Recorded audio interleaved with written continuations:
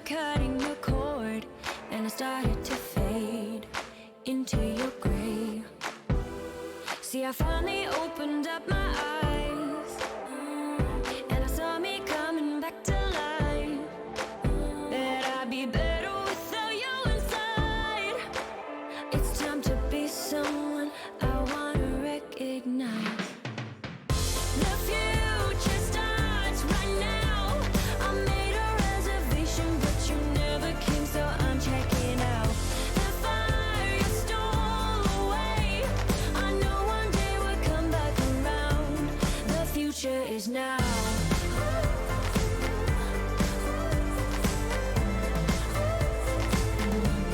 The future is now.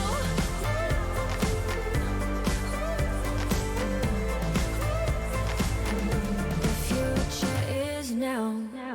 I waited for you in the passenger seat. There's only so far I can ride in your dreams. While you were chasing everything else but me, I'm starting to break out from your gray. See, I finally opened up my eyes, and I saw me coming back to life. That I'd be better without you inside. It's time to be someone I wanna recognize. The future starts right now. I made a reservation, but you never came, so I'm checking out. The fire you stole away, I know one day we'll come back around. The future is now.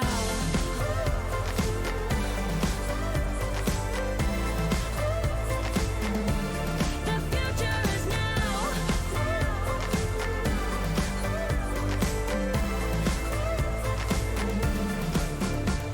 I'm not backing down, 'cause the future is now. Not backing down, 'cause the future is now.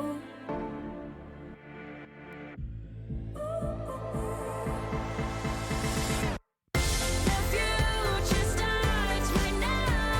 I made a reservation, but you never came, so I'm checking out. The fire you stole away, I know one day we'll come back around. The future is now.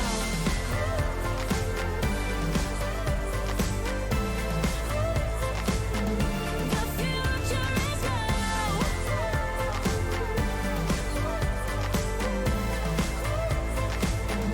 The future is now.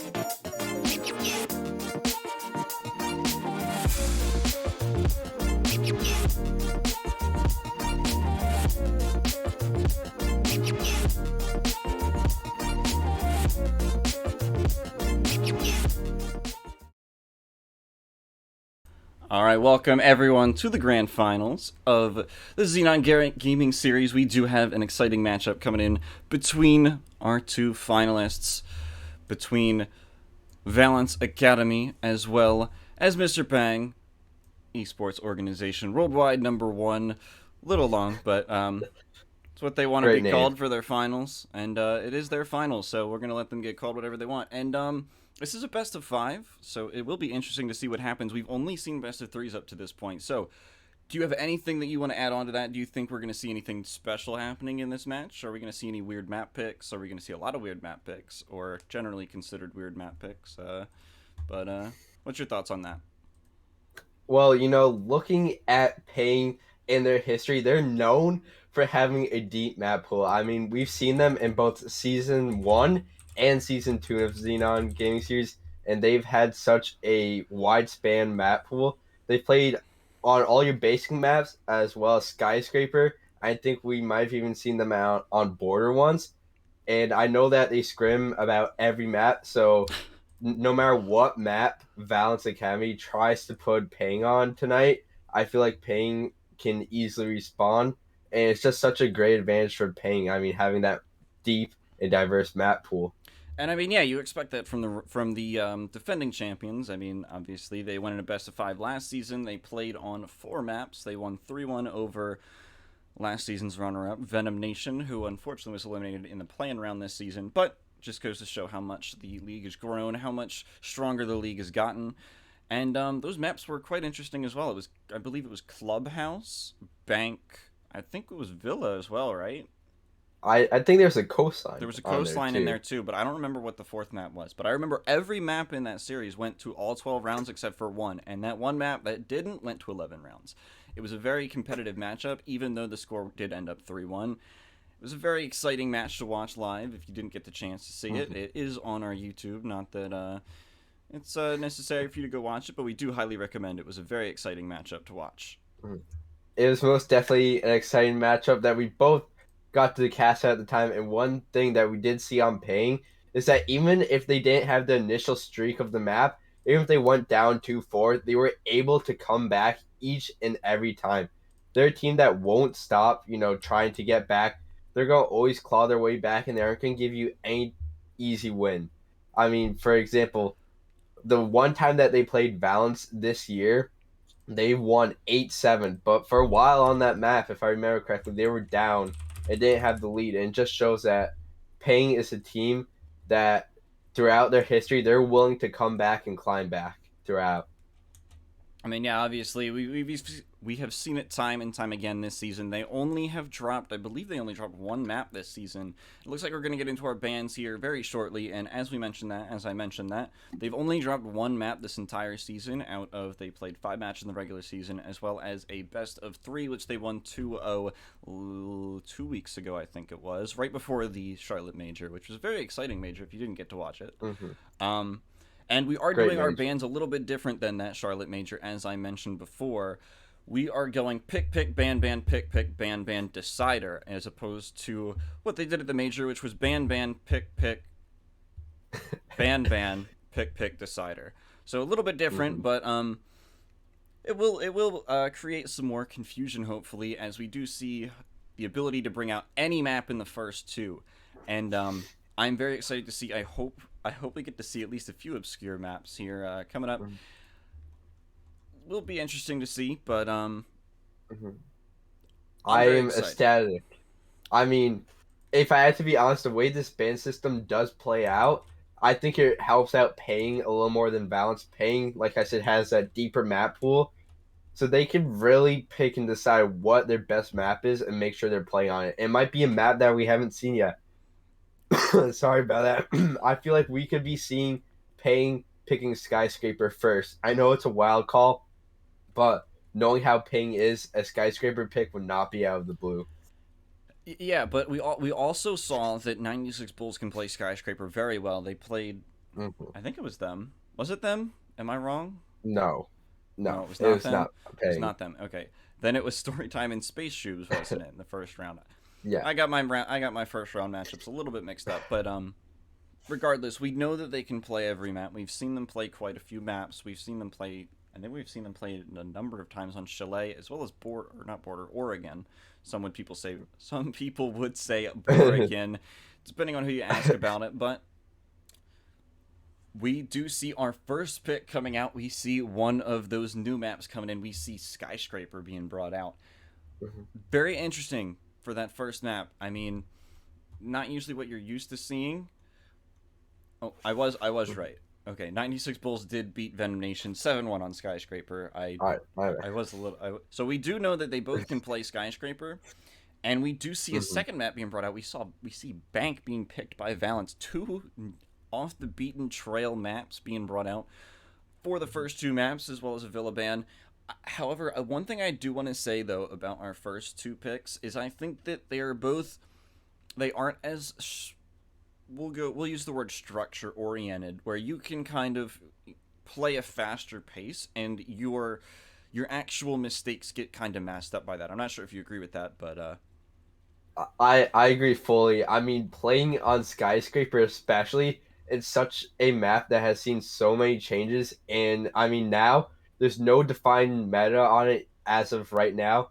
I mean, you have 2 great options if you're going up to the top floor karaoke bomb site. If you're the attackers, you can either attack direct on or across the map, or even after that. I mean, every site on Skyscraper has so much diversity, and same with Bank. yeah, I mean, we've obviously seen it a number of times that those maps are can be very popular, and we see Cafe being banned out, so it's a little bit more generic when it comes to the maps being banned out. So we're gonna get to see, hopefully, maybe we'll get to see a Border as well. I mean, I will be very excited if we get to see 2 of the 3 new maps being put in, as well as a theme park. We know the 96 Bulls are really good on theme park.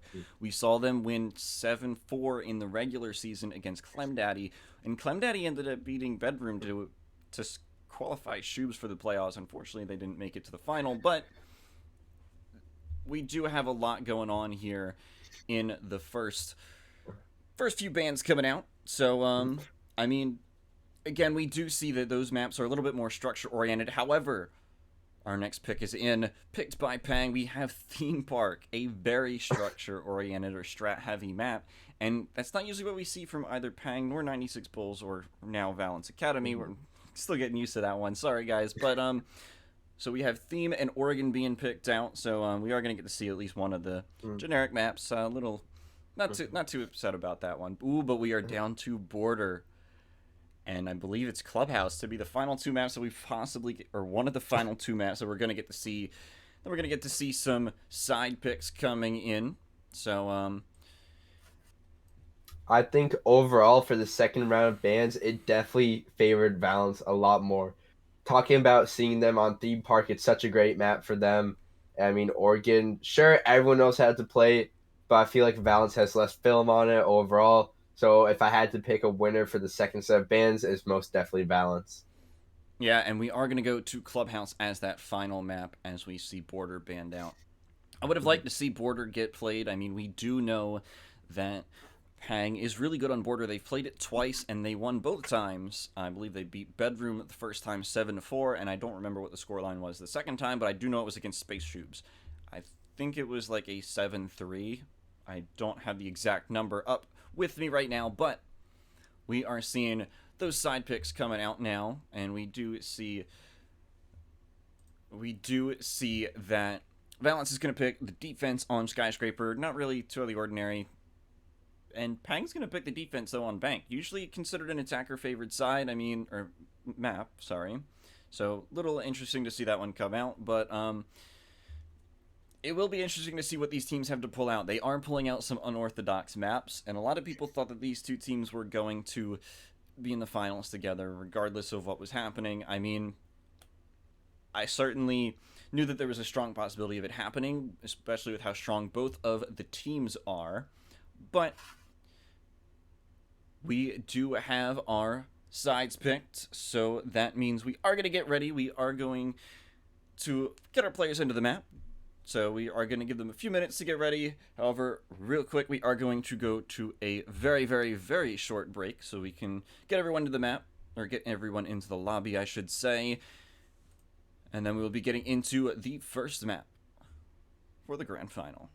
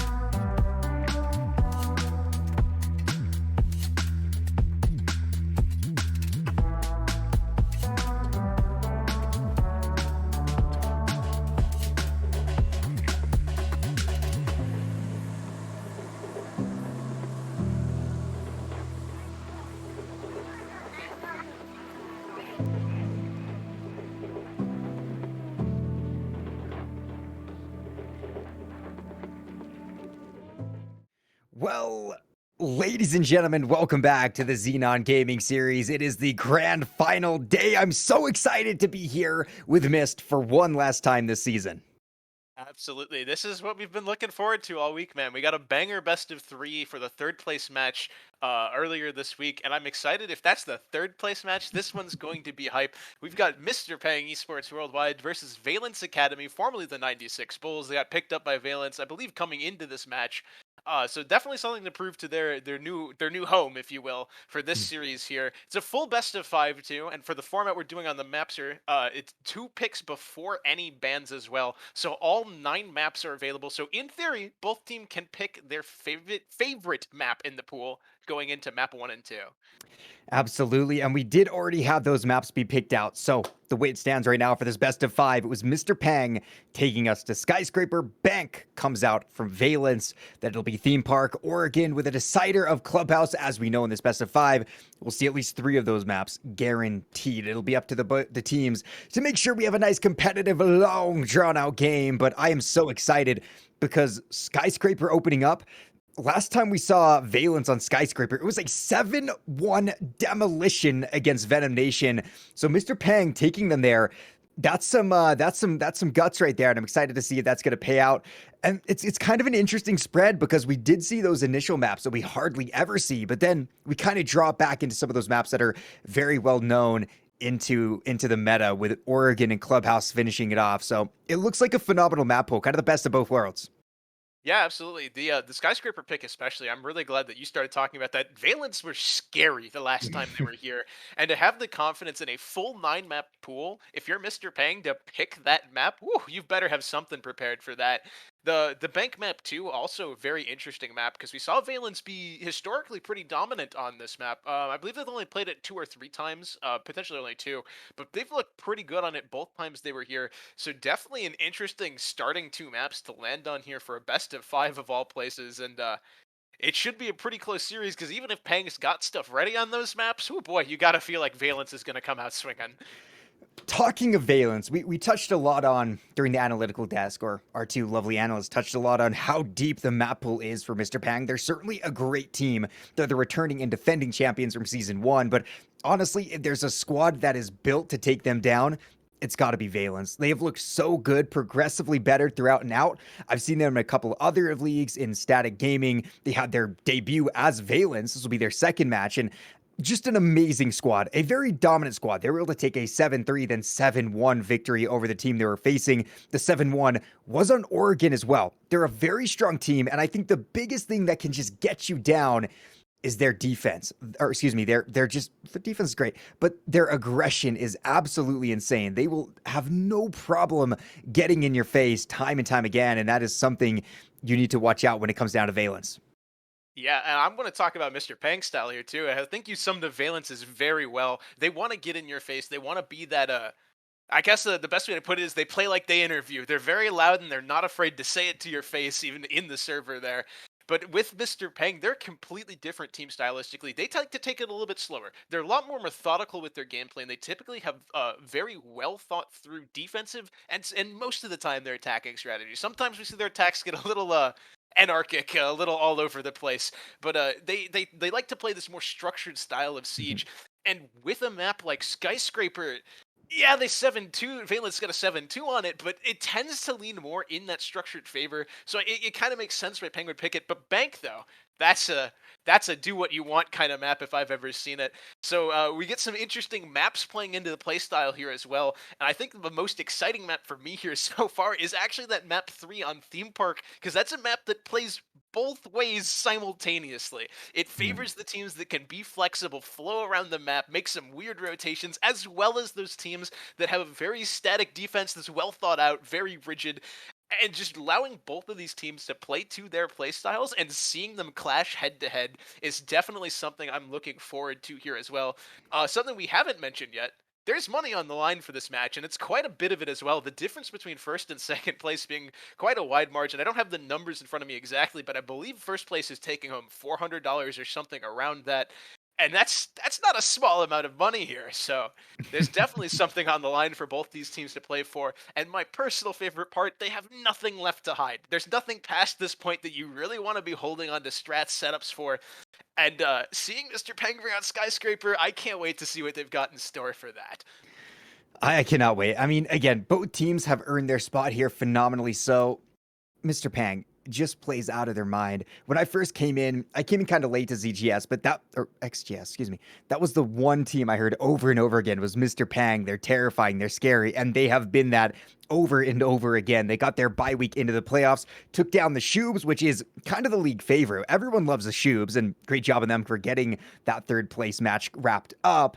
And now they're here against Valence. It's kind of Valence is almost like the bad guys here, you know. They're kind of the bad kids on the block, and I can't wait, man. The storylines between these two have been so amazing. They've been building up since game one, since play day one of the playoffs, and even before that, when we had Rez in the interview, and he said we're going to chew through every team that we need to until we get to Mr. Pang. They've done just that, and now it's time for that big finale, that great finish that both teams can finally prove to one another that they are the better team. And in this best of 5 format, there's going to be so much that goes into it because it's not just the maps, it's not just the players, but the amount of time they're going to have to play Siege is going to be excruciating. Oh yeah, and if you look at the map pool as we go further down the line, it almost gets more structured further on, requiring more of that brain power that you brought up. So the longer this goes, it's really going to test these players' mental of how much they can keep themselves in this game and focused on playing Siege at a high level. I want to take a little bit of a further dive into this first map here, Skyscraper. It is going to be the first map we see coming up soon-ish, whenever we get all the players ready to go. Uh, and we do have them all in, so it's about like 2-3 minutes out still. Um, it's an interesting map. It's not one we see often, and the operator bans for it are very undefined at this moment. You'd expect things like Thatcher to be banned, things like Mira Valk, but there's still that wiggle room where teams aren't entirely familiar with what like the standard meta is here. So you could see things banned out, like the Flores, Maverick being banned out, potentially a Finca. We know we know how much Valence likes to run Finca into the face of these other teams. So I definitely want to see these teams get a little bit more creative with Skyscraper, and just kind of lean into the funkiness of the map. It is definitely a weird map. It's an oddball in the pool, to be sure, but if it's something you lean into and embrace, especially starting with the map or the operator bans, excuse me, it can pay. It can pay you very well. There's no doubt. It's going to be so interesting heading into Skyscraper. I really can't wait. I think it'll be a great map to jump into. So I did have a chance to get a couple of little quotes from both teams before I jumped on the stream here. And, well, it's you know, it's quotes from these guys. So you know how it's going to be.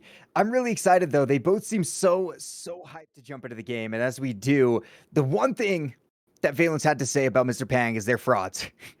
Something they said over and over again. From the opposite side, Mr. Pang, they've been very excited for this game, and they told me, here's what they said. They said that we only like Shoob.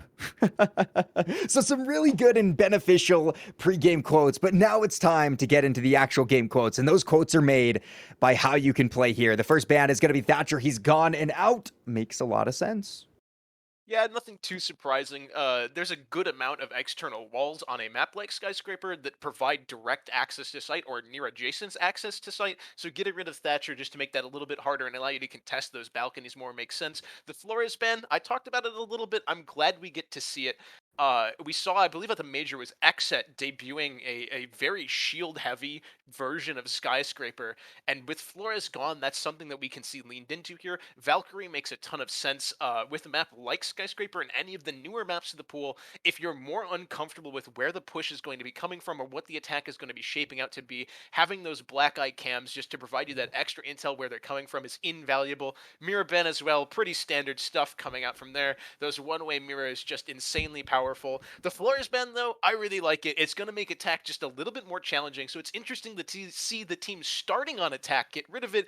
It makes sense in the long run. If they've got something here that maybe they don't want Valence to be doing to them, I talked about that Fink a little bit. We're going to be seeing it starting round one. But an operator I didn't get to talk about pretty much at all was that Osa. And we're going to see them hover it. They do still have attacker repick here to change off of that operator. But it's definitely a very powerful operator if you have a specific push in mind. And seeing an operator like that come out round number one kind of makes me think the Mr. Peng's ready for this map.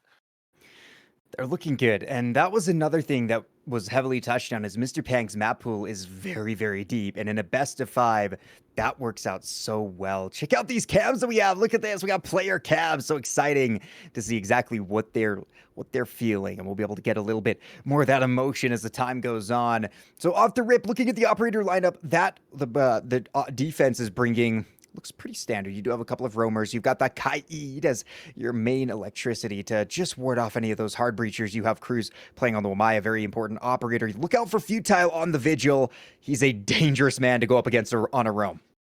Yeah, very much so. I kind of want to talk about this site selection here too.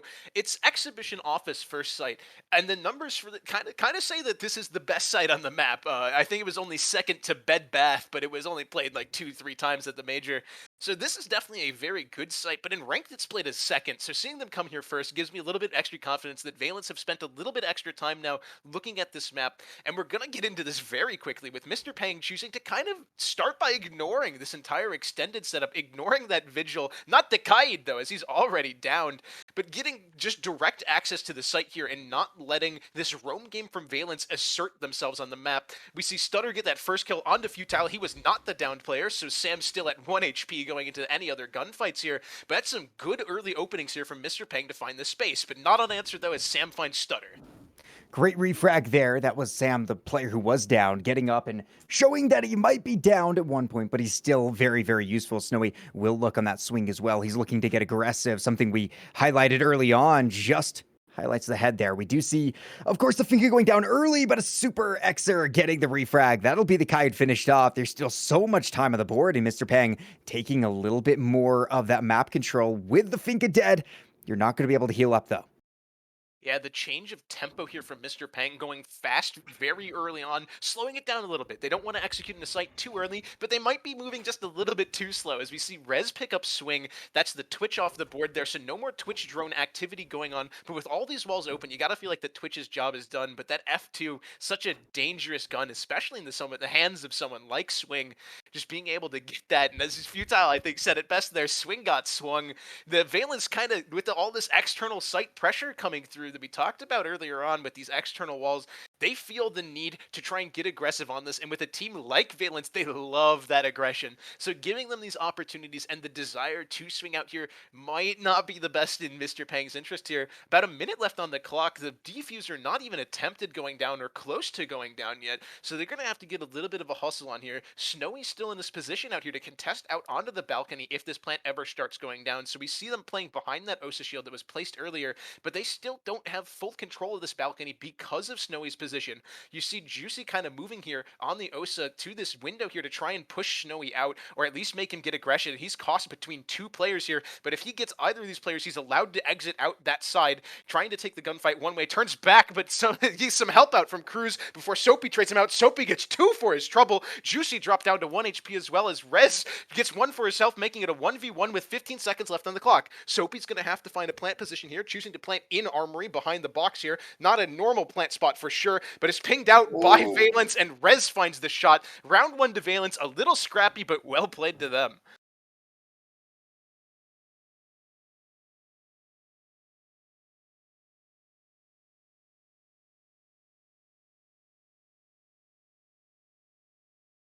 From that team, from Valence, to get things going early on. Let's see where they're going to head next. It looks like Karaoke Tea Room, which is another interesting site that we can go to on the upstairs of this map.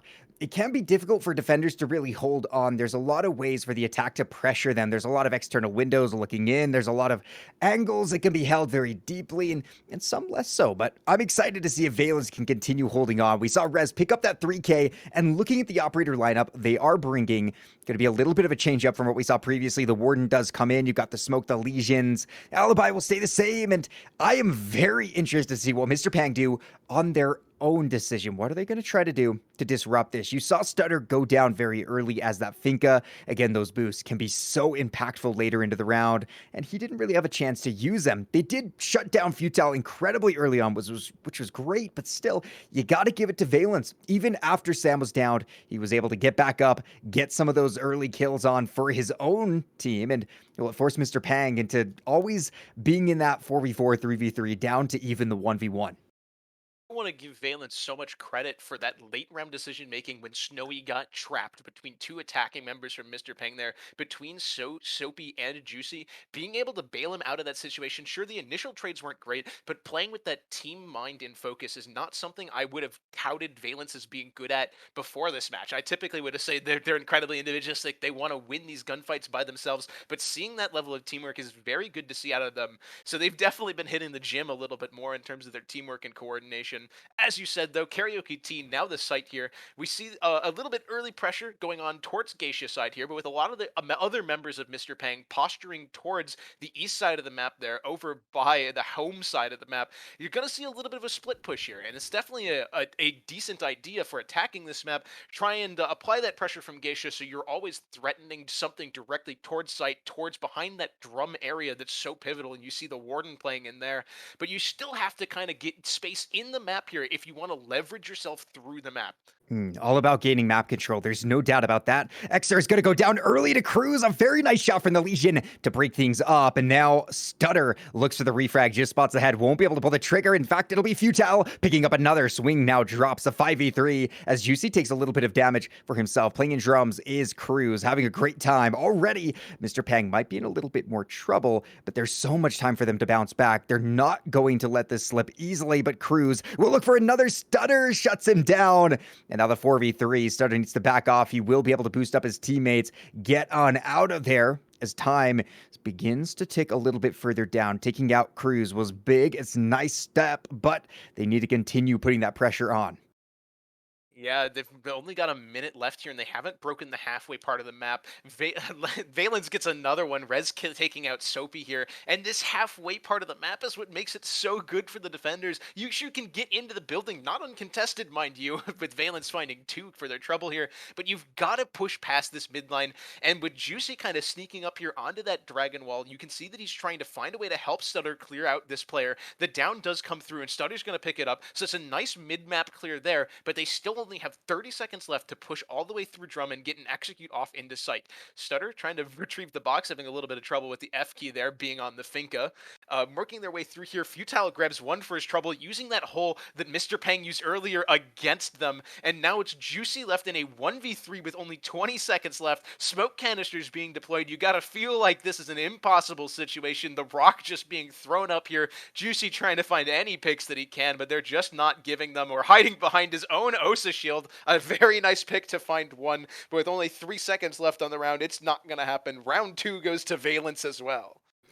Great job from Valence continuing to step up and do what they need to be able to shut down Mr. Pang's early rounds. Now, of course, it is only round 2, and it is round 2 in a best-of-5 series, but you have to think Mr. Pang are going to have to figure out a way to start getting on the board a little bit more. Looking at the stats just from the Charlotte Major, as it's kind of the most recent thing we can all look at, Skyscraper was not the most played map at all, but it was played 5 times, and during those 5 times of play, the attacking side won 50.9%, while the defense won 49.1%. So this has been an incredibly even split for the attacker and defender side, when usually, because of that, you'd like to see that 3-3 half. It's a great map to send us to potential OT, a really scrappy OT where you don't know which side could win. But at this point, Valence have done an amazing job.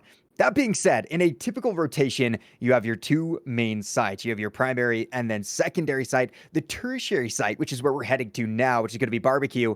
This is a site where the attack usually has a big enough advantage to get on the board. Now, again, in a map that is usually 50-50, you would like to see some kind of switch happen here. Mr. Pang taking 2 in a row of their own, doing something big, but Valence have looked great. They've done a great job of stopping a lot of the entrances from Mr. Pang, and even in the late game, the time has been an issue, and the player count as well an issue. Check out the clash coming through from Snowy. Another just disgusting operator to go up against if you don't have the correct answers to it. I said with Flores Band I wanted to see more shields, but I didn't mean that kind of shield. But it's definitely an interesting idea because with this site in particular, barbecue and kitchen, it's very awkward of a site to play around. You have to contest this vertical because the vertical angles on the site are kind of insane if you haven't gone and checked them out. So you have to contest that as well as the first floor, and it's very hard to actually find a way to expand your team into all of these positions. So trying to use that clash to hold on to some extra space with a little bit of extra power, you see them there playing around that black stairs area, just picking a spot on the map and saying, no, no, no, you're not allowed in here.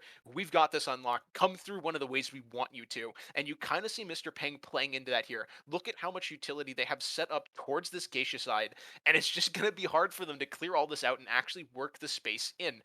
Those ace charges being mute jammed on the wall, he's already started pivoting off. You see them playing around that top black area as well as repelled by that karaoke window, but they still have to get in through geisha here. This is where the bulk majority of their resources are, but very importantly, they have to get in without losing too much. We've seen Valence be insanely good on these opening pips. And when Sam is opening holes like that in the floor, you gotta feel like they're comfortable on this map, man. They know how to deny the geisha wall from more ways than one. Not going to be scared at all. There's good boy Juicy. He's going to take a good shot onto Sam. So the opening pick goes to Mr. Pang. There's a refrag from Cruz. He's not wasting any time. Stutter will fall back to the 4v4. But that was your smoke off the board early. Not a great op to lose. Cruz gets a little aggressive. Xer punishes his teammate. Double kill now. It was Rez and Snowy going down. The plant is being attempted from Soapy, and things start to look very bad for the guys on Valence. Cruz falls to Juice, and now it's all over as Xer picks up yet another. What a speedy execute of the round as they wasted no time picking one up of their own and getting themselves onto the board.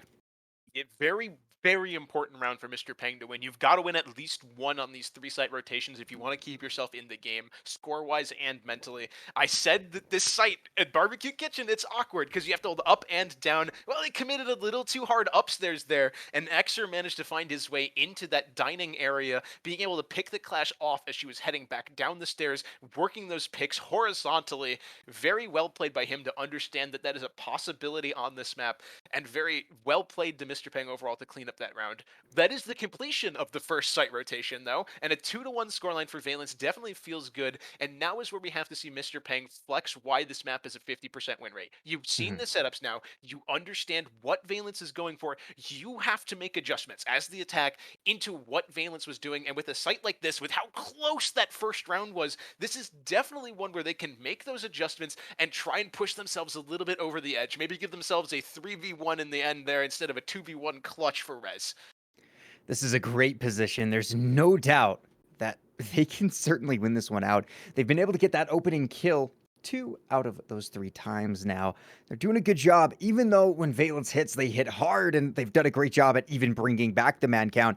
Now it's going to be their turn to put it in one last time. Looking at the operator lineup, incredibly similar to what we saw on round number 1. However, Futile playing as a smoke has gotten off the vigil, and we do see Cruz coming in as the Thunderbird. So I'm really interested to see if Valence can try to deny what just happened there. Round number 3 looked great for Mr. Pang. Their execute was just incredible. You hardly had time to really think about it. And early, Soapy will kill the aggressive Cruz. Playing as a Thunderbird, a good operator to roam on, but you'd like to waste a little bit more time when you're roaming. Won't be able to do any of that. And already, Mr. Pang find themselves in that good man advantage. Valence now have to fight from the back foot. Swing takes quite a bit of damage. Stutter playing upstairs. He'll try to continue to pressure on. You see one of those players peeking in. It'll be Rez looking for the shot. He won't find it either. And all of a sudden, it's a 2-man disadvantage. Valence need to be able to pick up some kills. Mr. Peng choosing to contest more of the map this time instead of just going directly, and it's paying off pretty well for them. This was a close sight for sure the first time we were here, but Mr. Peng doesn't want it to be close this time around. An air jab goes off, giving my Futile's position, man. and Xer capitalizes on it. They're not making the same mistakes as before, as Snowy goes down to swing as well. It's now Sam alone, left with 5 members of Mr. Peng to find, and with 2 LMGs on the board, it's definitely a tall task to ask for, but he still has a chance with that Nitro Cell to make magic happen here. He gives his position away. Swing knows he's there, going to hold the angle and get some extra help from the Zofia. That's 2 LMGs looking at his position. He's got to find this first pick if he wants to make anything work here. Gets the tag, not quite enough though, and with the ADS just not in time. Swing finds the kill. A very good round for Mr. Peng, evening us up 2-2.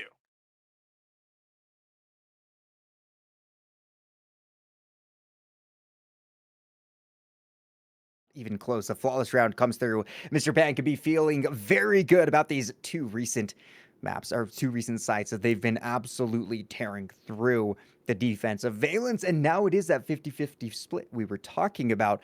Valence heading to Karaoke T. This one was a little bit more dramatically won by Valence. They took those opening 2 kills. They never really let go of the gas, just the same Mr. Pang did just around previous. So I'm really excited for Valence. Looking at those operator lineups again, you see that Warden, he's become more and more of a pick, as with the attacker repick, you can say, oh, they don't have a Warden, let's abuse that. We can bring in the Ying. The Candelas are just going to absolutely fry their eyeballs. Futel is there to make sure that if they do bring the Ying, the eyeballs will not nearly be quite as fried. And it's a good counter to some of those operators who really can be a dynamic bring in from an attacking side. For the attacking lineup, we've seen it stay pretty stable here. Of course, you have those core operators. Finka is always going to be up there. And the Osa coming through, another one of those ops who can just dominate those lines of sights, bringing in that shield, being able to pop up over it, give yourself information, and make it difficult for the defense to feel safe once you've gained that control. Valence, they need to be a little bit worried about Mr. Pank here, because I can see them heating up. Yeah, the Osa pick, it hasn't quite panned out for Mr. Pang so far. Like, you get the ideas that they're going for, but they're just not quite getting the value that you'd expect them to get when they're consistently picking an operator like Osa. And that's something that can dynamically shift how how a round plays, right? We saw, you said it yourself, and I agree that the last time we were here was kind of a beatdown from Valence. And if they can get those Osa shields and spots to try and curb this aggression and get into the building here, it could definitely make Mr. Pang look significantly more in this round than they were prior. We see Mr. Pang kind of going for a similar take that they did on the previous round, just kind of in reverse here, because the sites, well, on the opposite side of the map, kind of spreading all around. You see them playing, I think, at least 3 different balconies there, outside of Exhibition, outside of this window here towards Exhibition, as well as that Dragon window as well. So just kind of being everywhere and making these positions from Valence much more play to live, get these picks, or die. You're not going to be able to rotate back and claim that man advantage as easily when players like Swing and Juicy are out here, but when Futile's swinging like that, you don't need to cross back on the other side of the map. A great opening pick for him. Great job from Futile. He's another player who can just make things happen. We've seen him before go absolutely insane in situations where he's allowed to. And, well, with Soapy going down early and now Juicy falling to his good friend Rez, things start to look a little bit similar to what we saw back in round number 2. Swing takes quite a big lick of damage as well, and it'll be Xer stopping some of the bleeding and putting the blood onto Cruz. Now the 3v4. He's still looking into Geisha, tries to find the angle, but it'll be Futile counting his friend Stutter, now dead in the 2v4. There's only 60 seconds left on the board here. So for the one remaining player of Mr. Pang, there's a lot of work to do. Swing is completely gone into drums. Rez will find the final kill. The MX4 Storm making a statement, as T Karaoke seems to be the site to go for the guys.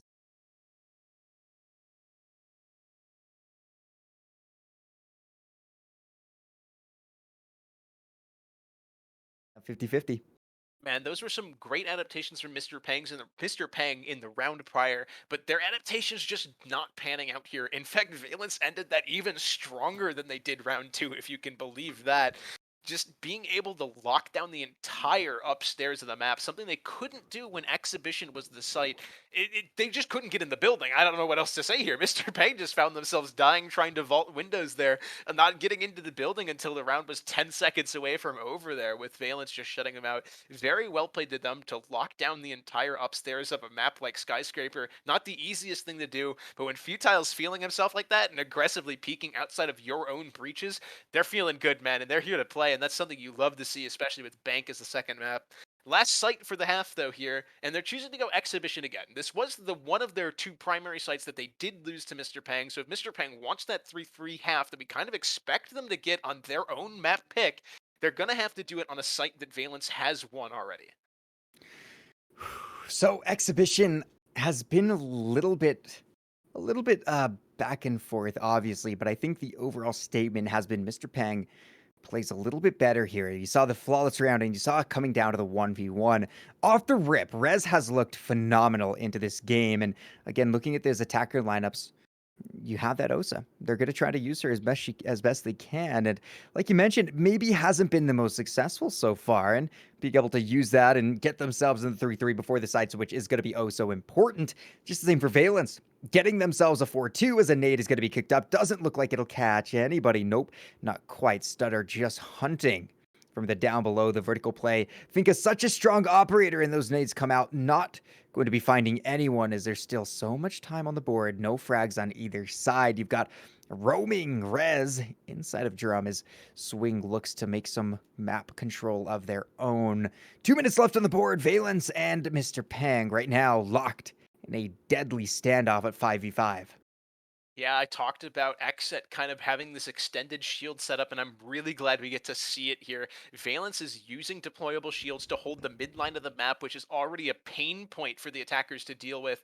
It's a good decision here from Exer, though. Get on these external windows and apply pressure through the midline as well, so that despite the fact that this midline of the map is defender-sided and that there are defenders in there, it's uncomfortable for them to play around because they're being held in their positions here. So they're going to have to be able to thwart the aggression coming up front, and Sam does just that, finding Stutter, but Swing gets Rez back as well. Such an important player for the side of Valence that you highlighted a little bit earlier as well. But Snowy here has crept all the way up, gave up that positioning of the shield, but he gets caught on drone, and now he's got to work his way back, and he doesn't know where these players from Mr. Pang are, so he's going to choose to stay here in the T area. Probably a good decision, as they are holding his walk back through Dragon.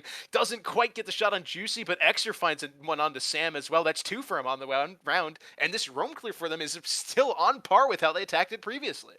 Oh, there's Exer shutting down Futile as well. The 4v2, Mr. Pang look primed and ready. Snowy hasn't been able to find a frag yet. You saw him in that gunfight. He's going to be looking to get one going here. Cruz as well, going to try to hold his own as there's only 40 seconds left on the board. Mr. Pang encroach continually closer to the site. There's a nice shot from Snowy, but he's going to be traded out. Cruz gets a double kill to the 1v1. Now it's all on Cruz versus Juicy. It's all coming down to the final 30 seconds of play. The diffuser not in his grasp, but it's not too far away. Sitting over there by the bar, spots out a little bit of movement, but it won't be caught.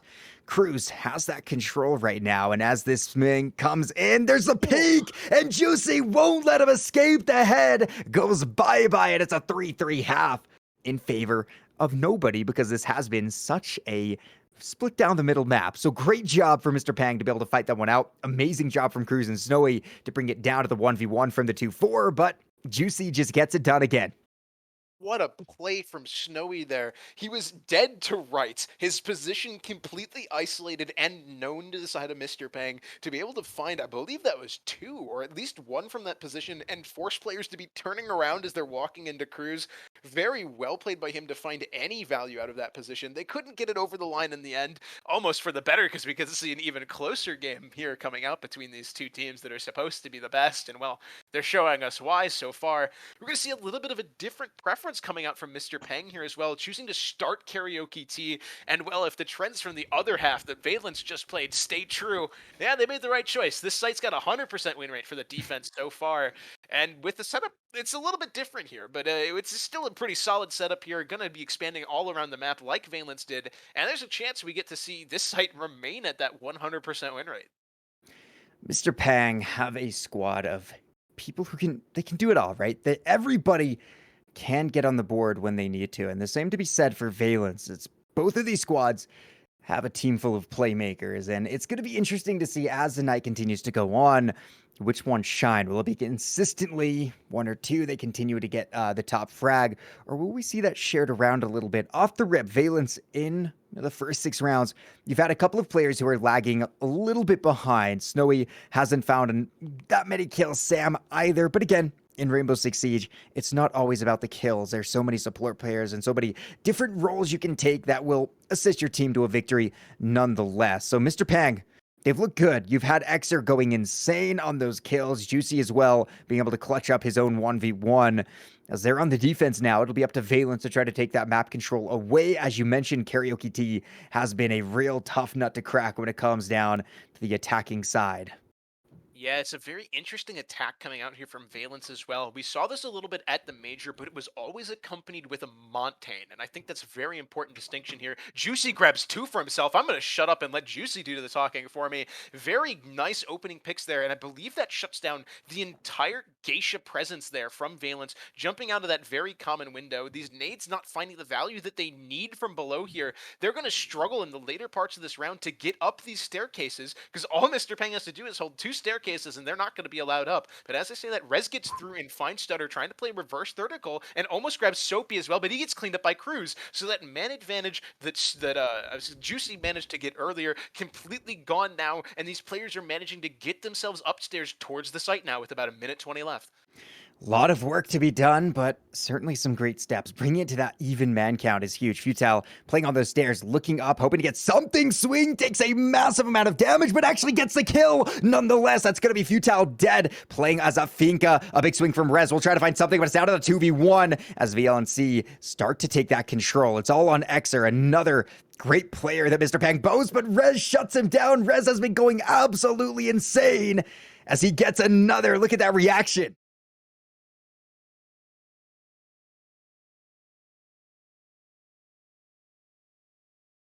First time the attacking side has one karaoke tea. Mr. Peng had such a great start, but Valence, what did they do, man? Break that down a little bit. Yeah, it's very, very easy to break down too. Rez managed to get in top black uncontested, and he almost caught 2 players for his troubles immediately there, with Soapy going down to 1 HP before being cleaned up by Cruz. Just a little bit of a hole in Mr. Peng's defense there, not checking that top black door out onto the balcony. It's such a pivotal part of this map when you're doing an underneath attack. You should know, if you're Mr. Peng here, that this attack is underneath, clear out what you can, and come up black stairs in conjunction to that door. And it just seemed like they weren't thinking about it in the moment. Maybe they were a little bit too hyped. You never really know because you're not there with the players, but it's definitely a major oversight to let something like that happen here. And if they can clean that up, maybe they win the round. But that's all speculation. Miss Valence there, very well recovered from them to flip a 3v5 into a 2v1 there. Just being able to leverage their attack plan through, not giving it up despite some haphazardness going on, and it's very good to see that there as well. Something I do want to touch on that's not necessarily around breakdown, you see Mr. Peng bringing out just a couple more shields here so far, just consistently in their setup, with Soapy and Stutter bringing it, and it makes sense when you look at the fact that Mr. Peng were the team that banned Flores, so they should be trying to get maximum value out of the shields or know how to justify that ban here. Otherwise, you kind of got to wonder why they didn't pull something like the Finca out of Cruz's hands. Cruz is looking very strong. Again, Rez will hit the 10K mark early on, but there are a lot of players of Mr. Peng who are not far behind. It was a phenomenal turnaround that really happened incredibly quickly, and Rez looks to, again, put some pressure on that outside door, hoping to find an opening pick of his own. Valence, they look strong so far, but Mr. Peng, they're never far behind. Cruz gets the opening and Stutter falls. That's going to be the Warden dead. Not all too important with the operators brought, but still a great guy off the board to get things going. Cruz won't stop there, but Rez does fall to Swing is now the 4v3. Both teams trading blows. Still, Valence has the advantage early on after that initial volley, and Cruz will fall as well. Swing brings it to the 3v3, and Juicy compounds that interest to a 3-2. Much better from Mr. Peng this time around. They weren't with their backs turned to Rez and Cruz there. Sure, they lost the initial pick of Stutter to Cruz coming up those stairs, but being able to turn around and some heroic play there from Swing to shut it down. The round's not over just yet, though. Snowy and Sam here, outside of Geisha, this is still a winning position here if you can get these opening picks like Snowy just did onto Soapy as well. That's smoke gone as well. It's 3 smoke canisters dead in pocket, and they now have this very important Geisha control. From here, they can start pressuring out the karaoke room itself. Those concussions, just making sure that they are not being flanked from drums. You should see a cam in that position as well, but if you look at the side, it doesn't look like they have them there. So they're going to be flying a little bit blind here, as a lot of drones ended up dying in the pockets of those Valence players from earlier on. But this is still a winnable position here from Valence. They've got to get a move on, though, with only 40 seconds left and very minimal utility in pocket. The last of it just being thrown there, not claiming Swing. Kind of huge, but the shot lands instead. They now have control over the karaoke room, and if they can get past this initial line of sight, you see Juicy holding, they can start working the plant. Juicy gets one for himself, dropping it to a 1v1. Sam gonna stick the plant here up against that reinforced panel that Mr. Peng put down. If he can find a strong post-plant position here, this could be lights out for Juicy. Juicy working his way through T, doesn't quite know where the plant went down, so he's not going to have a read into where the last member is playing from here. Trying to get some lines of sight opened up with that super shorty later in the round, but the tag comes out, so now Juicy knows, and he gets shut down from Sam. Well recovered from those players in Geisha, being able to leverage a very odd room on the map, if you think about it, being able to push that into a round win from just some very good shots from Snowy there, and Sam to finish it out. Well played to them. They look good on this map. We're slowly losing the cameras from Valence. We're down to only 2, but you can certainly see that they are still in the game. Valence, I think from what we've seen so far, they're very good at bringing rounds back into their favor. Sometimes it doesn't happen. We saw the flawless round come out through Mr. Pang, just domination, but especially these early 2 rounds where they're able to sometimes lose that man advantage or go down even and just bring that pressure back right into it. They're never out of the round. That's something you have to respect. Mr. Pang, start to lose a couple more rounds in a row here. That's going up to 2. And they need to be careful here. The attacking side, again, should have that ability to try to go 50-50 split, but Mr. Pang, they haven't been able to win one defensive round of their own, and so it's going to come down to these next couple of sides. We've seen T twice. Now where do they go? Now what do they do? It's going to be coming down to Exhibition. They need to be able to get this on the board. Exhibition was a fairly bad sight for the defense of Valence, but Mr. Pang might be the kings of it, and if they can rack this up, that's exactly what they need.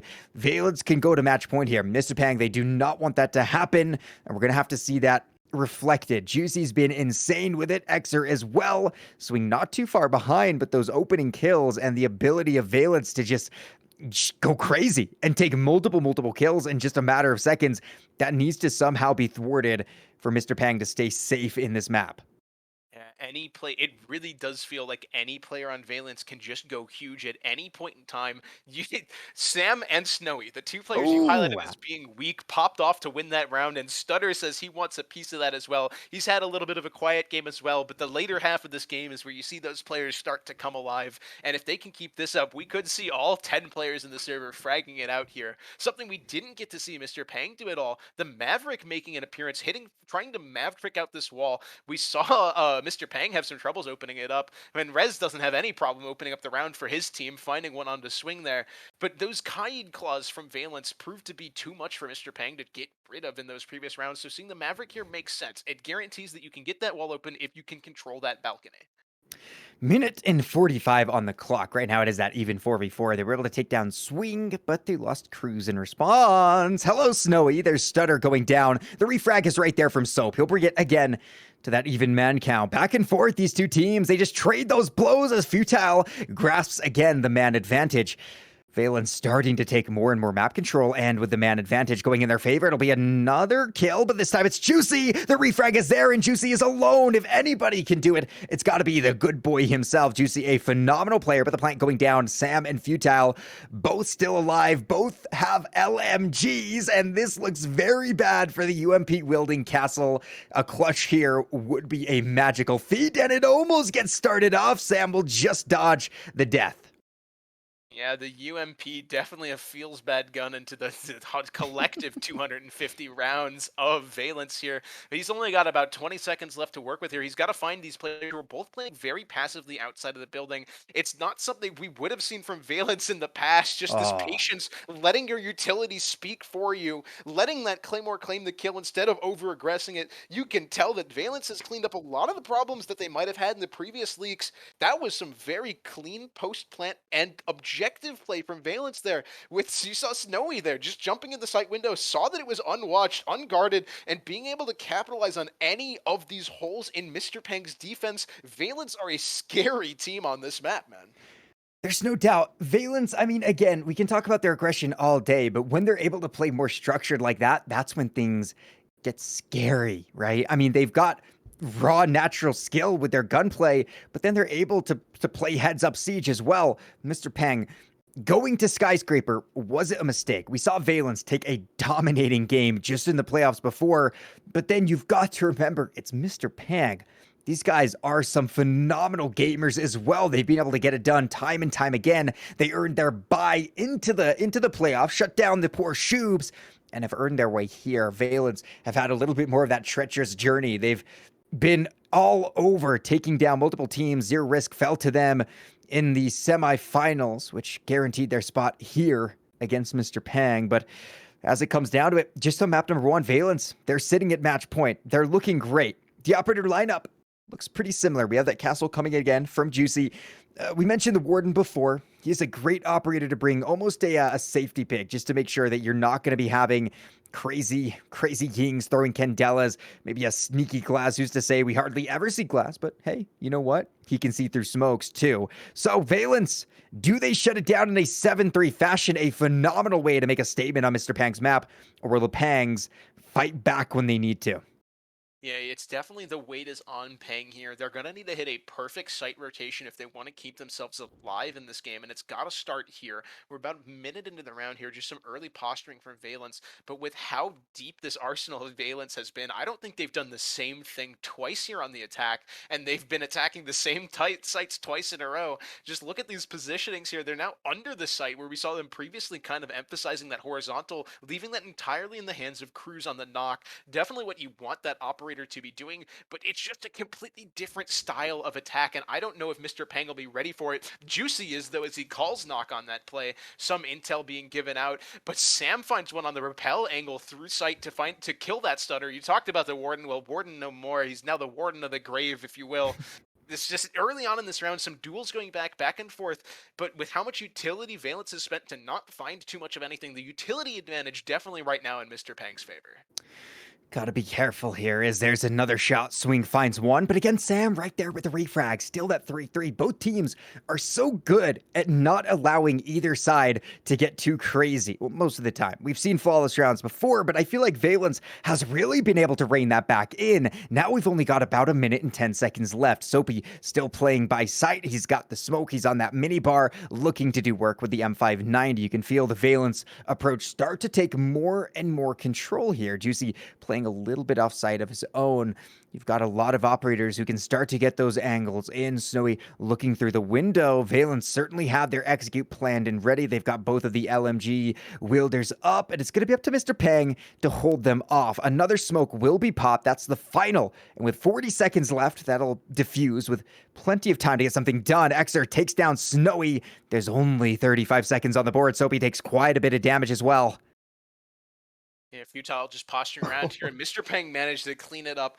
Very well played by them to read into how Valence managed to get through that site there. They caught Snowy this time. They didn't let him get away with what he managed to pull out before. He might have only gotten one kill from that position before, but it is a very powerful kill. Picking that player off terrace just opens up so much of the site for your players outside, and they don't let him get away with it here. It is a very essential round for Mr. Pang to win. Otherwise, this map's already over, but this round equally as important. You're expected to win 2 sites on this map, man. And the fact that we've only seen Mr. Pang win 1 in for 3 so far is definitely not a good showing for them on this defensive half here.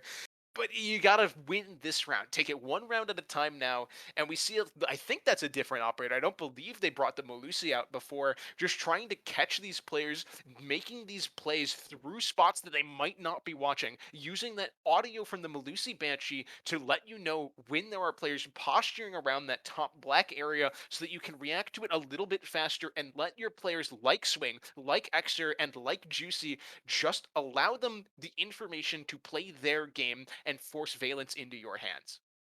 Phenomenal job there by Mr. Pang. They're not giving it up. So those operators that we do see the Musi come in, as well as the Kite go out, and the Mute come back in. So it's going to be interesting with a couple of changes in that lineup. What does this do? The information game is certainly going to be strong while denying a little bit of the information that Valence can garner themselves. Now, on to Karaoke T. We've seen a lot of dominance on those stairs, so watch out for the Finka player to be lurking around. I imagine Mr. Pang is going to be all too wary about that. They've been burned a couple of times by either losing those opening picks or just having a real big gunfight come through that they weren't expecting. A one-sided gunfight, if you would. And now, as Valence starts to make their entrance, just gaining map control, you can see those pings come out. There's going to be an early engagement. Snowy finds the first frag onto Swing, because there will be a great way to begin this round. But Stutter is just ready to swing out. You saw Cruz playing down there with the Yana. He's going to try to get a kill of their own and just even that score count with plenty of time. And now Rez on the ground. There's a swing there, and Juicy picks him up, finishing him off. 4v4.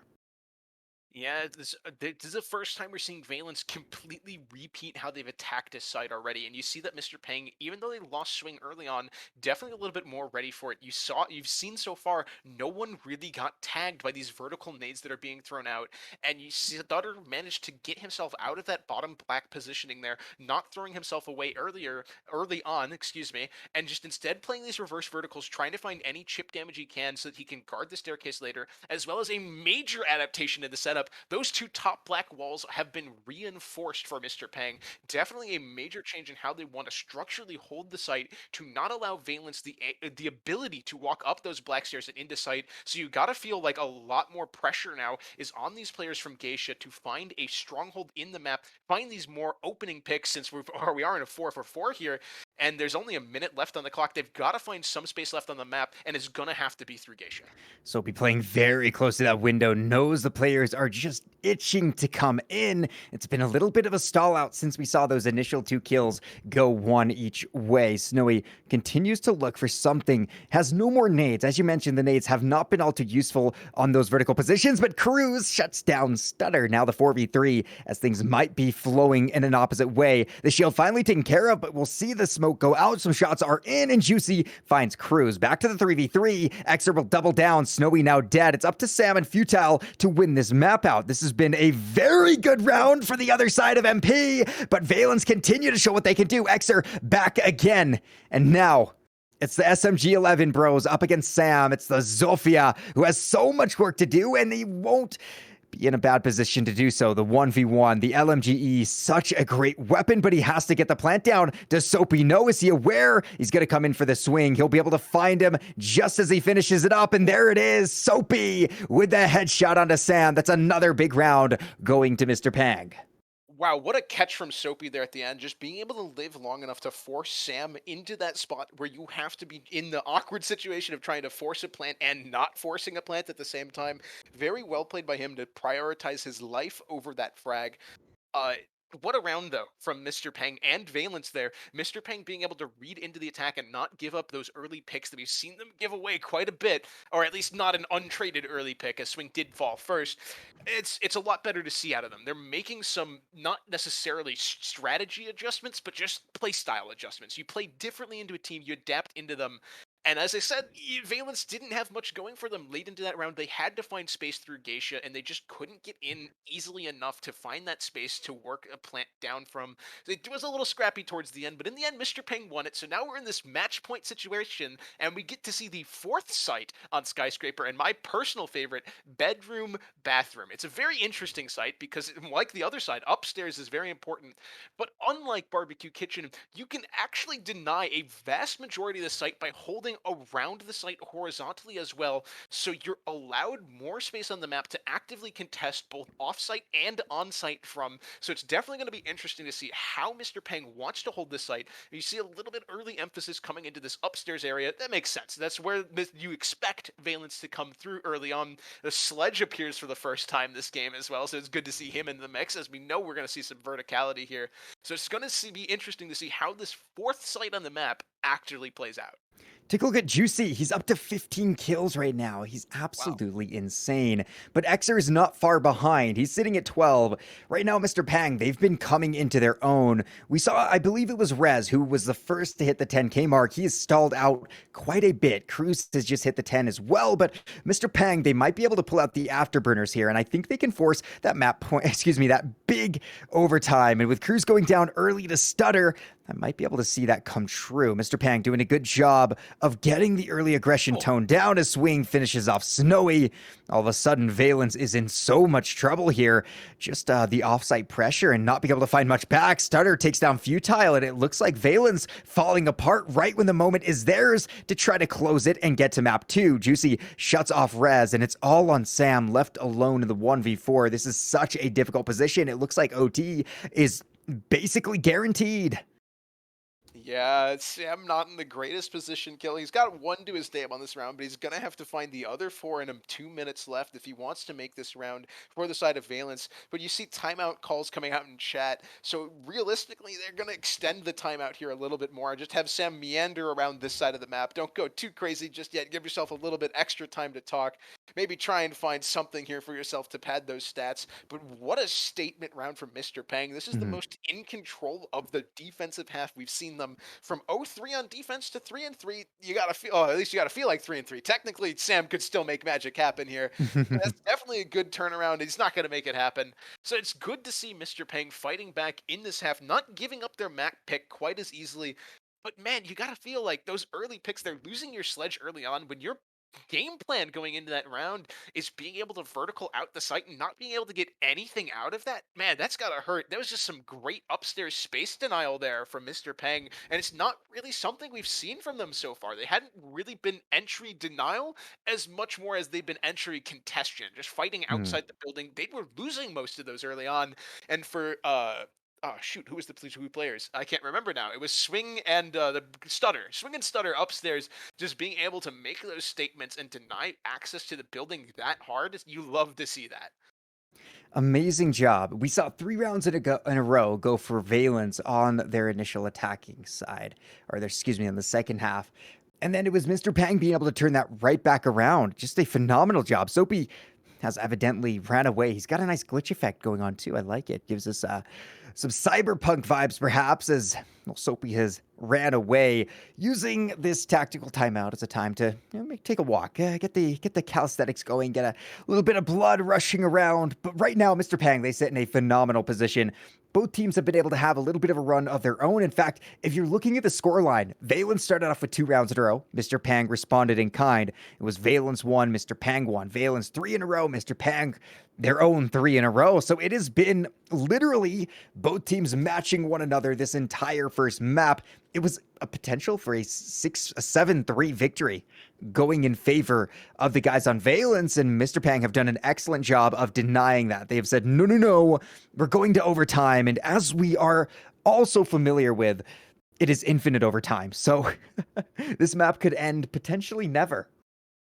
Yeah, potentially never indeed.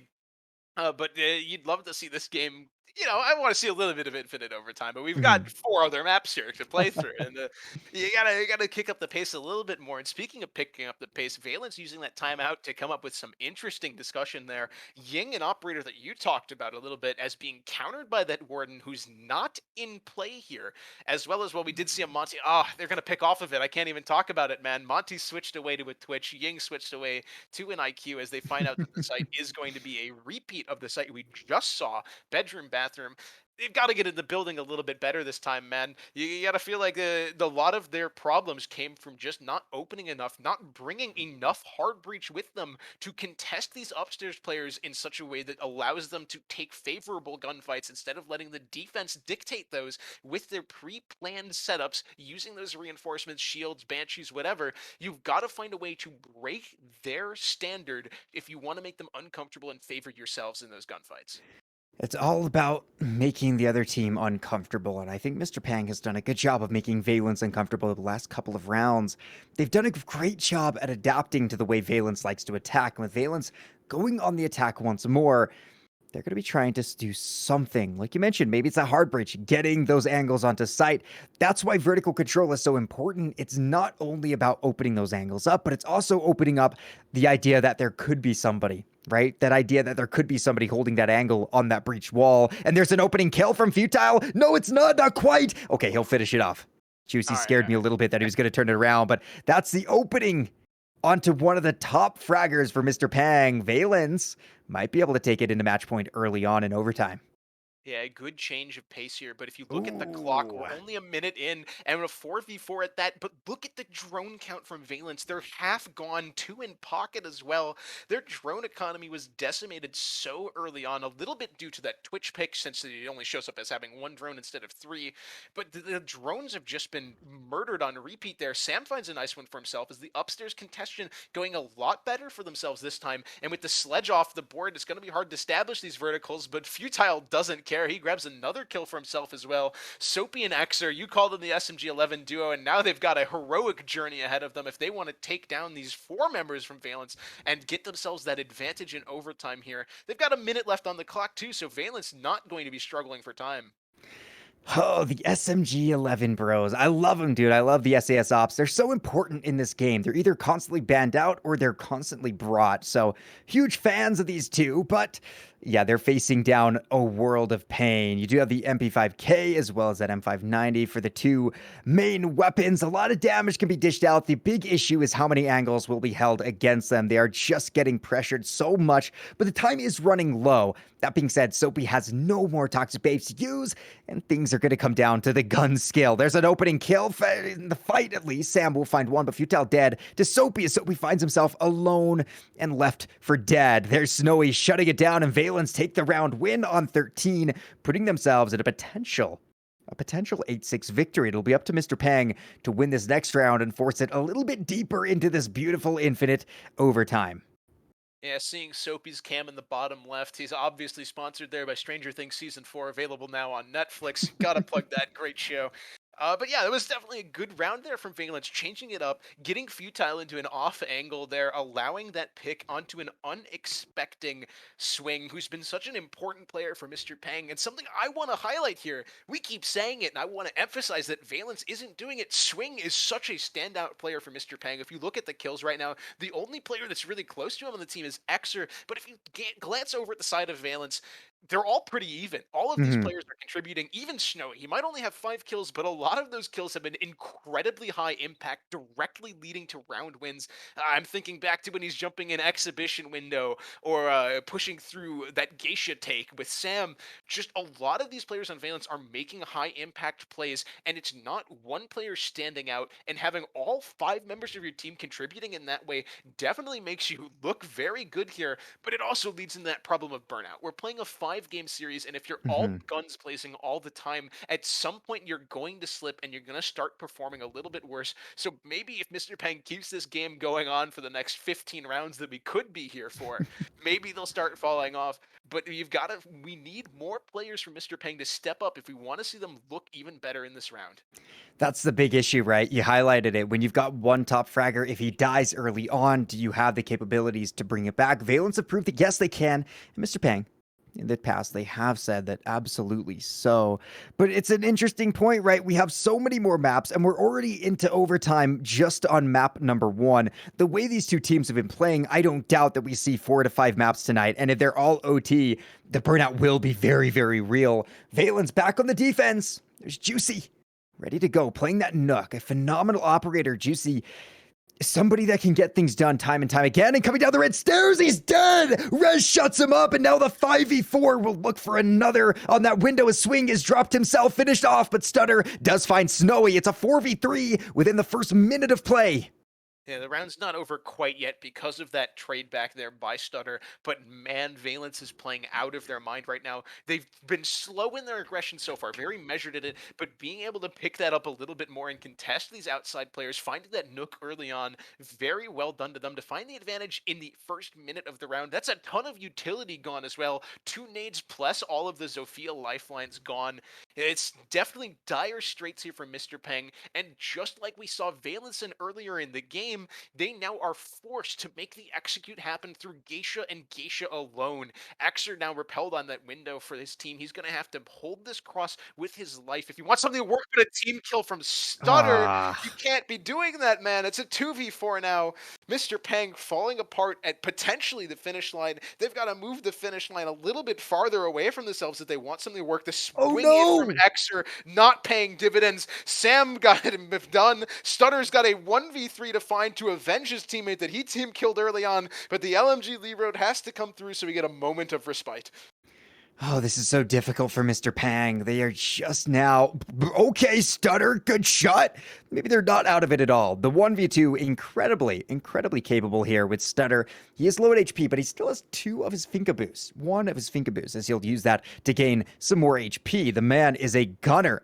But as time starts to tick down, you've got two players who have proven that they can certainly allow that clock to just run out. Rez, a top fragger, Sam, exactly the same at 12 kills. It's again coming down to everyone in Valence can get this done. But the question is, can Stutter finish it up for his team? There's less than 20 seconds. He needs to make his execute onto site. He needs to find a way to get the plant down or just kill both of his opponents. He's making the swing now, but it's not going to be easy. Time completely running down. He's basically out of luck here as Valence will find the kill and will find map number 1. A phenomenal fight from both sides, but Valence strike early in this best of 5 series, taking in overtime the 8-6 victory against Mr. Pang, and this was their map. They wanted to go to Skyscraper.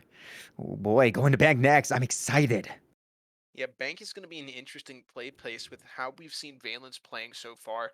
I typically would have said they're just aggressive without anything withheld. They want to get in your face, they want to do it, but we saw something different here from Skyscraper, and it was very scary what we saw. They were not just being aggressive for the sake of being aggressive. They were calculating their aggression to build space to allow people in. It was just very well played by the side of Valence to build that space. As I'm gone into the void, I was a Mr. Peng rooter, but Valence won their map, so I've been banished to the void. Hopefully, I get resurrected out of it for map number 2. But that is Valence's map, and it's a map I don't think they've lost so far this entire series. That's Bank, and that's going to be a very interesting map to go to. Absolutely. We'll be kicking into a quick break so we can get Myst back on the cam so I'm not so lonely here, and we'll get those players ready to go for that big map too. So don't go anywhere. We're only beginning with the fun right here on XGS.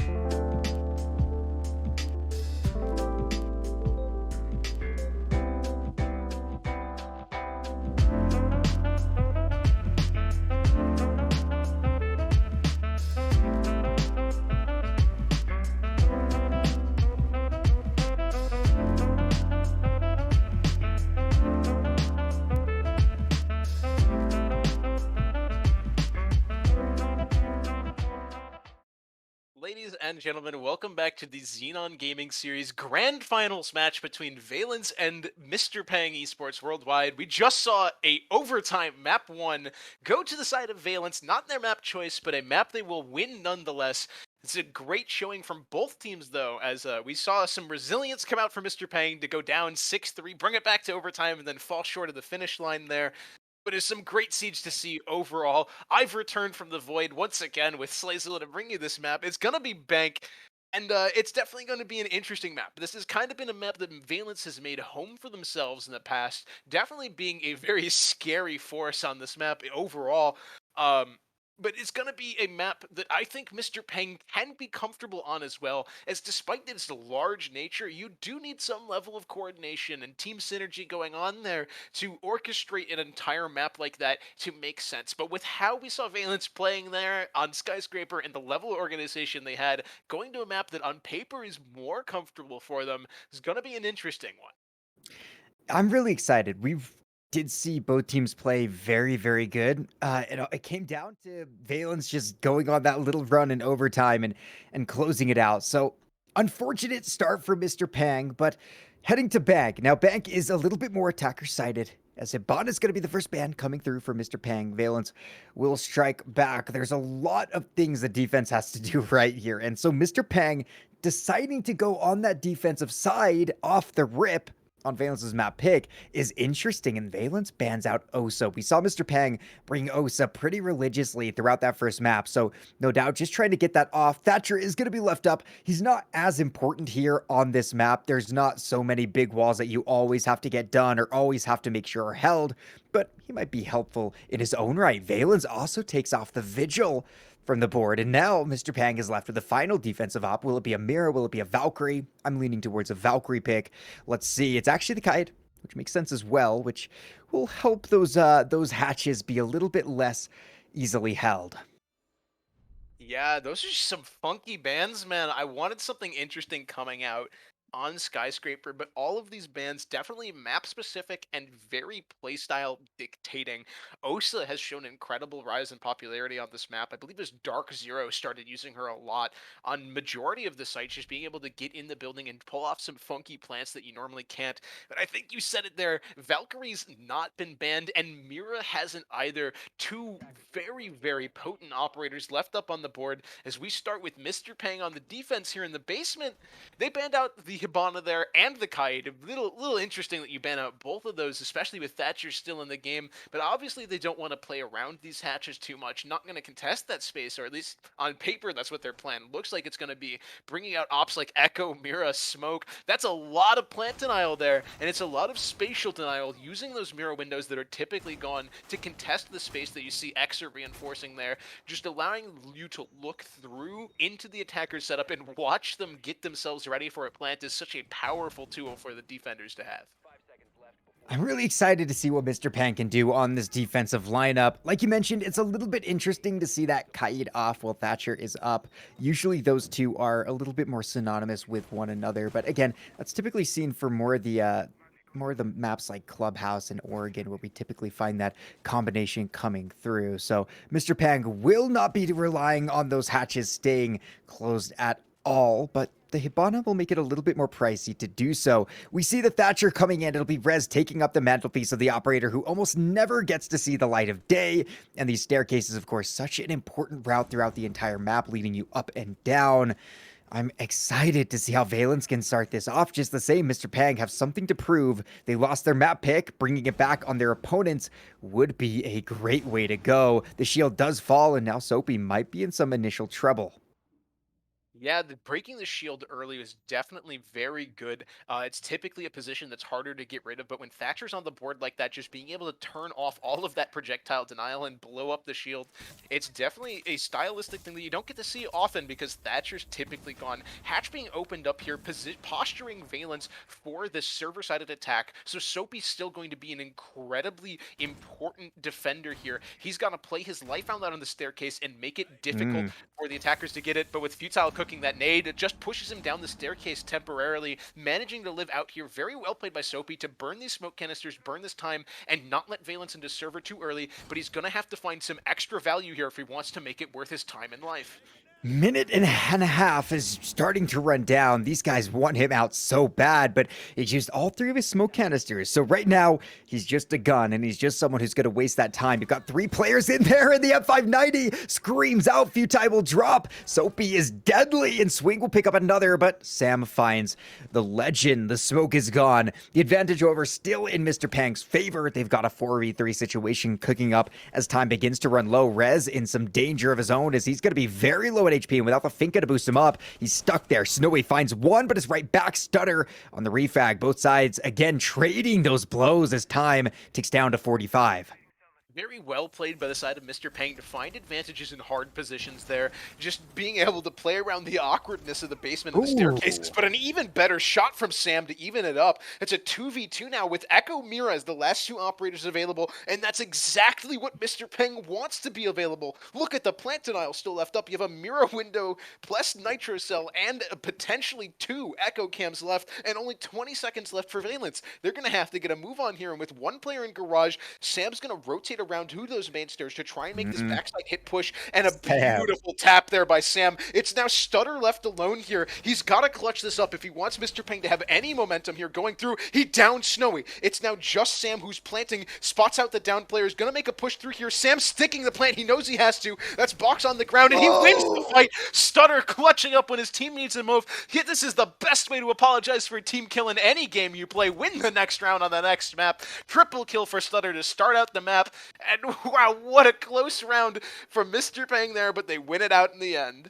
Phenomenal job from Stutter. The man doesn't give up. Sam was hitting some insane shots of his own. Both players got the 3K in the round, but you have to give some really big props to that lone smoke playing on those blue stairs. He wasted so much time and even picked up the first kill for Mr. Pang. Set the stage nicely despite those refrags coming back and forth. The time was running down, and the Mira, just that icing on the cake to just finish everything off, wrapping it with that 3K. Phenomenal job. Sam tried his best. Had some really good shots of his own, but Mr. Pang take the early 1-0 lead on this defense. Now they'll head all the way upstairs to CEO Executive.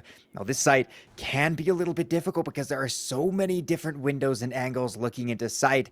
It's not quite so bunkered down as downstairs in CCTV lockers. I'm excited to see if Mr. Pang can continue holding off. That was another thing we mentioned. Mr. Pang, an incredibly deep map pool. They're not going to feel out of depth, most likely on really any of these maps. It's definitely so, since Mr. Pang's played this a lot, and because Valence like this map, there is some good footage of how they like to play this map here. So if some of my research into this is correct, we're going to see Valence go for a main lobby take. That's just something they've done in the past, and with a Monty on the board and having picked it here, it definitely looks like it's strongly in the cards for something they want to go for here. So definitely something out of the normal if they choose to lean into that. And with a map like Bank, it's definitely a map where a lot of those niche operators shine. We saw Nook getting banned out a lot at the major, and is just a powerful operator on this map. I mean, look at the bans. Osa, Vigil, Hibana being banned. Not many maps do you get to see that here. So seeing some of these ops, these more crazy ops coming out, definitely very cool, and I want to see these teams lean into it a little more. It kind of fits with the identity of how Valence used to play. It's kind of going in under here and being wacky with it, getting jiggy with it, or gritty with it if you're the side of Mr. Pang. But yeah, it's 30 seconds into the round here, and Valence ignored everything I just said. They're going for a traditional hit here, but I like this Monty, allowing you to build space through top square that you normally have to fight for. Monty, one of those operators who needs some support. He needs some help, and he's a great operator to just force your way in there, say, hello, I'm here. What are you going to do about it? How are you going to answer? And it'll be up to Mr. Pang to find that answer now. You do see a little bit damage taken, but of course with that Finka, she can just continually boost up her players up to 3 times. Soapy, some shots to the wall, nothing quite hitting as of yet. We've seen 60 seconds drain away on the board and still gaining information and gaining map control. Rez pushes further and further in. The Selma charges will be let loose here as soon as they can. You do have the Mute on board who could jam those and be a little bit of an issue early on, but it'll be Cruz finding the first nade kill of the round. Swing drops quite quickly, and that gives the advantage early to Valence. Stutter, though, says not quite. Stutter, again, the MVP from last round, is not quite done with it here. So much time to go, and Juicy takes down Cruz. Things looking like they're slipping for Valence. Yeah, I love that Mr. Pang is leaning into how awkward the site is, using Castle to make the angles even more awkward. Is something that I personally love to see. You're comfortable playing this because you've played it a million times, but how often do you play into this setup? Shield at the end by Kanto Elevator, just some weird holes carved through the site. You see Futile kind of trying to figure out the solution to it. Jumping out that window there, you're going to see him rappel up onto these site windows to try and give these site players something else to worry about besides just holding their holes here. It's been said a lot, but when you have a Monty, it's almost like you're starting a gun down, and when Monty dies as well, like Juicy slays him there, you're just even further behind. So now it's a true 2v4, but Soapy trying to pick this player on the rappel. Mr. Pang just understanding how to play around this site in particular. Some tags going out. Futile now knows his position, is going to play a little bit more carefully there, but it was so close to disaster for Valence here. They've got only 30 seconds left and 4 bodies to find, but they're in a good position to do it. Sam snuck his way all the way through site to this default plant. It's going to start channeling the box onto the ground here, and if the coverage from Futile is good, they could find a round win and success here. Box does get planted, but Stutter finds Sam, so it's now entirely on Futile on these outside windows. We're probably going to see some lemmings come flying out of the windows here soon to try and pick him off. There he goes. Stutter with another one. That's 6 in 2 rounds for him. Juicy confirms the diffuser. Mr. Pang looked good on this defensive side of Bank. Stutter with 2 3Ks in a row. Just amazing. The man still hasn't died. He's been eating up. And Mr. Pang, early on, are looking incredibly strong. Valence, this is their map pick. Now, they're going to have to do something. We mentioned that typically Bank is a little bit more sided to the attackers. Mr. Pang are making it look the complete opposite.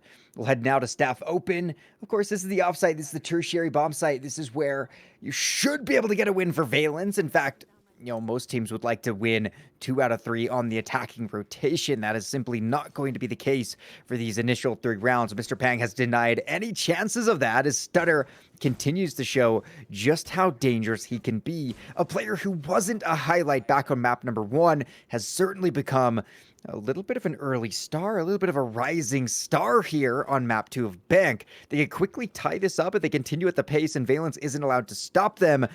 I mean, with how both teams have played, there's no doubt in my mind we see more than 3 maps, but it's going to be up to Mr. Pang to at least start to confirm that. Valence already with one of those ticks. You see it up on the top of your screen. They only need 2 more of these to secure themselves as the grand champions of Xenon Gaming Series Season 2. Mr. Pang, the defending champions here, will look to fight that off, and they'll look to get a flawless rotation here in open staff. Yeah, this is an interesting site to go to here because we typically see upstairs be the site that you lose, traditionally at least, and this being a very good site, and it's going to start out good for Mr. Pang as Soapy finds Cruz. That's the sledge gone. I'm glad they bought Buck, but Soapy doesn't care. That's both of the soft breaches removed, and with no soft breaching charges in pocket, this is going to be such a tall ask, but we've seen them do it before. I'm unwilling to count these members of Valence out until they're all done and dusted because we saw on Skyscraper them flip a 3v5 how many times, and I believe we could see them do it again here, but the task is just getting harder. But Snowy reads into it very well there, understanding how Soapy wants to play and contest these windows and using that knowledge against him.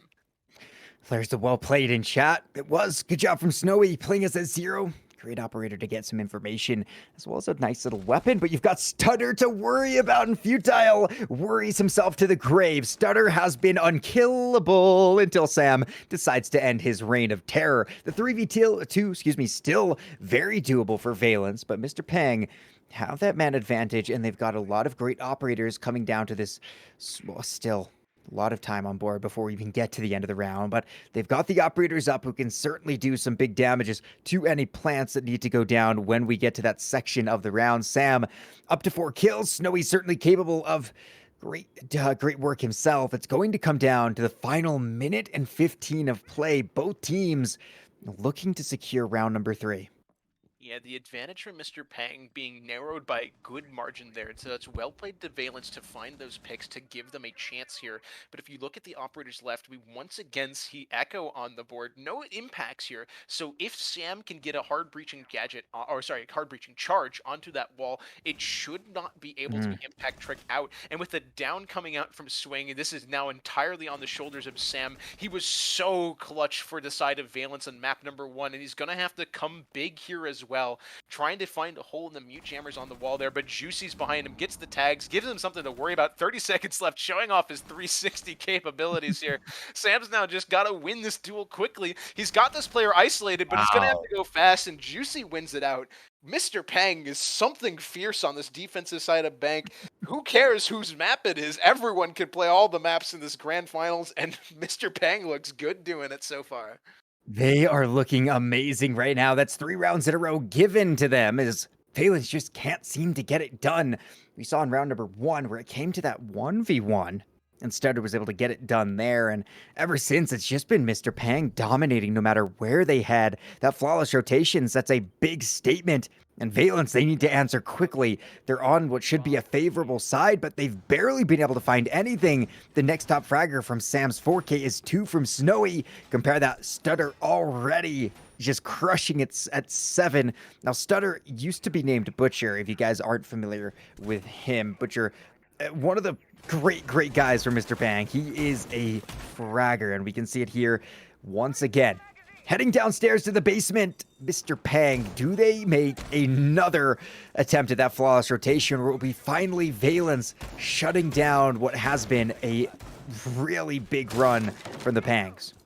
Valence has a great shot at winning this round, not just because they're familiar with the setup, but because they almost did it before. Stutter had to clutch up, I believe, a 1v3 or something close to that to actually win that first round for Mr. Peng. So bringing that knowledge of the setup that you previously almost broke, and knowing that players like Stutter are going to be able to win something like that, just slow it down the pace a little bit more and allow your team to play with the confidence that they've shown so far. It's a little bit less even for the side of Valence. I hailed them in the previous map for everyone being close, but it's still early days for them. Sam being outstanding so far, but some of these other players are going to have to step up if we want to see Valence actually start getting some rounds on the board on their map pick. They've got the operators to do it here as well. The Amaru, a very interesting one, going to try and make some fast, aggressive plays somewhere, somehow. We're not quite sure yet, but it'll come around. Stutter being caught out in open area here. Definitely no man's land, and the Amaru's in behind him. Stutter is dead to rights now. He's got to find whatever he can out of this position to try and make it worth their time.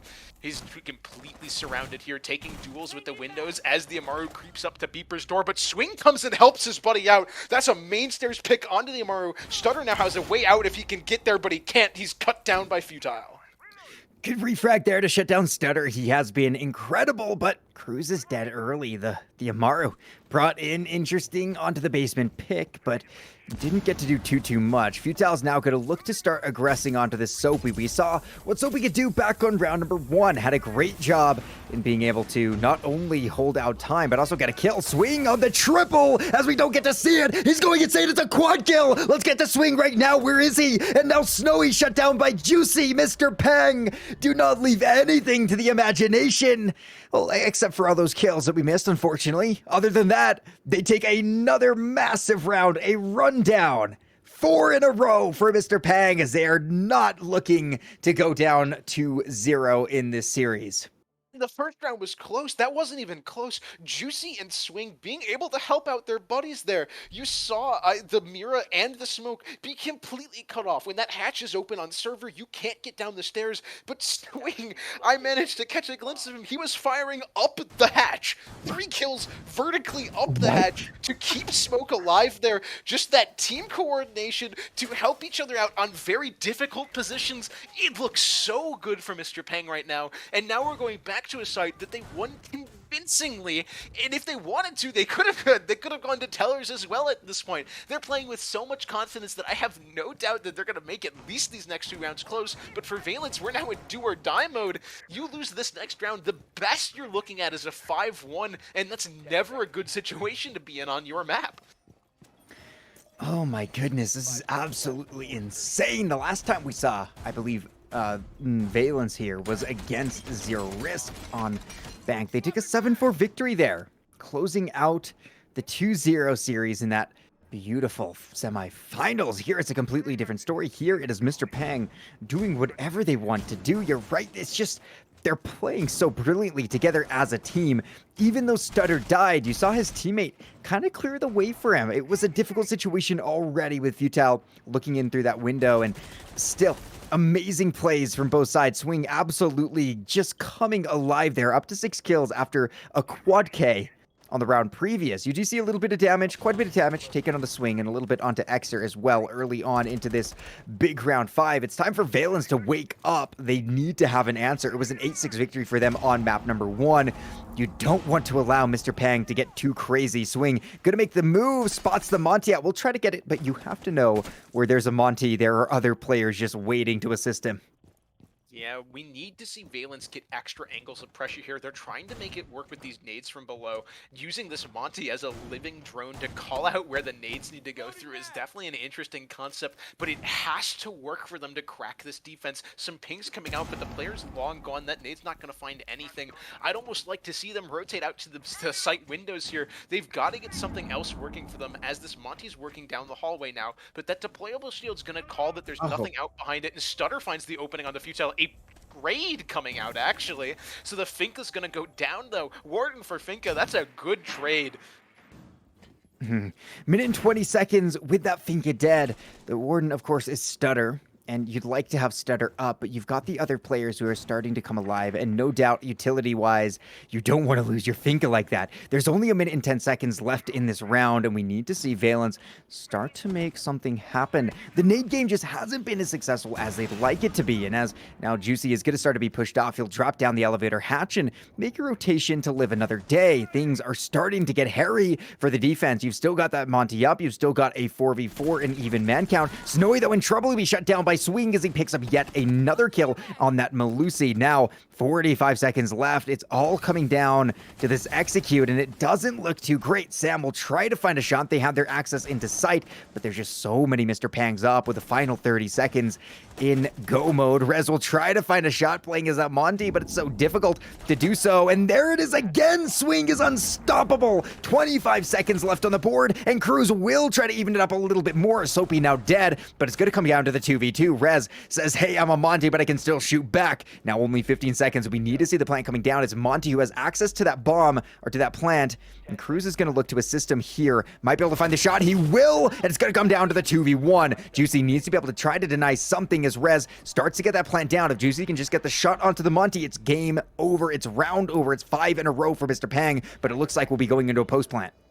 Yeah, very interesting plant spot coming out for Valiant, just not planting in the default spots, reading that Juicy had left the site and being able to push through, take that 2v1 to get this post plant, and against a Monty as well with no impacts in pocket, you gotta feel like this is a tall task to ask for, but I'd ask it from no one less than Juicy. But Cruz just a little bit better on this site, a much needed round from Valence, and it was almost out of control there. Swing going nuts at the top of Marble Stairs, being able to shut players down. You say it's commonly said that Monty is just a walking shield, no gun to be had, but he found at least one for himself there, and enabling Cruz to find those picks. Very well played to the side of Valence to keep your heads above water, keep that victory within sight, because a 4-2 half is not a bad scoreline to have going through a map like Bank. Yeah, it's going to be the best they can hope for. I mean, a 4-2 at this point is infinitely better than that 5-1. It's all they can do. A really good job from Valence. They were able to just pull it together. We're going to see a redo of the CEO site. It's going to be Mr. Pang saying, we can do that better. Looking at the attacker, or excuse me, the defender lineup, it is a carbon copy of what we saw them just bring. We have that, of course, Stutter who went down early onto that Warden. For the opposite side, of course, we can't really say until the attacker repick is locked in, but it looks like we're missing the Monty this time from Rez. Perhaps they noticed that, hey, you know what? That walking shield, that beautiful drone that can just get us information, wasn't netting us the kills that we needed with the verticality nades coming through. And honestly, Valence is a team. I've seen them hit disgusting multiple vertical nades in a match before, in a round even. So unfortunate for them to not be able to find those, but still a great job in clearing up the round nonetheless. Yeah, the vertical nade's just not giving the value that they need to have to justify bringing them so far. So I like the idea. Still bring around a couple of nades so it's an option for you to have, but don't lean into it so hard that you're picking a Monty to human drone call them out. I like this move from Cruz here as well. You won the previous round by the skin of your teeth, and you need something to get going for you early, and that's exactly not what they're going to find. Stutter finds one for himself in this lurky underplay, reading in to the fact that Valence is taking the underside of the site, giving himself more space on the map to contest them on. This is why you don't want to go for too much extra map control past what you need to make your execute work. You give players like Stutter extra terrain to take gunfights on his dictation, just allowing him to choose when he wants to take these fights. With how potent he's been today, finding 9 to 3 kills so far, that's not something as an opportunity or a luxury that you want to give to a player like Stutter. Stutter and Swing have been real standouts early on here. Now, Rez was someone who back on map number 1 was just eating up in the early game. He is completely slowed down, unable to find really anything here, and it's unfortunate, but again, it comes down to it's a best of 5. You'll have plenty of times to go through that ebb and flow of great gameplay to not so great gameplay. We're looking around the halfway mark of the round now, and there's been no answer for the death of Rez. Right now, Mr. Pang are taking full advantage, and Cruz will cut my words short. There's Soapy dead. That's going to be the castle, not the most important operator or one of the players who's been going insane, but Xer now takes quite a significant amount of damage. He's going to be low on HP. Xer, another player that you have to be aware of, but this game, it's been all Swing and Stutter doing the work. Talking of which, Stutter picks up a triple kill as he'll finish off Snowy and Futile. This guy's insane with it. Wow, Stutter just having the performance of his life here on Bank, and Valence trying to go for this main lobby attack I talked about. They'll get one for the trouble of being out here, making it a winnable 2v3, but this main stairs attack just not panning out with how much underneath control they've already been going for. Mr. Pang setting up to counter that aggression themselves already, being ready for their push before they even decided to commit for it, just based on how they've been acting previously. Swing's gonna find another one. Sam's now left in a 1v3 with 30 seconds left. If he wants his team to have a better chance than a 5-1, he's going to have to work his way up marble stairs here, get these picks, but his position's called out. A nice shot onto Juicy. That's one very important player down, but Swing still a menace on the map, and he's still alive so far. Xer with a chance to get his first on the board as well. Ooh, a down, though, comes through. This is now a 1v1 with 10 seconds left, and Sam has the box. He can force this plant going down behind the fallen couch. Swing's going to have to make something work because they would not be hitting triple zeros on the clock so far, but a good free fire through the wall. Swing does not want any of this comeback potential. 5-1 half for Mr. Pang, and they look lethal so far, man. They're just dictating these fights where they're going to happen, and Valence cannot break through what they're trying to set up. Wow. It's a 5-1 half. Compare that to the 3-3 we just saw. This is insane. Phenomenal job from Mr. Pang. They are completely controlling everything that happens. It seems we saw the one round on CEO go to Valence. It was a very close round. Came down to, of course, that 2v1 post-plan situation. And right now, Mr. Pang, they are showing just why they're the returning champions, or the defending champions, rather, in this league. So great at what they can do. Valence have been struggling to really get on the board. We talked about them, the map previous, about how all of them had been capable fraggers this time, but it's just not been the same story. They haven't had the opportunity to really show if everyone can continue to frag out at every moment, and because of that, they found themselves at a massive 4-round deficit at the switch, at the half. Onto the defense, they're going to have to match a 5-1 scoreline in order to force OT. Anything worse than that, and we'll be headed right into map 3 of Theme Park with really nothing more to say other than Mr. Pang, they know how to play bank. That is, even if they lose this map, you've got to say Mr. Pang know how to play bank. They look good on it so far. Before this series even started, though, I talked about that difference of playstyles and how they approach the map, and the operators speak volumes here. Valence controlling the entire map at the start of the round, picking this Oryx, Mozzie, Mute, Valkyrie, giving themselves intel, denying it away from the attackers, and playing the entire map. So they could be anywhere, and with the Oryx on board especially, he can go back up hatches into spaces you've already cleared and that you might not be expecting him by, and Mr. Pang doesn't want to have anything to do with that, choosing instead to take this 3 or 5v2 on site. They've walked all the way through. The hatch is open, but they're already past it, so no value going to come out of that. Playing the mirror window against the Oryx. He only gets one, though, as Snowy shuts him down, and Axer drops as well. Snowy playing incredibly valuable positioning here on the site to deny this quick play. No plant being able to go down. Very well played by Snowy to catch this. That was incredible. I mean, he really did just walk in the site. Imagine had Snowy gone down there, including Sam. The site would be completely given up. Now this gives time for Valence to rotate back in, including the double kill, giving Valence that man advantage. An amazing play coming out from that Mira, but another big play could come from Futile. He's got the M590 out, ready to go, swinging wide on that upstairs door, but it's looking like they're going to just back on off. Stutter needs to reevaluate some things. He's been insane. Already cracked the double digits, but his good teammate Swing, well, he's cracked it and has already died. Valence looking strong after that initial push, but Stutter takes down Futile. It's back to the 3v3. Still, Mr. Pang's ability can certainly come into play here. Valence, they're not out of the woods on this round quite so yet.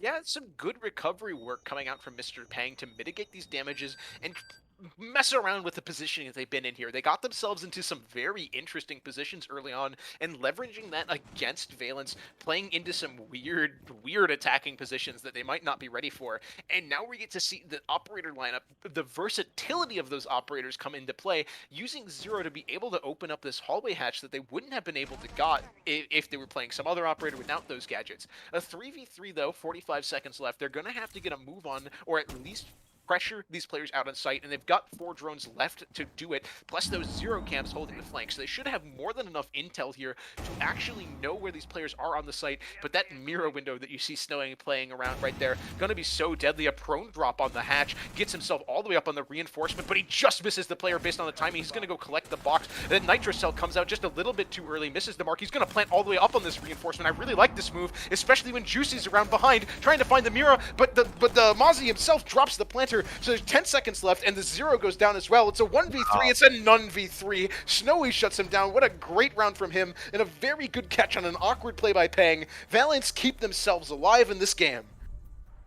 That round would have been so different. Would have been so different had Snowy not been able to get that double kill refrag after Oryx went down early on. An amazing job. He picks up, of course, one of the final kills there, getting him to a 3K. Snowy doing what he needs to, and all of a sudden, Valence, they look a little bit more capable still. It's a dire situation. There's no doubt about that. And it's going to take a lot of work for them to crawl out of the hole they've been putting themselves in for their first half, for that first attacking half. Mr. Pang looking great. But we see Valence still has quite a bit of fight in them. They're not giving up yet. Cruz and Sam have been integral parts. Snowy working his way up there as well. Futile and Rez, two of the players who were really stars and really highlights back on map number 1, starting a little bit quiet off. And I say starting, but we're now over halfway through the regulation round count. If it's going to be coming down to a Valence comeback, it's got to be coming down to all 5 of those players once again working at the same time, doing what they need to. And that doesn't always have to boil down to kills. That can boil down to the utility and the other information you can gain. But either way about it, coming back from a 5-1 half is a difficult feat. And Valence, you know what? They started off nicely after that first round on their defense. Yeah, we're moving into their secondary site. They're also choosing to go upstairs. It's not a bad site to per se, but I just love the creativity these teams get when they pick an operator like Castle. Just being able to cut the site up in a very large number of different ways and kind of get used and comfortable to whatever angles you as a team want to play. We do see a move by Juicy there out by the front side of the building there, going towards those front doors, getting on these site windows significantly earlier than we saw Valence ever do, and I kind of like that change. Get some direct site pressure, and with the Gon 6 in the pockets of an operator like Zero, you get extra pressure by being able to pop those castles that Valence want to play behind. This is a nice angle here held by Rez, though. He just barely misses that opening pick that was so crucial for them to find. They've got a minute down on the clock, though, and Mr. Peng haven't done a whole lot in terms of map control, just getting into top square space, trying to take these duels through these long angles that you see Valence themselves have opened up, and Rez does find that pick through stock, those angles that we saw him peeking earlier. So that position pays off for him, but Mr. Peng's got to get a move on. They're a minute down in the round. They've got almost no map control. As I say that, Stutter does get a move on. He finds himself wanting another down for himself. He dropped Rez deeper into the site, not going to be able to pick him up quite yet because the angles, well, they're just a little bit awkward. Stutter is going absolutely insane this map. There's no doubt about it. He'll go again into that fight. Rez bleeding out on the ground. I'm not sure if he'll be able to be picked up at all in this situation. And looks like Swing will be putting him to rest. It's a 4v3 in favor of Mr. Peng. They've done a good job as Futile falls as well.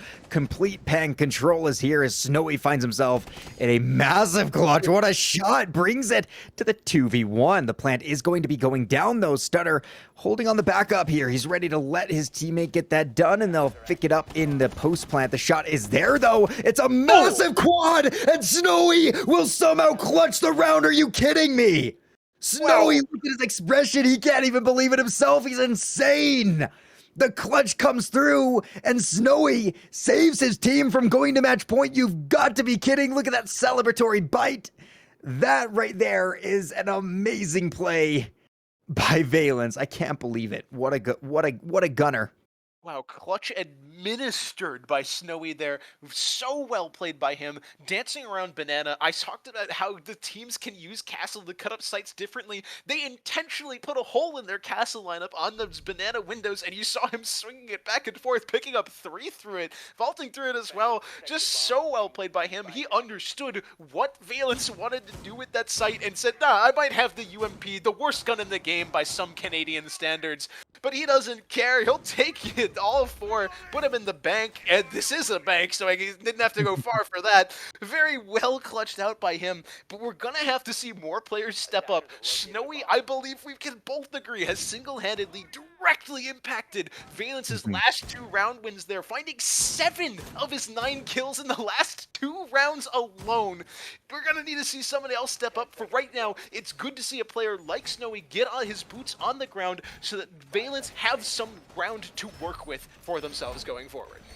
Amazing, man. I mean, at this rate, he picked up a 3K on round 7, a 4K on round 8. Does that mean the Snowy Ace is lined up? Who's to say? But still, amazing plays from this player. I mean, Snowy has gone crazy, and it's great to see that for Valence. Mr. Peng starting to stall a little bit, but they're going to be able to reap the benefits of getting a 5-1 opening half in their favor. They're going to see that later on. If Valence makes a mistake, they can capitalize on that so quickly.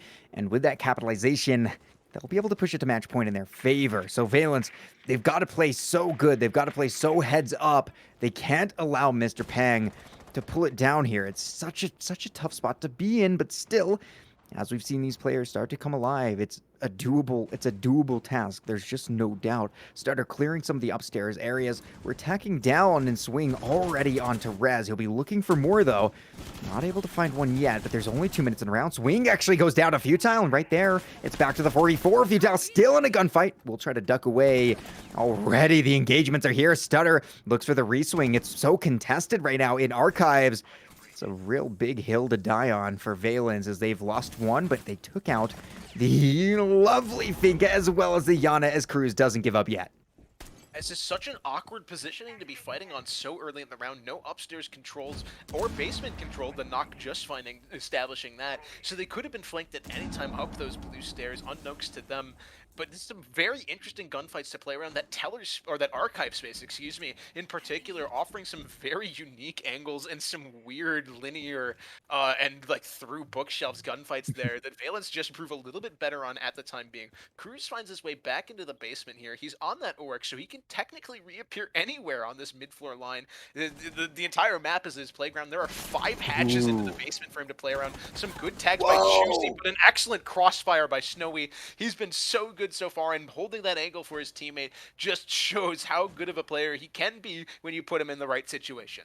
Snowy for MVP right now. He's not going to be able to pick up his ace, but he's still being an impactful player. Soapy just the same. Shuts him down. Rip in peace. Another frag from Soapy brings it to the 2v2 as Futile will fall. It's Cruz and Sam.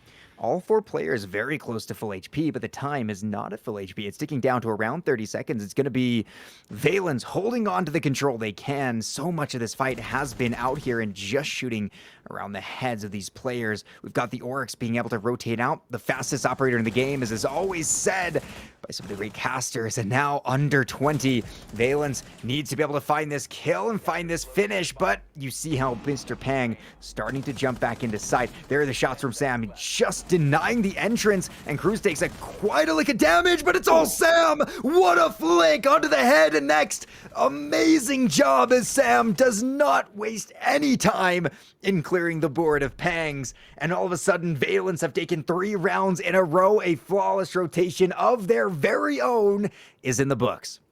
I don't know if I'm suffering from deja vu here, but let me check really quick. Basement, defenders win. Upstairs, defenders win. Open areas, defenders win. We're having a repeat of the first half here. We wanted a close game. Valence is giving it to us. A 5-1 at minimum they need on this half to keep themselves afloat, and of course another overtime in this series. But they've looked good on this defense, man. Just being able to play around those angles, helping each other out. You saw, I can't remember who it was. It was the Malusi player in Archives, or Teller, sorry, getting shot out from the Nook, walking up main stairs, and Snowy is just there. He turns around in an instant to help out his teammate. It's just an incredible amount of team coordination and play coming out from both teams here, giving us these incredibly close rounds. That being said, with Mr. Pang on that last round, you've got to ask the question why they weren't going to open up those kitchen walls there. They had the ace still on the board in their last 2 members standing on their attack, and there was no wall denial coming out from Valence, so if they had wanted, that is an option that they could have had, and they chose to ignore it there, choosing to funnel in through a more defended side of the map. Granted, it didn't matter when Sam's hitting shots like that, but there's definitely some interesting pressure being put on Mr. Pang here, as their lead has almost completely evaporated here. Drying up like a river. We do see the Valkyrie come out from Cruz. Cruz has been a very consistent player. The same with Sam. They've both been able to open up now.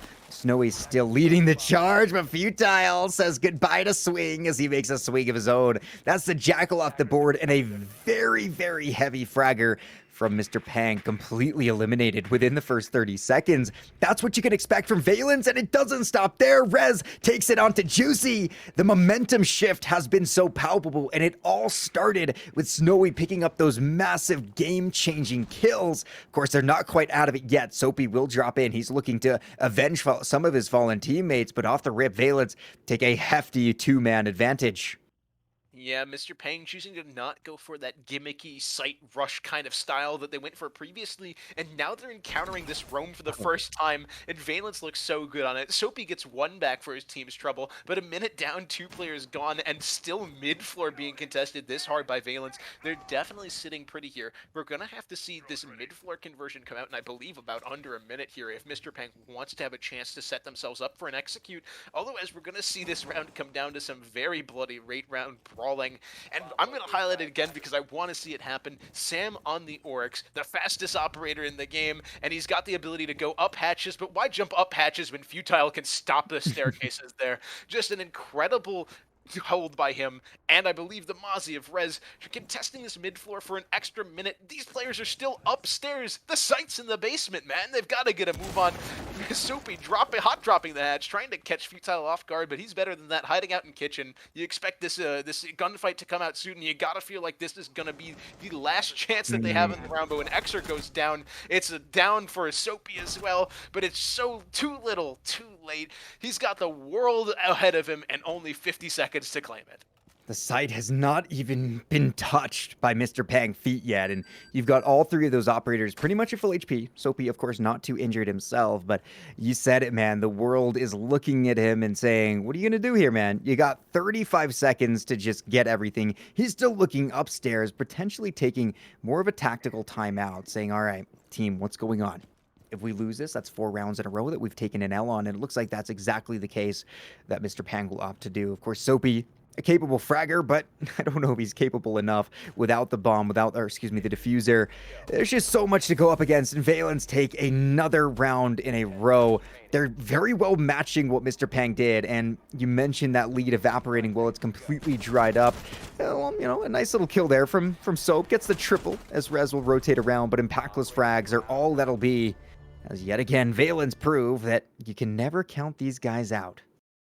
Yeah, I'm looking at the trends from this map, and we did see Mr. Pang also vault up to a 4-0 lead on their defensive half. And if history repeats itself again, this is an upstairs bomb site that the attackers are going to win.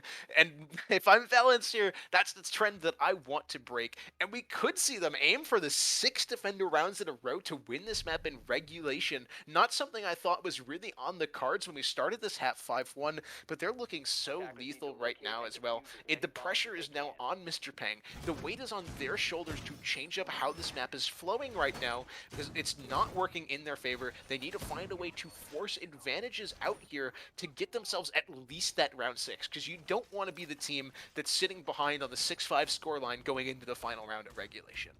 The two top fraggers for map number 1, Xer and Juicy, have been all too silent. Of course, you have Xer playing as the hard breach. I mean, we've seen aces frag before, especially in the Charlotte Major. It's definitely a role you can go crazy on, and the fact that they're not is just a little bit unfortunate. It's been a lot of stutter and swing, taking the highlights and taking the scene away. But again, it's got to come down to all the players on your roster being able to do it.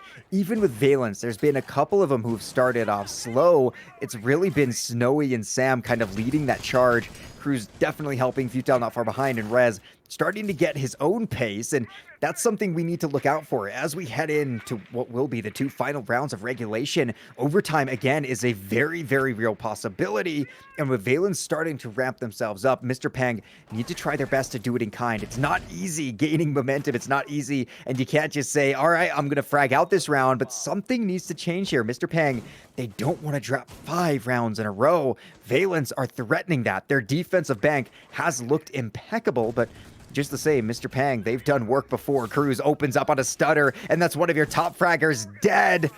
Oh no, Valence might be able to get it, but that's just the first frag in what will be a very impactful round. Like deja vu of Skyscraper all over again for Mr. Pang right now. They just can't get into the building without losing these gunfights. Players like Rez, players like Cruz, and players like Cruz again, just contesting all of the space. Snowy finds one as well. They just can't get anything going for them, and every attempt into the building has been thwarted thus far, but Juicy manages to pick up Cruz. That's a good pick for his team, and one that's much needed to keep the numbers in at least in a close to even situation. The operators left on the board, though. There's no hard breaching available, so they're going to have to find a way to work around the site and pressure these players out, and Swing does just that. Playing around the marble stairs, getting that another kill to even out the man count here. Valence, has turned these advantages so many times, and Mr. Pang's trying to look to do so in kind as well. Juicy's been so good so far, but he does get shut down by Sam, but Sam gets turned around by Soapy. Soapy goes for 2. Mr. Pang wins the round and pushes themselves to be the team on map point going into round 12. History repeats itself. 4-1 on the defensive half of Valence. It's time for Mr. Pang to shut down history and say, no, we're finishing it up right here. Taking this half in a 2-4 fashion gives them the win, and they've set themselves up nicely. It's been such a difficult fight, and you can see on the faces of Mr. Pang, some of them not quite as cheery as they were, but they know what they've done is put themselves in a situation where they can close it out. They were able to shut down the overwhelming aggression and some really great frags coming from Valence, and now they're at the point where they can end this. Despite the opening kill coming on to stutter, it's been Mr. Pang bringing it to match point in their favor. Honestly, after the first half, getting that 5-1, maybe they should have done it a little bit sooner. 4 rounds in a row from Valence, got it back to the 5-5, but this is the perfect time for the guys on Valence to get it to overtime. Just the same, Mr. Pang have an opportunity to shut that down. Look at the operator lineup being brought from Valence. We do see the Alda coming out from Sam again, playing that Maestro. We've seen what they can do. A lot of these operators have been mainstays. The Mozzie's back into rotation onto Rez. He's been switching around a couple of operators. Last round, he played as Wamai, but this is it. Valence, the final fight to get themselves to another OT. Yeah, and history, very fortunately for them, at least changed a little bit. We saw Mr. Pang defend upstairs in the final round, and Valence here going for this mid-floor site. And it's a site that they frankly dominated, or for the most part of the round, Mr. Pang. They've started flipping advantages around in the middle. Just both of these teams' ability to flip a deficit into an advantage for themselves has been insane throughout this series so far, and it's something I hope we don't see disappear going forward. Some early aggression towards this main lobby area from Swing, trying to find space to contest this horizontal roam that we see coming out from Valence, and that's what makes this site so powerful. You can hold the space around the site to the point where you feel the need to contest it going towards that site plant, because otherwise you're just going to be swung on from so many different angles that it's not going to be possible to hold it. So they've got to get upstairs here, and within the next 30 seconds it's being given to them mostly, but Cruz says no, I'm going to contest it at least a little bit, finds the opening pick for Valence, and that's what you need if you're Valence and you want this overtime to happen on your map pick. Cruz has been so good at getting those opening kills. He's been such a great player for Valence, and with Xer dead, he hasn't been the most substantial player with the kill wise, but still a hard breacher gone. Never going to be a bad thing, especially with Habonic gone. The Swing gets the refrag, picks up the double kill. Futile and Snowy will fall. He'll look for another. It's going to be Rez very low at HP, as you can just see how good those LMGs are holding down Mouse 1 and just letting it happen. Juicy jumps in. Rez will fall. It's a 4v2 now. All coming down to Cruz and Sam. We've been in a situation where Sam had to finish up a round, but it wasn't this bad. It's a 4v2. Mr. Pang are primed to take this map of their own right and securing a 1-1 series so far. Cruz is not going to let that go so easily. Here he is. Stutter completely dominates him, and Sam in the 1v4 clutch up. It's not going to be easy at all with a minute to go, and he won't have much of a chance. Swing shuts it down, and Mr. Pang confirmed to themselves that they are on board, they are on point, and this series will see at least 2 more maps. As they say in the League of Legends community, it's not a series until both teams win 1 map, so ladies and gentlemen, we've got ourselves a series here. It's just been some good siege all around too. We haven't gotten anything less than 12 rounds of regulation so far from both of these maps, and both teams taking each other's primary map choice. Both of these teams picked Skyscraper for Mr. Pang and Bank for Valence before any bans were around. So in theory, these are their best 2 maps, and either team took each other's maps. So as we go further down the line where these maps are supposed to be more even, we could be dipping into some more of that infinite overtime that you love to see. I'm so excited. The maps that we have remaining: Theme Park, Oregon, and then finishing up with Clubhouse. So we had our fun on some of the more off-meta maps. Now it's down to the deep, grindy, everyone knows the maps, and I can't wait. We're going to take a short break. When we return, we'll be jumping into Theme Park, a really important map for both teams. I can't wait. Don't go too far. We'll be back in a few.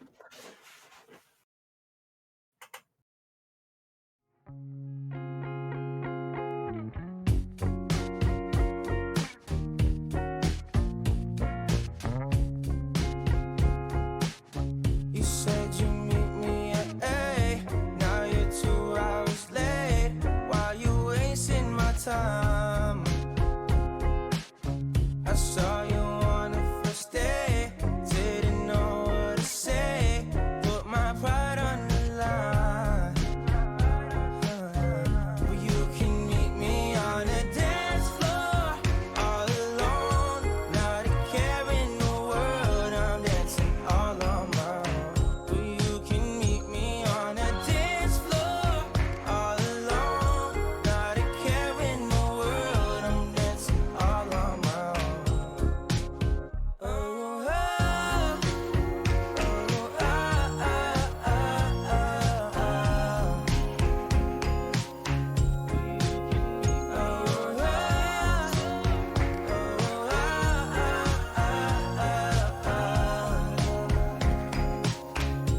now there's cups on the floor and there's cops at the door.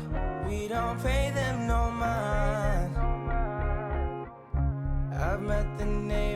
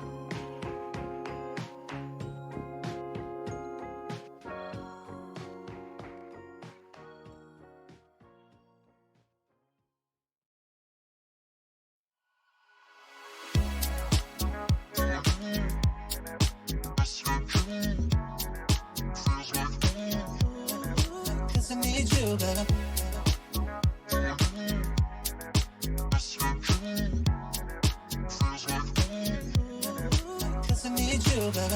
If you text me, say you need me. Even if it ain't real, you're just missing me. I'll be on the way, we'll spin and get it free. I'll be here.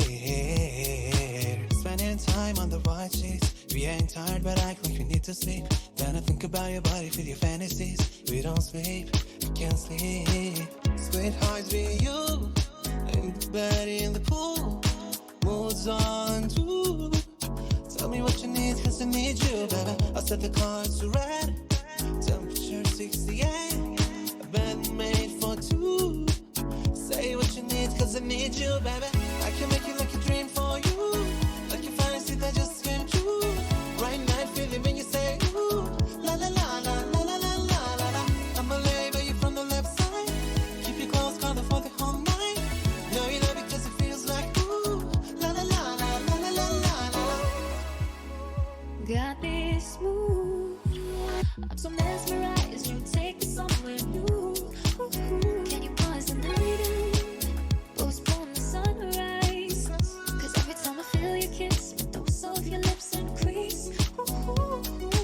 Split highs with you. In the bed, in the pool. Ooh, it's all in tune. Tell me what you need, cause I need you, baby. Set the color to red. Temperature 68. We're made for two. Say what you need, cause I need you, baby. I can make it like a dream for you. Like a fantasy that just came true. Right now, feeling when you say, ooh. La la la la la la la la la la. I'm a label you from the left side. Keep you close, color for the whole night. No, you know, because it feels like, ooh. La la la la la la la la la la. I can make it like a dream for you. Like a fantasy that just came true. Right now, feeling when you say, ooh. La la la la la la la la la. I'm a label you from the left side. Keep you close, color for the whole night. No, you know, because it feels like, ooh. La la la la la la la la la la. When I think about it, ooh. Baby, you're mine. When I think about it, ooh.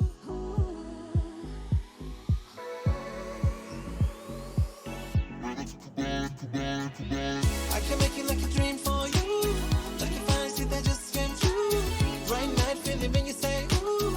La la la la la la la la la la. I'm a label you from the left side.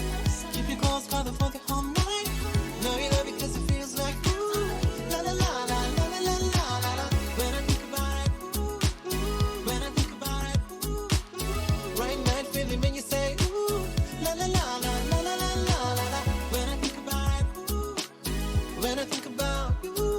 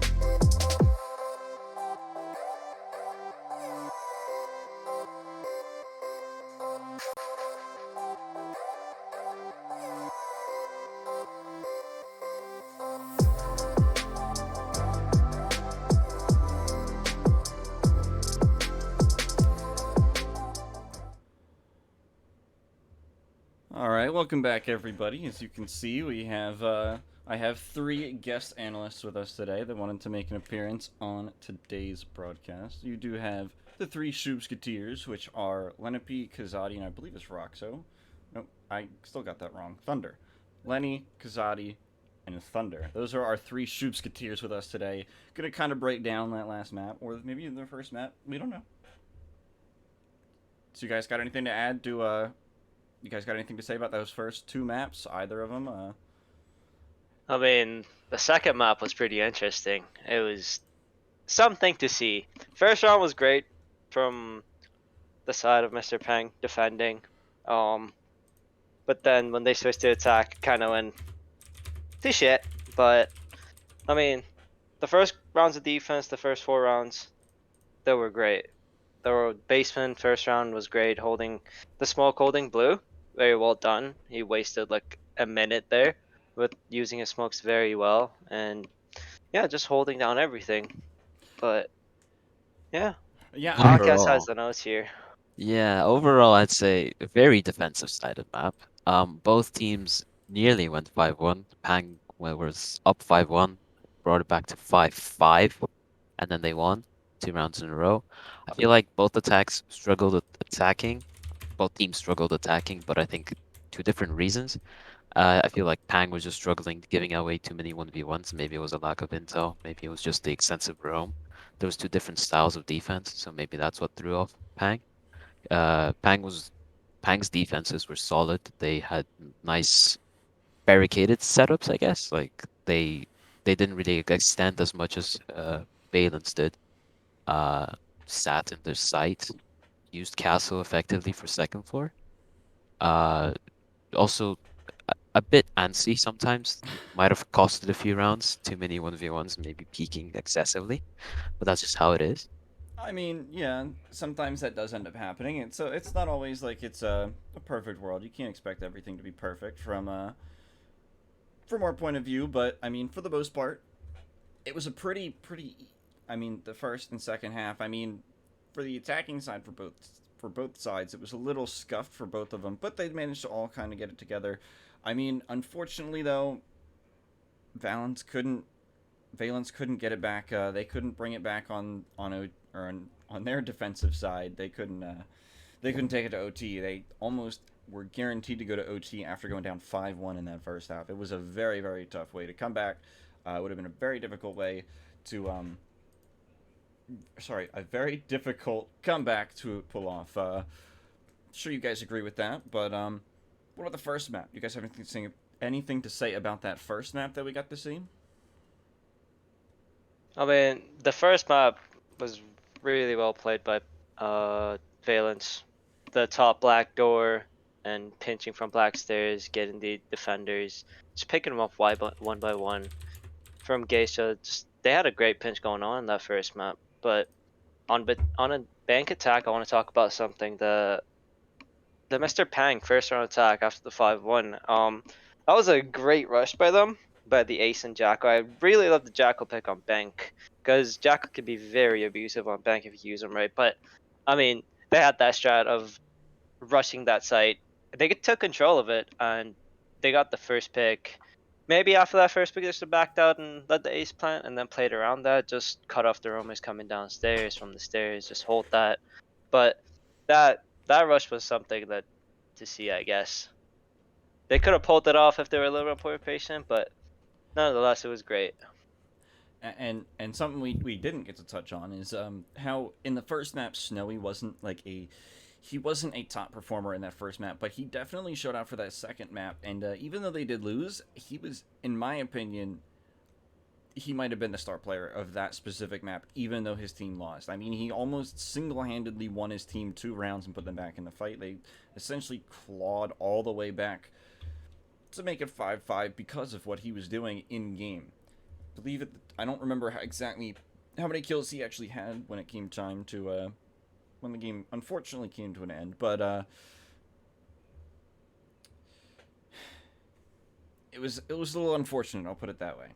I believe we're gonna work on getting it back in. Any final thoughts as you guys get ready to go back into our final map, or not our final map, but our third map.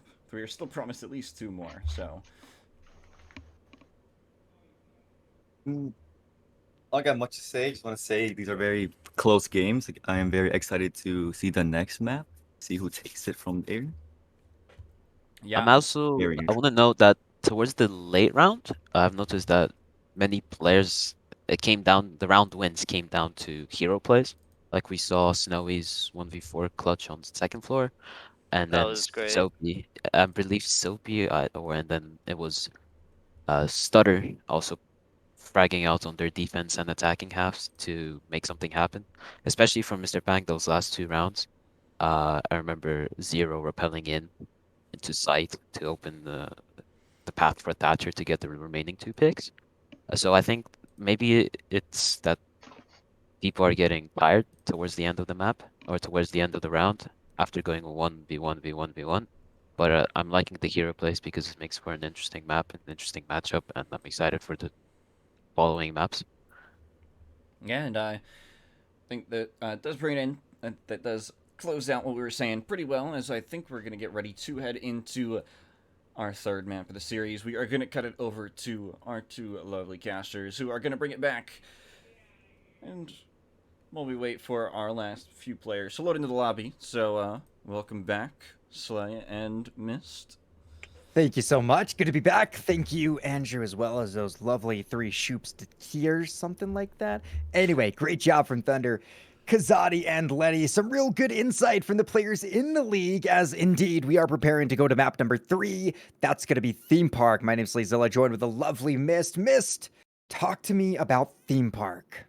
Yeah, theme park definitely a very interesting map. We've seen it statistically lean pretty heavily in favor of the defenders, but a lot of that's not necessarily due to the map inherently being defender sided. It's just because of the amount of options the defenders get to defend a map like theme park. It's massive, it's full of large rooms, and there's so much rotation possibilities that the defenders are able to do. So being able to shape the map as you go along, operators with impacts gain insane value. Just being able to rotate out of tough situations, contest on awkward angles that the attackers were not ready for because the angle just wasn't open a second or two ago, typically gives the defenders a statistically better chance of winning rounds just because of the amount that they can flex about on the map. But the attackers still have options of their own there. That dynamic play is not one-sided. The attackers have so many choices going into sites, especially like Armory Throne, which is why we typically see that site perform a little bit worse at competitive level, just because once you get in the building, if you have a roughly even man count, you get 3 walls to pick from. You can work and orchestrate your take around those openings, and you're able to dictate a site like that. So it's definitely going to be an interesting play back and forth between these two teams, but we could expect, given the trends that we've already seen with an incredibly defender-sided Bank and Skyscraper, that theme park should follow suit. Yeah, I'm really excited. Definitely could follow that same suit. Of course, those sites can really, really benefit a good defending team. You've got a lot of options to stall out the attack, so it'll be interesting to see how creative they can get. We've seen a lot of creativity today. With you mentioned back on bank, a lot of those great castle barricades that were allowing for different angles to be held. We're jumping in though, Mr. Pang. Taking on Valence in the grand finals. It's map number 3. Let's jump it right here, right now. The bands are going to come out, Mr. Peng. Oh, they're going to start on the attack, but it'll be Finka banned out by Valence. That's what I was hoping to see at some point tonight. Get the legendary Fink off the board. As now we're looking at that second attacking ban. Yeah, think of Ban definitely good to see, and especially on a map like Theme Park. It's such a large map that you have to have a strong presence working your way in the building, and Finka provides just that. Thatcher coming off the board, not really a surprise there. The bigger surprise is that they're not going for the Maverick. Maverick and Thatcher typically mostly interchangeable on a map like Theme Park, given how indoors some of the walls are. You can't throw utility over the top. So seeing Maverick left up is going to be interesting. I expect him to be played a lot. Kaid being banned make makes some sense, especially with Thatcher being gone. Just being able to contest these interior walls, because Theme Park doesn't have any exterior walls that you'd expect to be Kaid. A Vigil ban by Valence as well. Those are some good bans from them. It's such a roaming dictated ban on a site like Armory Throne. Vigil has such an insane presence just because of how separated those roamers are from the site itself. And we're gonna see Valence opt to go bunk daycare for their first defense. All right, Bunk Daycare starting upstairs. It's a little bit interesting. Typically, you will see Third Armory being that primary site, but you mentioned how it can be difficult to defend it at times once the attackers are in there and they can get those walls open up. There are so many different angles, but so many very large walls that you have to be aware of. So typically, when we talk about the attacking side on this map, especially on the upstairs two sides, you will see opposite side takes, right? So if we're in Bunk Daycare, we're most likely going to see the players come in over from Cash, move in that Dragon Stairs area and push on through, try to clear that, clear the map that way. Heading over into a potential initiation room, that's when we would typically see them come in from Cafe and try to do maybe a little bit of a pressure there. So I'm interested to see what Mr. Pang decides to do. Looking at the defender lineup, we do have ourselves a lovely Frost coming in. The Smoke is there as well. He's always going to be a part of the puzzle, but the Bandit makes an appearance as well. So the German operator is certainly being represented here as Valence look to start off this map with a bang. Yeah, some misdroning coming in from Mr. Pang early on. Oh, and never mind the scorecard. I think it was wrong in the prep phase there. It said they had lost 3 drones. 2 still gone already. On a map like Theme Park is not something you can really afford. Look at how expanded on the map these players are from Valence. They can be anywhere, and you need every drone to matter. So losing 2 in the prep phase like that can be a weak point in a map like this.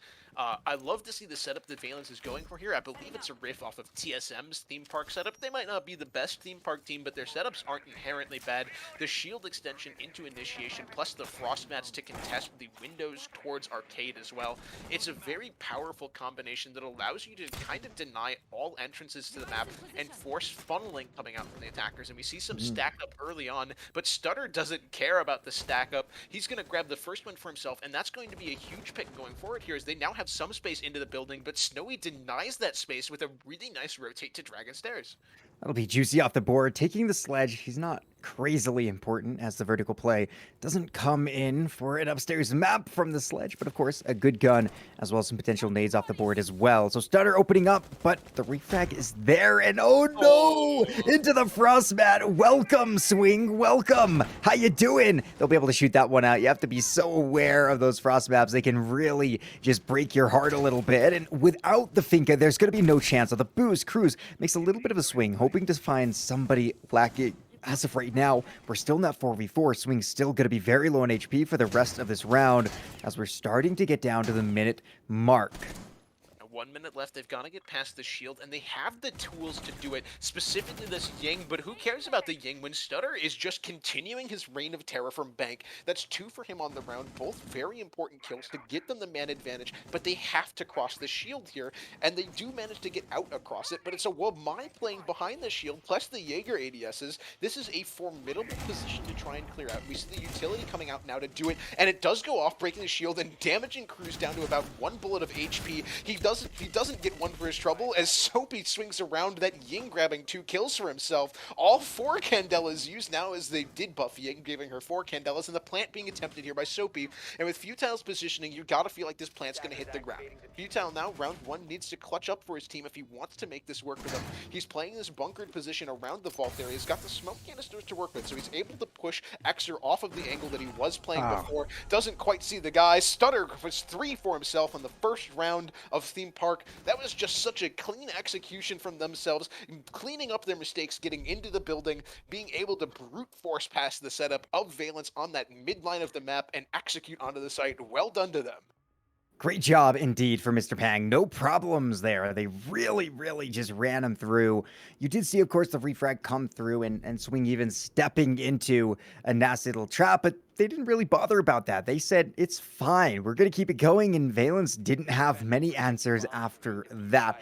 You saw the 3K from Stutter continuing to be a real gunner, and we actually head down to lab storage. This is not a very commonly used site, one of the off sites in the 4 that we have on the map. So I'm interested to see if Valence can hold this one down themselves. Obviously, it's going to be Mr. Pang's map pick. They've done a good job in the past on Theme Park, and after that first attack, they certainly still look very formidable. Soapy and Stutter cleaning the board, and Valence just not being able to really answer back too much. You saw Snowy and Futile, the only 2 players to grab any frags. Looking at the operator lineup, looks pretty standard to what we normally see. We do have that lovely alibi coming through, the MX4 Storm, a great weapon, being able to just tear through people, but of course, Alibi not always the most utility heavy when it comes down to that. Has the shield to give up, which is a great benefit. Holding down positions makes it much more easier. And now it'll be up to Valence to try to thwart the attack of Mr. Pang.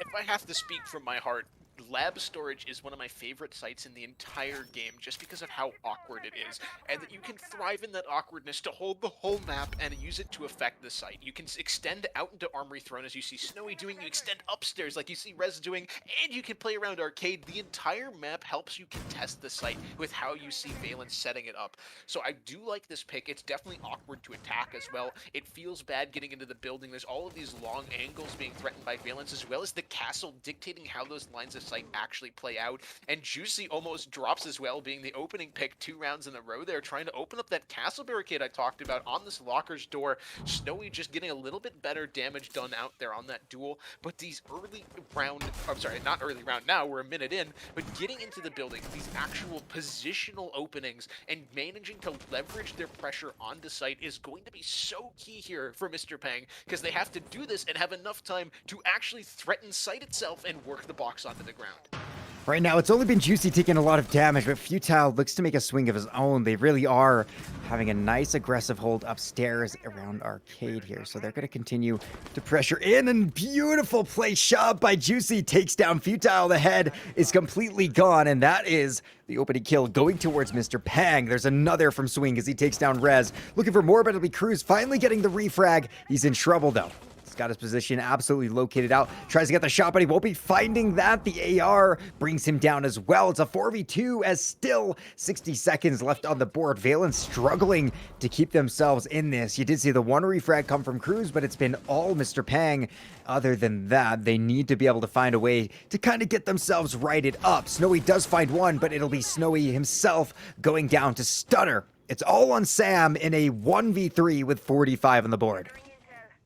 Bloodbath happening on the upstairs of Theme Park, and the sights downstairs. The Yana clone coming out finds the position that Sam's playing from. He's got 40 seconds and 3 smoke canisters, so if he wants, he can start chopping up these angles that he's allowing Mr. Pang to play around. Some of this vertical pressure trying to come out, but with only 30 seconds left and the sledge not in the position upstairs to make it work, these verticals are going to be limited. When Sam is hitting shots like that, you kind of start to believe here. Ducking around, playing through these rotates, and the upstairs pressure is given up entirely from Mr. Pang. They seem to have some soft pings onto where he is, playing around that boiler style silo there, probably used to make some of those drugs to make it the drug lab itself. But he's got to go huge here. With 6 seconds left in the smoke canister, he could deny the plant if it lands properly. He doesn't land it in the right spots. Got to reload the SMG-11. So few bullets in the mag. He's got to find this kill, and he won't quite get it. Stutter too good on the day. Too good on this map opening here. Mr. Pang looks very good, but that was a much better round from Valence, despite all of the calamity that was happening upstairs, to turn it into a close round.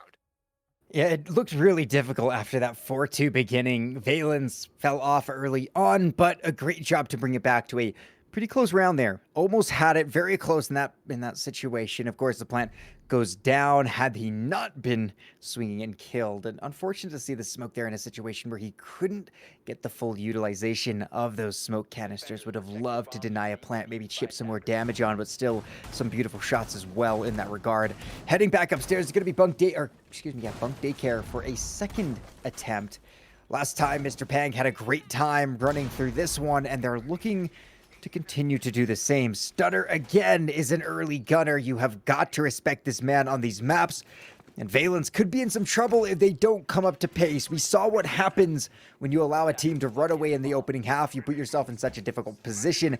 Even though Valence were able to win multiple rounds of their own, they only got that 4-2 split when they needed to get a 5-1 back on bank. Because of that, It's a tied series 1-1. Mr. Pang would love to continue to put the pressure on. Valence, on the other hand, need to find a way to thwart that. They do bring out the Frost again. They've got all the operators that can make a difference, but Frost mats, of course, become a little bit less potent once you've got players who know them and are trained a little bit more to look for them as they enter through doorways. Yeah, definitely Frost is an operator that loses value if you show your hand a little bit too early or don't have a player actively holding the window. The Frost mat, of course, guarantees a kill if a player jumps through the window and a defender is holding it. This run out from Snowy, though, guarantees the opening for themselves. That's definitely a much-needed pick. They've been struggling on these opening kills and trying to hold their defensive line here, so picking off Juicy early, who was such a good player in that previous map, kind of fallen off a little bit here, but you've got to imagine that he's going to wake up at some point when you're as good of a player here as Juicy. It's very interesting, though, for Theme Park, a map that is typically defender-sided, in a series that has definitively been defender-sided, seeing the defenders kind of struggle here off the rip. It's not even like the setups here are bad. These are good setups coming from Valence. Mr. Pang just flexing their understanding here as these Ying Candelas come out to clear this position in initiation that's typically so hard to work through. The Cruz tries to dip his way out, but the Ying finds that pick, and it's an opening kill here for Pang to even out the scoreline. Oh, Doesn't wow. quite get to swing onto Rez, as Xer goes down as well, so an effective 2v4 right now for the side of Valence. Make that an effective 1v4 right now for the side of Valence. They're doing a great job at keeping themselves in this round. Now, with that big ban on, the double kill comes from Futile, and Snowy just wraps it up easily. But I was going to say, with that Finka ban, there's just no way to get your players up from afar. There's no remote working for those revives, and that can certainly play a big, big punch. The only problem is it'll be the other side. It'll be Valence dealing with that once the side switch. We're already halfway through the first half. This is the half on their defense where they really want to take advantage of that Finka ban. You know what? A good start for winning that out, but you'd like to see them get a little bit more out of their defensive half. A good 2-1 split now, but it's still Mr. Pang certainly in the driver's seat. Maybe the awakening has come from Valence a little bit earlier than it did on Bank. Yeah, it's definitely something they're going to need if they don't want a repeat of how far behind they were on Bank. And I like this site choice coming out for them. Initiation Office is not a site that gets a ton of play in ranked lower levels of comp, but it's so good when you want to play the map with how Valence just did. Apply pressure across these long, awkward angles that you get to dictate. That's where we saw them shine in the previous round, and they're going to be able to establish that kind of presence here on a site like Initiation Office. You see these holes being opened up in the walls, some deployable shields going down. They're going to be playing the entire map just like they did on that bunk daycare site that they won, except now they get to contest longer angles through the site itself. So the players get to be on site and contesting the entire map. It's kind of a win-win with how Valence have been winning so far. We do see the echo coming out from Cruz, something we hadn't seen the round previous, so I'm interested to see how those yokai drones can really be effective. Of course, they are no longer invisible little pesky ceiling dwellers. They are still very much ceiling dwellers, but visible to all eyes. And that's going to make a difference, right? Spotting them out incredibly much easier than before, but still, when put in a correct location, can disrupt a plant, could really be a round changer. Look at the lineup, everybody ready to jump in. The drones are coming, and Swing has dropped the hatch and dropped Futile for the opening kill. The LMG is in full force, but oh my gosh, Rez just doesn't care. He just goes for it and actually gets the refrag. That's the Zofia dead quite early on, but at the same time, your smoke won't be a part of the late round either. Yeah, that's such an important refrag to find there. Contesting the space early on, do not let Mr. Pang get comfortable in this corner, because you can see with that wall just outside of Rez's line of sight there that there's direct access into a very safe corner of initiation that's typically the weak spot of the site the attackers want to leverage. And with the wall half open like that, it's even easier for them to get through. So contesting that space and not letting them get comfortable, very not letting them get comfortable, as he finds a second for himself onto the players trying to posture around that communications area. So now the attack is just restricted to this cache space, and when Rez is firing like he is on these long angles through the shield, you gotta feel like they need to move around. They've got to find a different point of pressure to push through, and it looks like it's going to be bathroom. Minute and 20 on the clock now. We do have the advantage of men going to Valence. Once again, Snowy is holding on back. He's playing the Maestro this time. We've seen Maestro and that Alda be incredibly strong. Remember back in the day when he had an ACOG on that bad boy, and it was just a terror to go up against. No longer quite so terrifying, but still, will be able to do some great work. Stutter has made his way in, playing as the Ashen operator that we don't often see, but with the G36C as the R4, just isn't the same as it used to be. A lot of recoil, and Cruz controls his recoil to get the head off of Juicy. Down to the 4v2. Valence definitely looking great, but it'll be res dropped to Xer. 40 seconds on the board in the 2v3. Yeah, it's some nice openings here from Mr. Pang to get behind that stack that I talked about earlier, but the problem here is Stutter is not the operator with the box. That's on Xer, so the box still has to make the journey that Stutter just did. Granted, Stutter removed one of the players, and especially a powerful player like Rez, and the operator does come through. So Xer attempting the plant now, but we get to see that yokai value come out, but it doesn't find the planter. The plant's down, and it's on the ground now. 40 seconds left for the attackers to win the round here. The defenders have to retake, but they have the man advantage to do it, so Sam is allowed to go for these wrap plays like this, and if they time this properly, he could be hitting them in the back as the Alda hits him in the front, but he gets called out by the air jab, so his positioning's known, but Snowy's just better right now. Finds one. Stutter can't turn around fast enough, too many angles. Cruz finds it for himself, and we even up the scoreline 2-2. This looks a little bit more similar to what we saw back on map number 1, a little bit less so one-sided as Snowy takes another massive chomp of that pizza in between rounds. You gotta stay full, guys. You can't just be gaming on an empty stomach. Snowy knows that better than anybody, as we saw what he could do on the map previous, despite them evidently losing, or eventually losing. At this point, tie ball game. Mr. Pang did a great job in those opening 2 rounds, but Valence have been able to find themselves a little better, and now heading down to Armory Throne, it can be a great sight to hold if you can just stall off the offense from opening up those walls. If the walls open quickly, you're going to be in a little bit more trouble, and without the kite, it will come down to most likely the mute and that bandit being in there and just making sure those walls are a little bit more difficult to get rid of. Be interesting to see what hard breachers they opt into. Right now we have the Hibana.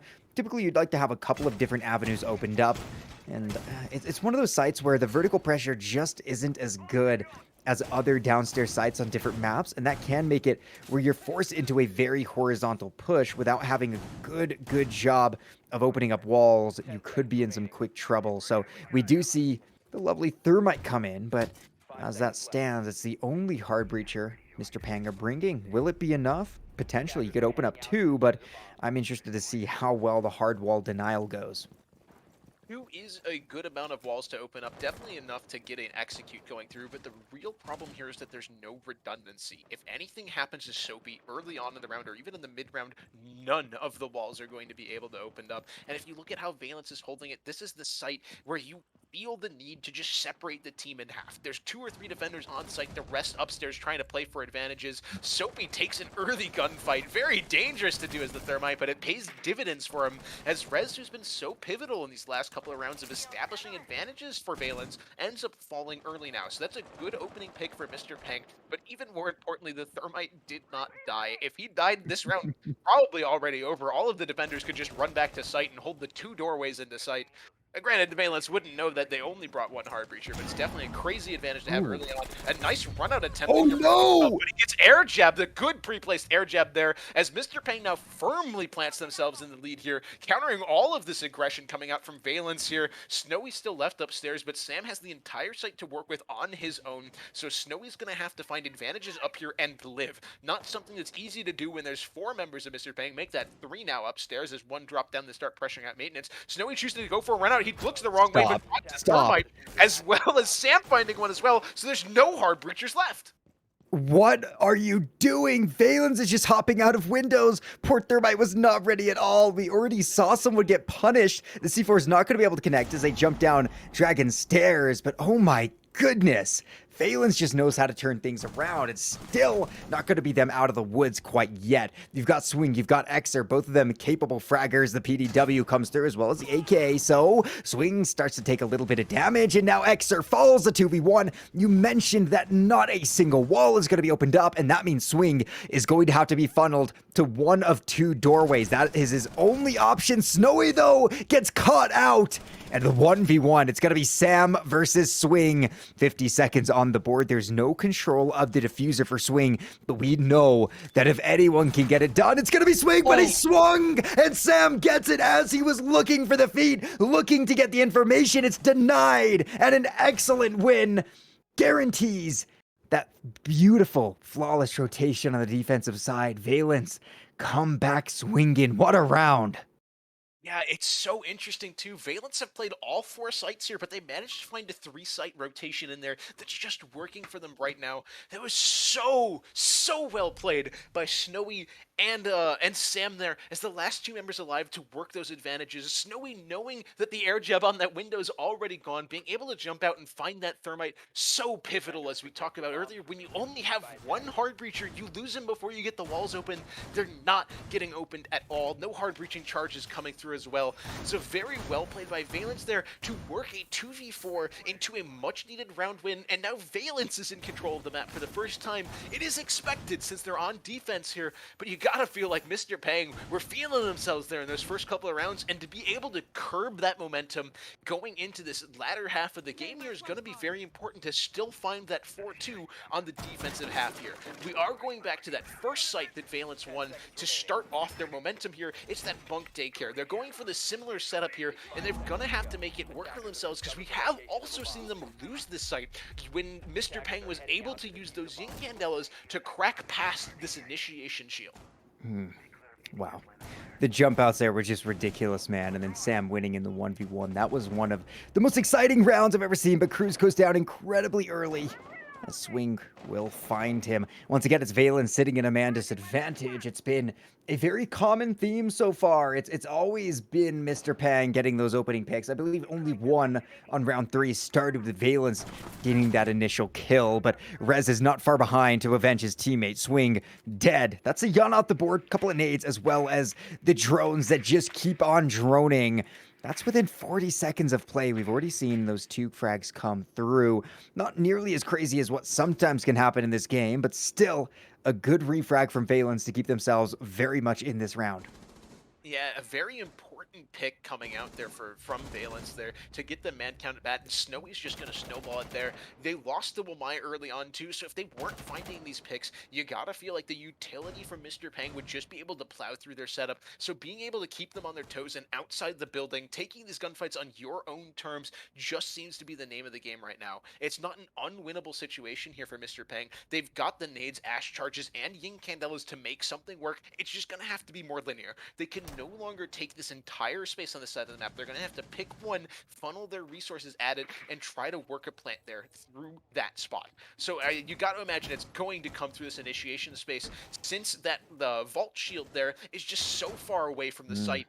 You got to come something more direct. But Snowy's playing like that. Direct is just not an option.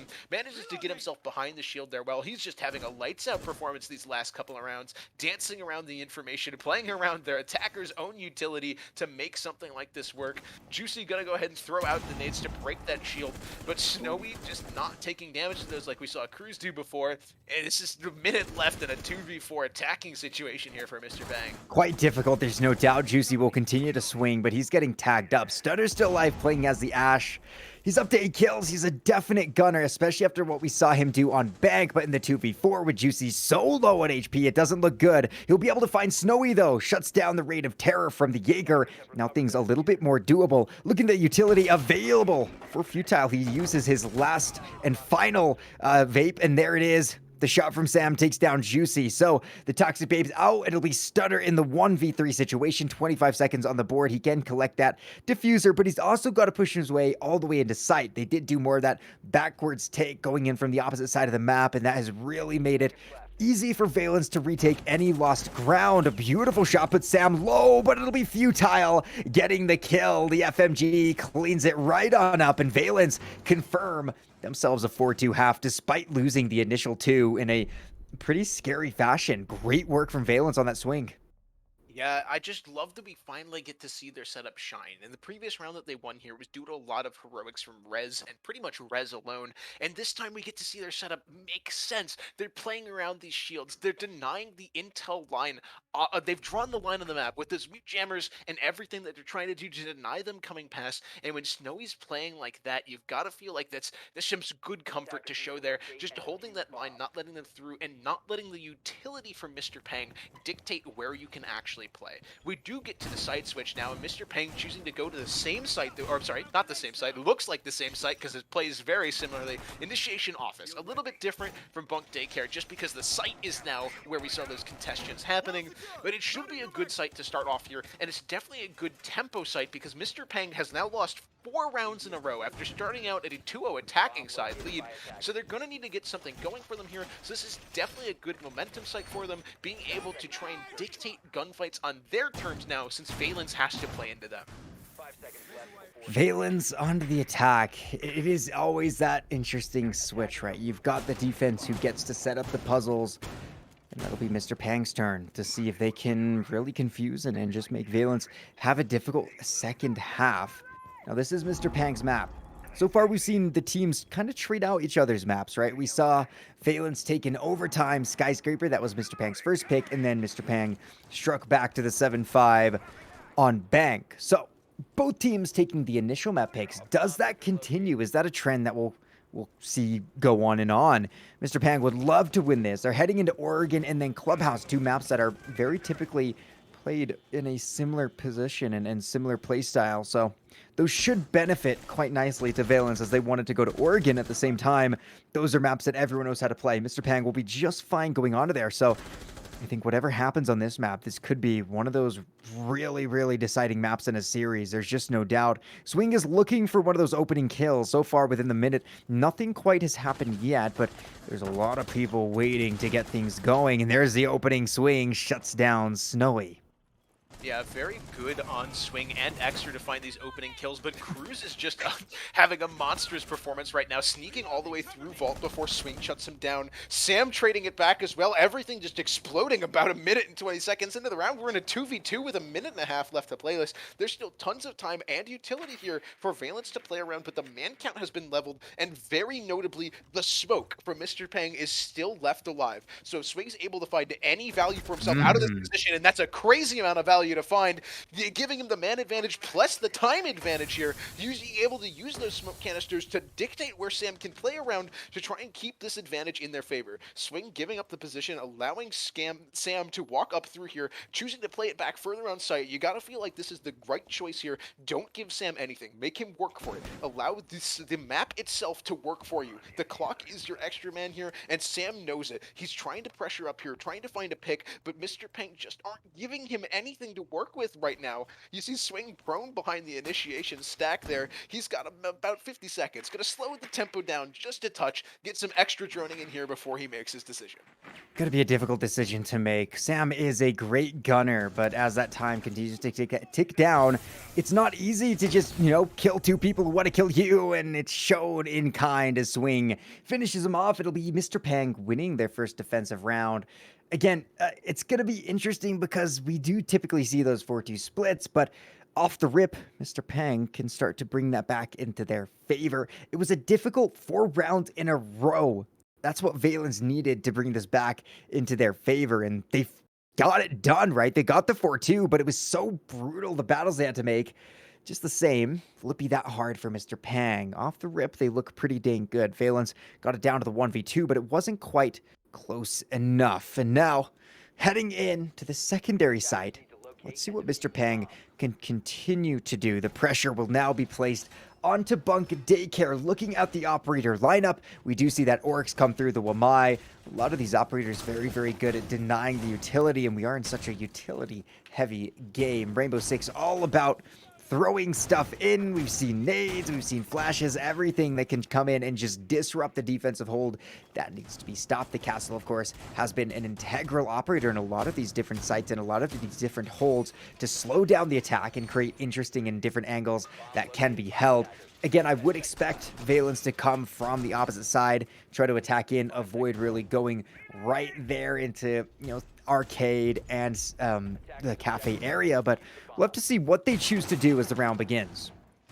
Definitely a unique unique idea with Bum Daycare. These castle barricades slicing up the map in some very interesting ways, kind of hiding that deployable shield in initiation that we saw Valence playing. I don't know whether that's a help or a hindrance, that begs to be seen yet, because you are also stopping your own angles that the shield can threaten. So it's going to be interesting to see that that specific sub-game of R6 play out there.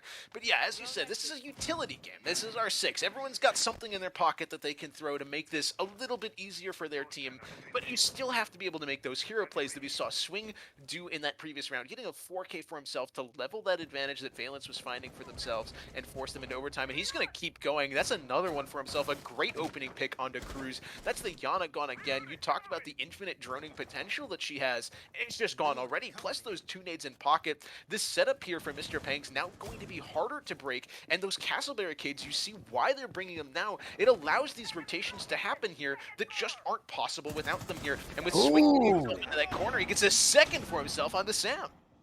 Swing is going absolutely nuts right now, picking up all sorts of beautiful, beautiful, advantageous positions, as Starter will shout onto Futile as well. The 5v2 looks so dire for Snowy and Rez. It'll be Juicy taking quite a bit of damage, but still, it doesn't feel great. Snowy and Rez have so much work to be doing here, still playing around those Dragon Stairs, and you've just got the world ahead of you here, and so many things that need to go right. You've still got Swing holding that angle. He'll be looking to collect on even more kills already on the double kill so far. Things have stalled out quite a bit from Valence, so they just haven't been able to find anything back. It'll be Rez looking to do something here. Damage taken by Mr. Pang has been quite significant. Only Stutter, the only operator not tagged up at all. Still, in the 5v2 situation, we need to see Valence do something that, well, Valence certainly can do, and that's just pick up those uncontested frags and bring it back in their favor. Snowy begins it. Stutter will fall. It's a 4v2 with 50 on the board. Yeah, much needed pick there to try and get themselves across, and Soapy drops as well, trying to run into a more defensible position there. Snowy in a great spot now, having picked up 2 kills, and with 40 seconds still on the clock, that's a reasonable amount of time, and Snowy still has both drones alive. He can gather this intel that they need to push past and use this open hole there from Mr. Pang against them there. Don't know if he quite spotted the foot there by Axer sitting around on that fridge and break room, but Rez now looking around at this top arcade, top yellow stairs. He's going to have to find something else to work for him too, because the man advantage is still in Mr. Pang's favor despite Snowy's hard efforts. Axer now swinging around on the doors, trying to play these long angles that are opened up as the castle barricade finally gets opened up. Snowy takes a little bit of damage, and Juicy finds Rez, so it's now Snowy going to have to get the 1v5 to win the round, and he can't quite get it. Axer shuts out the round. A very good attempt by the boys on Valence to bring that back in their favor, but Mr. Pang just playing a little bit too well right now, giving up that setup, being able to play further back, and allowing Valence to burn their own time and utility and make them come to them. Dangerous position now as we're back tied up to that 4-4 split. We saw how hard it was for those rounds to be won once Valence started really locking it down on the defense.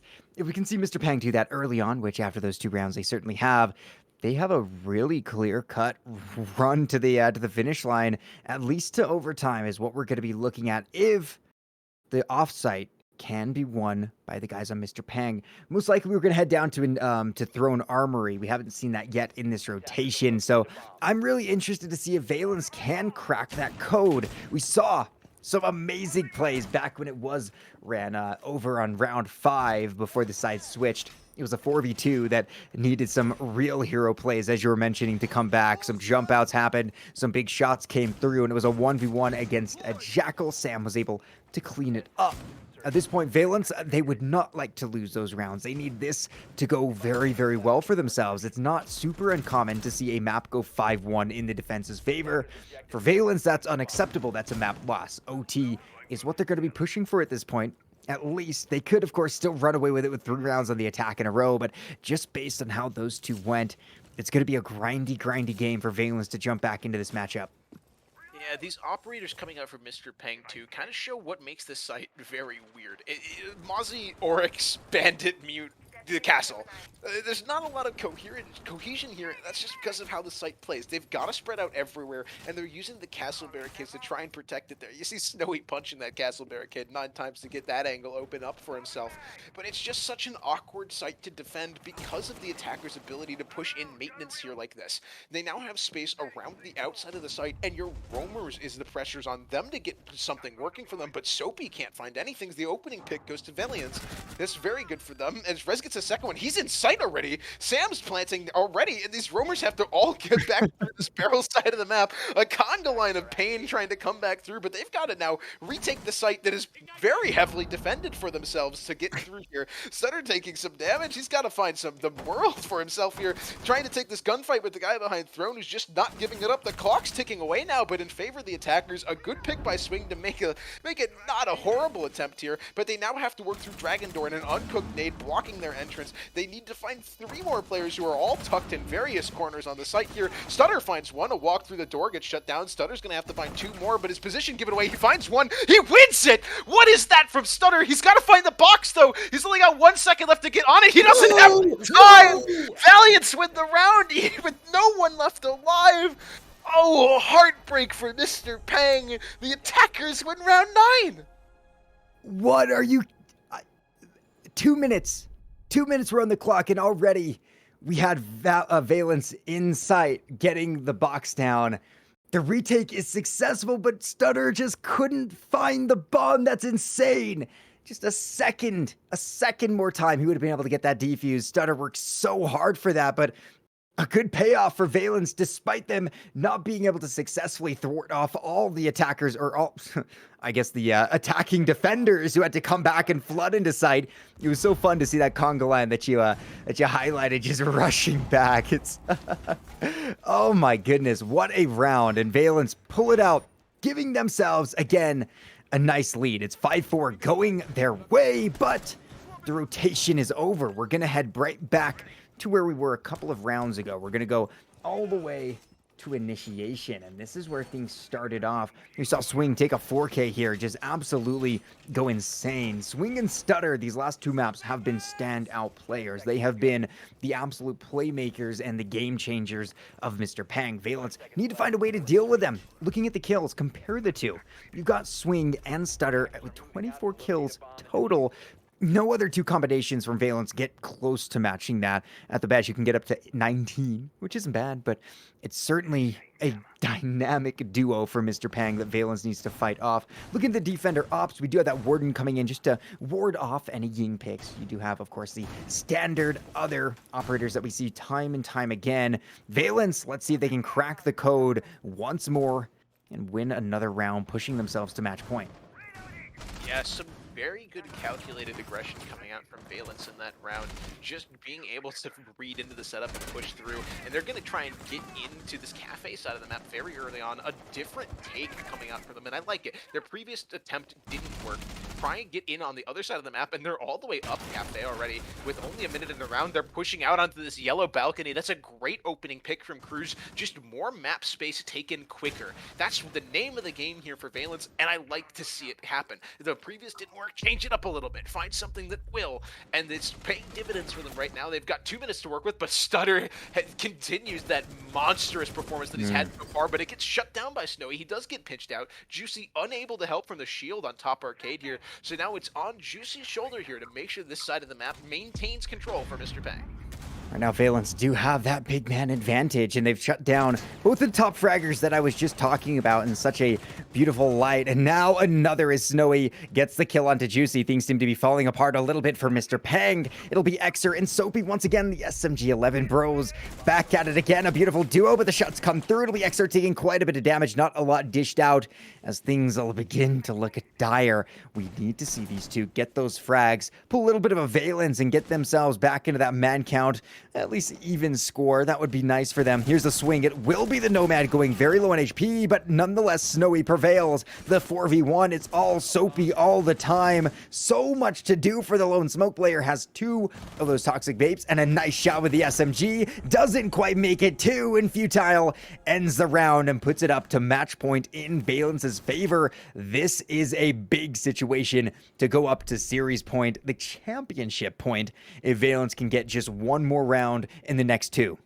Yeah, very well played by Valence. Just being able to adapt around what Mr. Peng has showed them. Mr. Peng needs to step it up just a little bit more on these defenses, being able to collapse around what Valence are showing them, not what Mr. Peng thinks Valence will show them. Yeah, you've put your setup, you've invested a lot in it, but if there's no one coming into that setup, you've got to move around. And just being able to get in Cafe that quickly was so round defining for Valence. That hammer towards top yellow there, getting that early pick on the swing, who's been so good this map. Just some incredible teamwork from Valence there to put themselves on this map point. And once again, they're on map point on the other team's map pick. This is Mr. Peng's choice here. Granted, not their first one, that was Skyscraper, but it's still their map pick, so they should be more prepared to see this map come, because they're the ones that chose it. So we're gonna go to this other site that they won in their initial cycle of the sites. That is Bunk Daycare. It has been a little bit better on the day, I believe. No, yeah, it's a little bit better so far.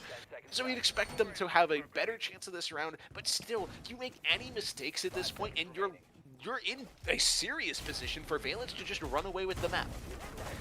Oh boy, Valence up to match point. So yeah, you have to be very, very sharp on these coming 2 rounds. Forcing OT is all you can hope to do for Mr. Peng. The only way you can win your map pick of Theme Park is to go to OT and win in that infinite battle zone. For Swing, still 12 kills. You've got Stutter at 13. Again, they have been phenomenal, but it's unfortunate because, well, some of the big fraggers from early on into the series just haven't been there in the same regards. Valence, however, continues to show that Snowy is an absolute legend when it comes to this game.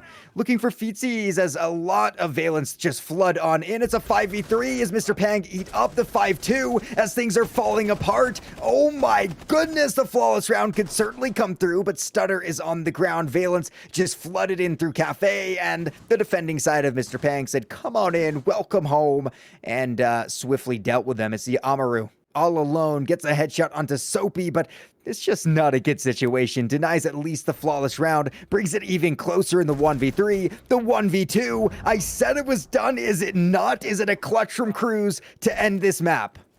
True 1v5 ace is on the cards here, but if you look at Xer's position, oh, he read into it, but he didn't quite land the shot there. So Xer's positioning now known, gonna have to play around their setup here. This became so close, so out of the blue there. Cruz has been having a little bit of a sleeper performance this map in particular, but he's woken up for this round at least. He's had enough of Theme Park. Oregon's up next, and he would really like to go there right now.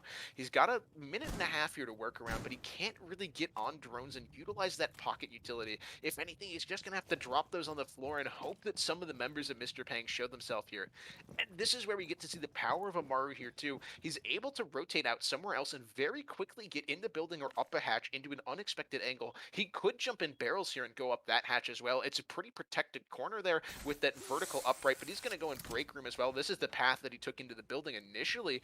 So he's going to re-peek up here, and Juicy's still holding this angle. So it's really going to come down to this gunfight here because of how low Xer is. Neither player quite spotting each other out just yet, but you can feel the tension rising as Cruz has to walk out, but he's playing behind the shield, the defender's own shield coming against them there as he's able to bait out the plant, but he gets off of it and is heard by the side of Mr. Peng. Switches over to the SMG-11, a very good gun in the right hand, so he's got 30 seconds left to work with here. He's going to have to start forcing this box onto the ground and hope for the best here.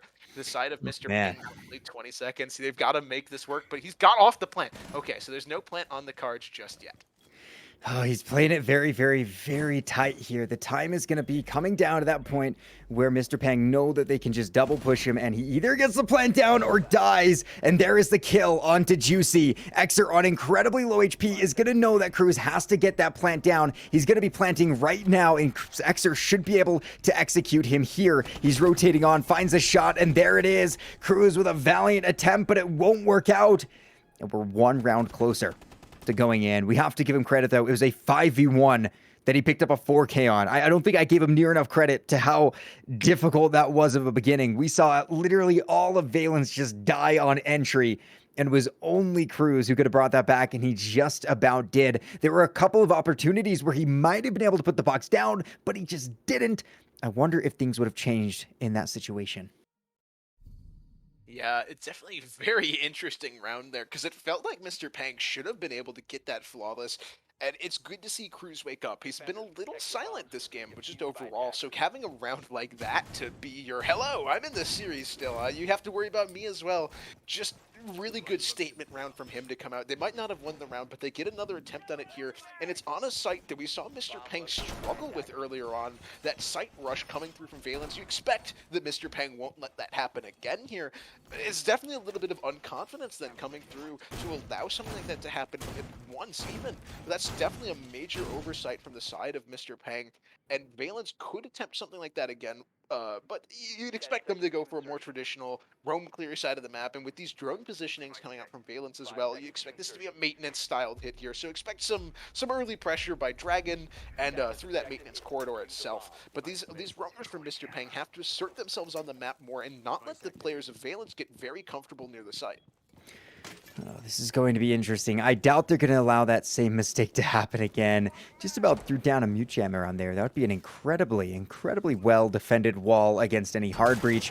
Futile is another operator who just hasn't been playing to the same I guess, magnitude that he's been able to do so in past games. So if he could wake up as well, Valence could certainly shut this down before going even to overtime. Mr. Pang, though, in overtime so far in this series, they've gone 0-1 for the OT dubs, but they're still a strong team. There's just no doubt about it. The question is, can Valence root them out here? Just about finds the headedly swing, re-peeking. Very lucky not to die there, but Cruz will fall shortly thereafter as Juicy pulls the trigger on a nice C4 brick. Now, with 2 minutes left on that clock, it's a disadvantage to Valence and the man count. They need to be able to bring this back. They're certainly a team who can, but it's going to be difficult as Swing shuts down Futile. Yeah, Stutter picking up the down player of Rez as well, and it's just going from bad to worse for Valence, but we're not going to count them out just yet. We've seen them flip situations that were almost worse than this previously. Snowy and Sam, the two players to get it done. Snowy opens up for his team as well, making it a 2v4 for themselves. This player on Arcade Stairs not going to be found out. Swing just a little bit better right now, and Sam's left in a 1v3. It's definitely doable for him, but he's got a lot to find, and is on one of the harder sites to do it from this specific situation. He's in a 1v3, and he has to choose which of these angles he's going to be pushing through, and with a site like Armory Throne, you gotta feel like it's just going to end up with him funneling into a double-held angle here, but he's trying to find these picks. He's trying to find anyone from the side of Mr. Pang who's not turtled up on this site to be able to even that man count a little bit more before trying to get that box on the ground. Not going to be easy at all. All of these defenders now have just said, all right, I'll do exactly what Myst said. I'm going to hold these angles. If the walls are still well defended, which it looks like they are, the electricity's still sparking about, and mute jammers certainly placed in the ones that are not, there's almost no chance that he's going to be able to open these up, and he's going to have to go through one of those doorways. And one of those two doorways, that will be most likely his resting place, his final resting place. He's doing a great job at checking. He's looking for everything, but I just feel like this is going to be mute jammed as well. There's only 30 seconds left on the board. You've got castle barricades. You've got everything. Mr. Panger just going to be happy to sit on site and await the entrance of Sam, as he'll do everything he can to try to get in here, but I just don't think he'll be able to get it done. 15 on the board. He'll swing in, does almost find one, but it'll be Juicy shutting it down, and just like that, we're heading into overtime, the second overtime so far tonight. These two teams have been very well matched up in the grand finals of Xenon. Yeah, it's definitely good to see this game go the entire distance because I feel like both of these teams deserve it with how they're playing on this map. Just not giving either team an inch really in any space on this map. It's good to see Mr. Pang bounce back. They had a couple of bad rounds in the middle of their defensive set there, but being able to reset the mental game there and allow yourself the mental fortitude to come back and win very dominating rounds. Granted, one of those came very close to being turned around from Cruz's hero play, but it's good to see that that's not what happened, right? You get yourselves back into the game and you get an infinite overtime here, and I kind of think we are going to see a good chunk of this infinite overtime. Both teams have just been trading back and forth in sets of 2, so you kind of expect with how these teams are playing right now that we might be here for a little bit more, and especially when we're starting out on a site like Initiation Office. This was definitely a hard point for Mr. Pang earlier on. It's the only site that they had 100% loss rate attacking into, but it was only played once by Valence. So to see it back here again, we're gonna get to see Mr. Pang's second shot at cracking the site. This site was very well held by Rez as well. You can remember him just swinging around Initiation, getting those shots as players were dropping in through the hatches and trying to gain some dominance. So I'm interested to see how it goes as well. It's been a while since Valence has found themselves on the defensive side. The same for Pang on the attack. I'm excited to see what they bring to the table here. Swing has gone absolutely insane. The same with Stutter. Both of them certainly doing more than enough work. But it's been Snowy who's matching pace. However, Cruz, the next top fragger, breaking 10, was off of a lot of those kills coming from an unfortunate impactless 4K, right? When he was in the ace clutch situation, unable to do so at the end of the night. Valence need to be able to find a way to win this one. The defense was favored over the course of this map. It was a 4-2 split for both sides on the defensive half. So you're looking at which team will drop their defensive side first. That's going to be the big question here. And already you can see Xer trying to get a couple of different angles opened up. Swing takes a lick of damage. The same with Futile. Just a minute into the round now, and already a little bit of map control starting to be taken. They want to get those good positions opened up. I really like this hit here from Mr. Ping too. They're kind of poking at all sides of the attack, something you'd expect on our next map, Oregon, really. Just trying to push all of the buttons here from the defensive Valence and see what folds first. Is it cash? You try to work your way through here. And it looks like they are going to commit to it, but they could have, and they are threatening to technically still try and collapse on this cafe side just from where this poke has been coming out here as well. But they've chosen that this cash communication side, is going to be their hit here, and I think that makes sense with their operators here. You've got this Ying, the 2 smokes going out now. Some Candelas can be used here as well to try and fill the space, but it's a nice shot by Futile to just drop Soapy before those Candelas can really show their use here. And a lot of the players from Valence now starting to come back to the site. They were spread out very far because of the pressure, the phantom pressure that Pang was putting out earlier, but now that they've kind of given their hand away, you gotta feel like Valence is going to be in a good spot to repel this push. Valence sitting quite pretty. You do see Futile, who took quite a bit of damage on that engagement with Soapy, but denying the Ying is very big, especially when you didn't have the Warden, which most likely guided that Ying pick. They're starting to get some good pressure, and Swing will jump out of the site, though. He's going to start breathing some of that toxic gas, but it doesn't matter. Picks up 2, down to the 4v3, as Swing is insane. Looking to grab up to 20 kills. Is on a triple. The plan is going down as he's hunting for more. Snowy and Rez, what can they do here? Impact nades aren't going to stop it. Stutter under Rez, it's all on Snowy in the post plan, and Stutter finishes it up. It's an immediate attacking win from the side of Mr. Pang, and they look fired up and ready to go. Swing, I think just a kill away from reaching 20 if he hadn't already. Amazing job from these teammates right now. They are going insane over these last couple of rounds. That brings them to 3 in a row, starting to look a little bit dominant. It'll be up to Mr. Pang to answer their own attacking round. Yeah, it's been very interesting to see here too, because every attacking round that we've seen won has followed a very similar pattern. It's a stalemate that just bursts into one player grabbing map control by themselves, finding an oversight in the defense there.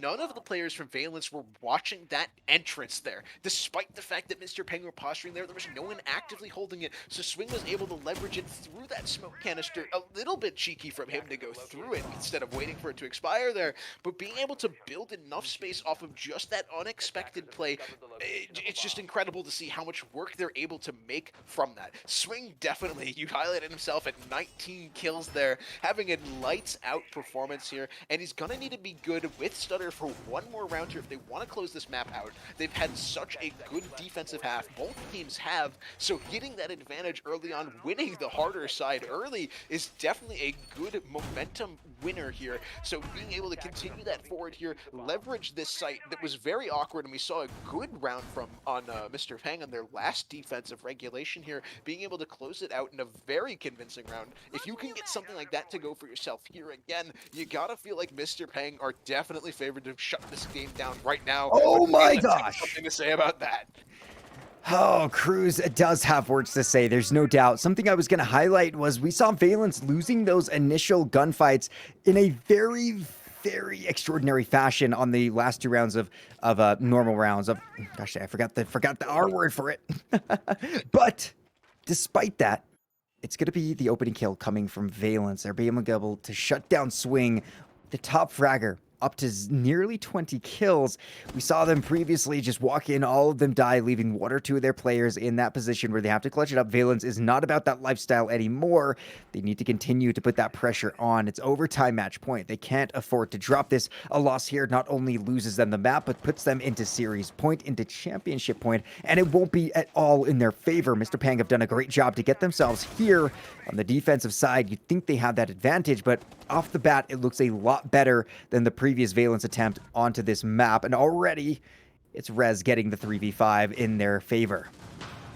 Just some good patience here from Valence, and not something that we've really seen from them this map so far. Just being able to take the time to drone it out, but Stutter finds a little bit of a hole in their droning, is going to narrow it down to a 3v4, but it's still just some very good gameplay here from Valence to not allow these roamers to exist in the shadows. Utilize that drone economy. Sure, the drone economy doesn't look good now, but how much of the site do you actually need to drone out before you start executing? You can make assumptions when it comes to the site. You can't make assumptions when it comes to the roamers. The roamers can be anywhere. The site players are probably in more default positions. So trading out those drones to get this map control here, you gotta feel like that's worth, but the clock is definitely a factor here. We're under a minute left, and these walls have not been cleared of denial here. So these nades, these last couple of nades, granted they still have 3 in pocket, gonna have to clear out this wall, and we're gonna have to hope to see that this thermite can actually get these walls open, because we have yet to see a hard wall be breached on the armory site.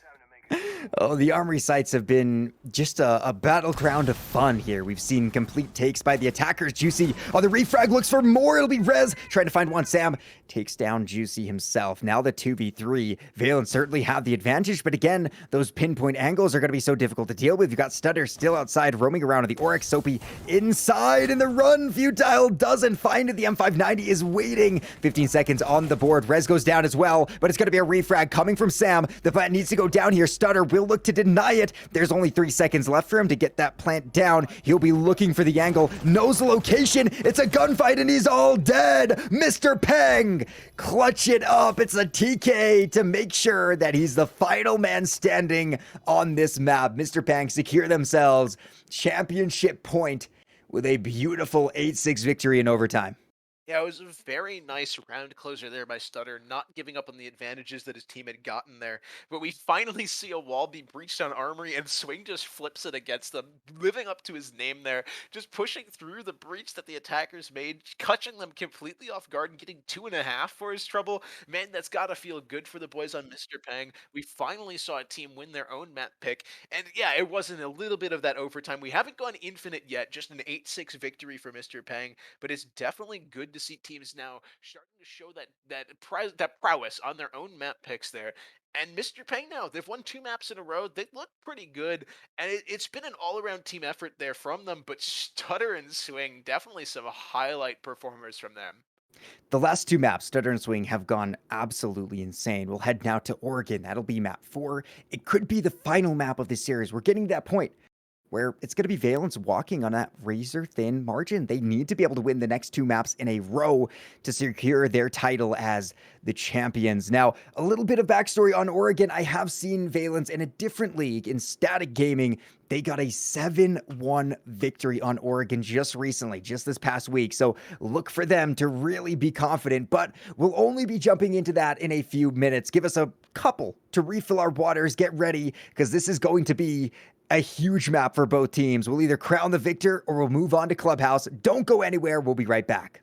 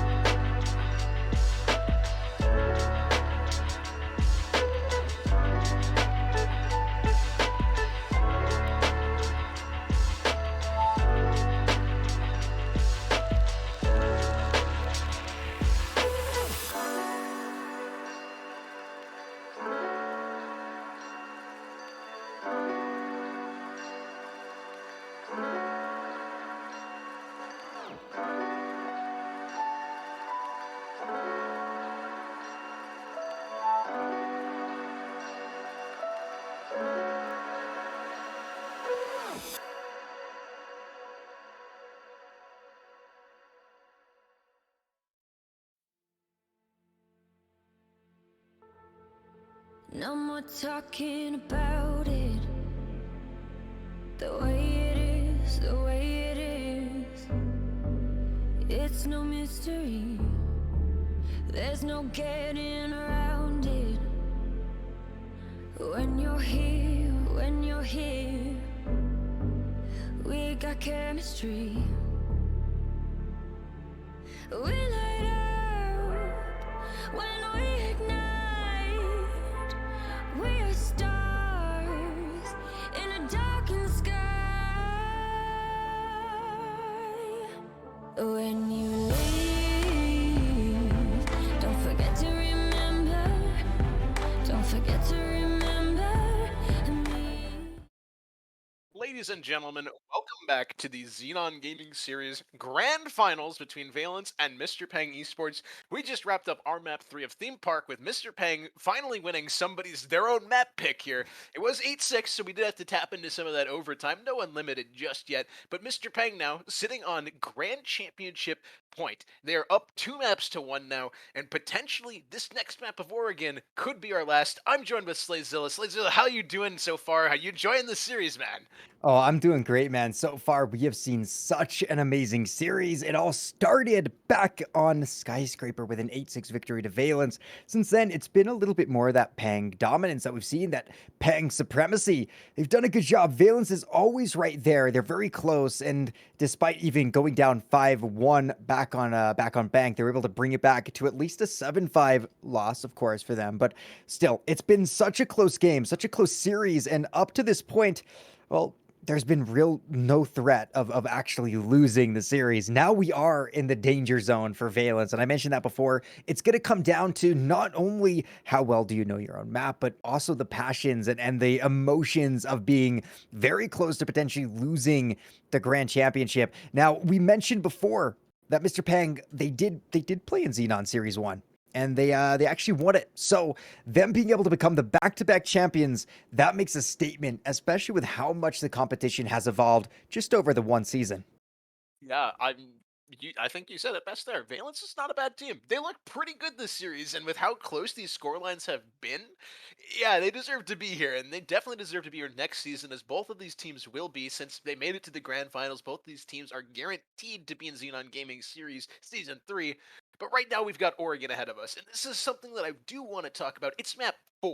That's not something you get in a best of 3. You don't count to 4. We don't count that high here normally, but we are there now. And so this is definitely now we're past the point where these players are comfortable. If they had just played that best of 3 series, that would have been an incredibly long series, but not one that's potentially out of reach. And we're now reaching the point where we're going to extend well past what these players are most likely comfortable playing. And when you've played, what is the math there? 12, 14, 14, 30, 36 something rounds of competitive Siege in a row, it gets draining, man. And you're guaranteed at least 7 here. We're probably going to see closer to 12 with how close these teams have been. This series is just going to keep going. Oh, it's just going to keep on going. Here we are. Look at Mr. Peng Esports spelled out beautifully for us there, as Valence are going to be on that attacking side to begin. This is their map pick, and I mentioned earlier that I saw them do disgusting things on this map just a couple days previous in a different league. Valence certainly feel at home here, but the big issue is a lot of teams feel at home here. There's a Thatcher being banned out. No big surprise coming out as of yet. Valence with their own ban. Do they keep banning out a Finca, something like that, or will it be a little bit different? It is the Ying to come through. So another ban we haven't seen quite so yet. Valence likes to keep it interesting with their ban picks. Yeah, it's definitely a good ban though. Mr. Peng definitely leveraging Ying to their advantage on Theme Park, and she's even better on this map. Kaid being banned, that makes sense. Thatcher's already gone. The hatches becoming too strong and defendable for the defense if you leave Kaid up. Requiring you to Mav cut those hatches is never a comfortable position for a Maverick to be in, and Mira goes as the last ban. So nothing too out of the ordinary for the defensive side there. Interestingly, though, Valkyrie is left up, so it's going to be curious to see how well the teams are going to be able to capitalize on that. But something I do want to touch on is Valence are typically known as a very strong attacking team, and Oregon traditionally, it's very defender-sided. But in more recent history, it's come closer to that 50-50 split that we've seen a lot of maps lean towards with the advent of the nade meta, and all of that jazz with the LMGs and everything. So seeing the Valence start attack on a map that you say they're very comfortable on, and I've seen them do lights out things on as well, it's going to be interesting to see how well they're able to start off the rip on this attacking half. At the same time, you can't understate the ability of Mr. Pang. I mean, our analysts pre-game, they said they've got a very deep map pool. I think they've proven that. Being able to win out on Bank as well as Theme Park, two of the maps that we don't often see in the pool. Now going into more of these common maps where a lot of teams are incredibly comfortable, but it's all about what can you bring to a map that is played so commonly? What can you bring that is going to trip up another team that loves this map? And that's what Valence is going to look to answer. Again, an incredibly aggressive team. Look out for them, especially on the defense, for some really disgusting roams, but for their attack, it's going to be about just preserving and getting that dominance suited in early on. You see the Nook coming out, you see the Lion, two operators who can help kind of pin down some of those attackers and or defenders and allow for more rotations and movement throughout the map. Valence will look to get this one started off in their favor. Stutter comes out as the Warden, which is a little bit interesting considering that we saw that Ying banned out. There are of course other operators who can take advantage of people not being able to see through smoke and flashbangs, but not nearly as much and as common as Ying. Yeah, definitely weird to see Warden show up when Ying's been banned, but maybe not necessarily something they're comfortable with yet, because Valence are the ones that banned out that Ying, so potentially thinking it is an option still. I also like this early positioning here by Mr. Pang. Valence love getting underneath the site and throwing these vertical nades out, and it's so powerful on a map like Oregon that there's an entire take based around throwing those nades, so they're getting in the face of them early there. You see Stutter grabbing an early pick onto the Finka, great operator to get out of the board, but Rez trades it back. Finka for Warden though, not a bad trade for the defense now, and these nades, there's only two left. They have to find so much work with them, but they're not even going to tag anyone so far. So this attack from Valence, in theory, great attack, incredible even. It's got a very high win rate at the higher levels of play, but the nades can't find anything, and you don't have a buck on board. You suddenly are in this weird state where you're just walking up white stairs and rappelling on windows and hoping that the defense gives you some picks. You haven't disrupted many of those defenders at all with those nades, which is so unfortunate. Rez fights his way up, but it's no okay.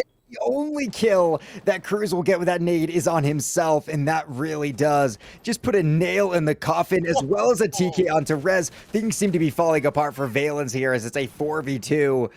Oh my goodness, started off with a self nade and now things look really bad. This is unfortunate. Cruz wanted to ask the stream god. We didn't see it, but we saw the aftermath. Sam looks for the frag here. He's got a couple lined up on this big window, but he's going to have to fight through so many players. The swing comes through. He's a little bit late on the reaction. Doesn't quite find him, and it'll instead go Swing's way. The 4v1 for Snowy starts to paint a little bit of a tough picture here. Will bring it to the 3v1. Snowy, an incredible player when it comes down to it. Great mechanical skill, and he's going to try to dodge some of those throwables, some of those smoke plumes coming through, but he won't dodge the MP5K of Juicy, as there it is, round one to Mr. Pang.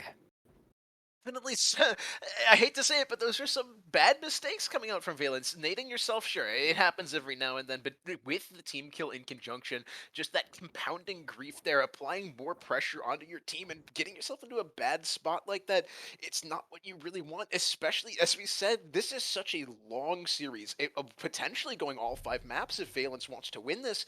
You're getting tired, mistakes are more likely to happen, and so just being able to maintain that mental focus, relax a little bit more, and just play your game here. You cannot let the pressure of the finals get to you as it might be so far. We are going to see basement here for round 2. This is definitely an interesting site here just because of how many options the defense have of all things for defending it. We've seen a lot more presence of the more turtle style defenses coming out recently, with the defenders not really wanting to expand too much into the map since, well, with how strong the attackers are right now, you don't want to give them more space to let the LMGs rip. So just being able to dictate the gunfights around the staircase seems to be a little bit better right now, but you still have the option of expanding up the stairs, contesting more of that map if you really want to, and we might see some of these players from the side of Mr. Pang do a little bit of that without overcommitting to those positions. Mr. Pang start off strong, and it'll be up to Valence to try to quell that a little bit more. Looking at the defensive lineup, you do see the Tachanka come out. You have the smoke as well. Again, that Warden pick comes through.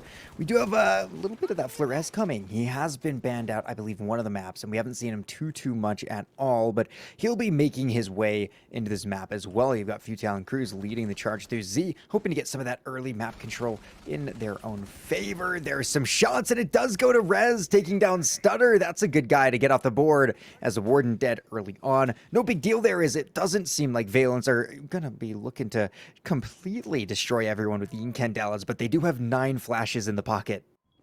Yeah, Swing still notably upstairs, just kind of lurking around in this position, trying to exist for as long as he can, but Rez is just too good on this room clear. I said that anchoring might be a little better right now, and Valence showing us why, just being able to capitalize on these players that are out from the basement. Not entirely without cause, though. Cruz does get traded out, so it's not all done yet for the defenders here, but the pressure is definitely on them. There's 2 minutes left on the clock, and at a man disadvantage and a utility disadvantage, with 9 flashbangs existing in the pockets, as well as all 4 of the Raytero RCXD cars to go through and blow up any of this remaining setup here for Mr. Peng. Valence are definitely in a good spot this round to try and make it work for them. Popping open these hatches now, we're going to get that broad style of attack that we saw Valence kind of displaying for us on the previous map of Theme Park a little bit. You just poke around, see what works, start chucking 9 flashbangs down E-Box hatch, see what people are willing to give you and where they're hiding out for the late round push. That's a nice shot from Soapy. Jeez, what a turn on with the SMG-11. Brings it to the 3v3 now. Those opening kills from Valence have certainly bled away. Futile doesn't survive either as Juicy gets him. And now things look tough. There's just 60 on the board. Sam is going to continue to flash out, but he jumps right into the smoke and the M590, the waiting arms of Soapy. It's a triple kill for Soap. And now it'll be Rez going down as well. There is a trade as Soapy continues to just dominate left, right, and center. An amazing round again going in favor of Mr. Peng despite losing those opening 2 kills, bringing it back so quickly. And all of a sudden, Valence, well, they might be in a bit of a difficult situation. With that being said, we do typically expect a 4-2 split here, so it's not too surprising that Mr. Peng have gotten their opening 2 rounds in their favor. Yeah, it's not surprising to see that opening 2 rounds in the Peng favor, but what is surprising is the way it happened. Valence kind of tossing that first round out the window. Sure, we can say that doesn't happen, but when you have a 4-3 lead going into a site like Basement and you're just mismanaging some utility or a little bit of extra positioning errors coming out and Mr. Peng are able to capitalize on it like that, it just gets to your head, man. And we're gonna see this tertiary site come out, so this is the one that we expect Valence to perform better on, and especially since Mr. Peng choosing to go with the weaker of the 2 mid-floor sites here. Kitchen Dining, not normally a site that you see, and mostly because the upstairs presence up here doesn't really affect the site too much if Valence want to go for a small tower take. If you try and step into that kitchen area, of course, all of this pressure then suddenly directly applies, as this is directly above the site where you see Xer right now, but there's not really any angles that cut through toward the dining side, so it's going to be a lot on Juicy and Soapy here, playing around this showers area in the small tower space to make sure that these attackers are kept at bay. Just a couple seconds in now to the round as they are going to start making their moves. Valence, they're able to get those opening kills quite a bit. Rez helping out his team already, and there's Cruz getting the first frag onto Juicy once again. Valence find themselves with early map control and a little bit of map advantage as well as that man advantage. So good job. They are attacking into Dining Kitchen, which isn't a sight we get to see very often. You do have small tower being opened up. Some vertical control can be taken onto the side as well, which is very, very nice. In fact, it'll be utilized just to try to make the defenders feel a little bit less safe, as oh my goodness, Futile is opening up every square inch of that upstairs floor. Need to be careful though of any returning fire. There are no impacts or anything, so just shots that could come through. No C4s to worry about, as we've already drained just about a minute of play away. Continuing to compound upon that man advantage would be the ideal. Stutter takes quite a bit of damage. He'll rotate back into sight. Yeah, the sledge upstairs playing Viscera cleanup detail of all games to be playing right now. It's definitely very funny to see more than anything else, but now we're getting into the part of this site that's very difficult for the defenders to deal with. This entire defense now hinges on how long Soapy can play around in the showers space. If he gets picked off here relatively quickly, it should just be over, and with Snowy finding that kill and shower space firmly in the grasp of Valence, it's gotta feel like the round is coming to a close here. Stutter doesn't give up quite just yet, though. though. It's a nice pick to get at least something going back for them. But look at these positions here from Valence. They're all the way up, tucked in flag corner, and with Sam planting on that box, it is so hard to get past these attackers to try and deny the box. It's just too much coverage here from Valence, and the box goes down. It's a 2v4 retake of all things. It's so difficult. 35 on the clock to get there and get that defuse done. It's going to be Xer shot from behind. Snowy is a monster. A triple kill once again to his name. It'll be Stutter trying to fight it out, but give 4 to Snowy as he pulls out the quad and puts Valence on board. Following that typical 2-1 split, that script that we tend to see over and over again. But again, we need to mention the stakes that we see Valence staring down. They have got to win this map and then follow up onto Clubhouse. Seeing all 5 maps in a best-of-5 series, I feel like it's only fair for a grand finals, but Mr. Pang, they are certainly a team who can just shut you down in 4, and they're going to be looking for any opportunities to do that as well. It's the grand finals. It's so exciting. And Valence find themselves on board. We're heading back upstairs to kids' dorms. Another opportunity for Valence to maybe not nade themselves in TK, do a little bit more of a structured push, but that brings up that interesting point that those vertical nades all night have not been landing. Yeah, it's definitely interesting that Valence's attacks are structured around these vertical nade styles, and they're just not getting the value they need out of it. So it'd be nice to see some form of change-up come out from them. I'd love to see a Buck come on board so they're still able to go for this attack that they really want to continue for. But it's not something that you can really work into an everyday lineup nowadays, especially when attacking from underneath. It's not having any nades anymore really hurt him a lot there. With a map like Oregon, though, in the more traditional defender-sided maps, these 4-2s, it's interesting because a lot of how well you can win these maps comes down to those tertiary sites. The defenders have to win them, and the attackers have to be able to take those rounds. And being able to win that round for Valence is definitely good for them, right? Just being able to claim that round that you're supposed to be able to get is a very needed lifeline here. And if they are able to convert this round as well, they'll be sitting very pretty to end on a comfortable 4-2 or potentially even a 3-3 half for them. But it's still very early days here. The underneath pressure being contested only from the staircase of swing, but it's a good contestation nonetheless. The Finka ends up dropping with 2 nades and a Gon 6 in her pocket, plus all 3 adrenal surges. What a pick to start off the round. Valence are going to be feeling that later on. Again, the vertical nades, there's just no outlines. Can't you guys see that there are no blue outlines there to toss your nades at? Of course they can't. That's only information us lucky casters get. Snowy continues to look from down below. This vertical pressure, it really hasn't been getting that value as you touched on. And with the opening kill going in favor of Mr. Pang, things start to look nervous every time we look around. It's another kill going one way or another. It'll be Cruz finding Swing, avenging his dead teammate back to the 4v4. And he's starting to push a little bit further up those stairs, hoping to catch somebody unaware. Down in freezer stairs, we see the alibi creeping and lurking. That's Stutter, who might be able to make a successful push. And Nade finally finds something as Soapy falls to the big explosion. It's a double kill for Cruz with just half the round remaining. It's a nice C4 return, but Snowy picks up Good Boy Juicy, and it's a 2v3. Definitely a still winnable situation here for Mr. Pang, but Stutter's got to get back to the site here quickly because the plant's being attempted by Sam, and there's still one underneath. Potentially this is an angle to be found for Stutter, but he's not able to land that kill, and his position's given away now. So it's a post-plant situation here. Xer and Stutter having to make it work here, but not a lot of utility left in their pockets. The Nitro already thrown out, did manage to claim one with that, but he's going to have to go for more here. It's that drone calling out his position, but we're already halfway through the diffuser cycle here.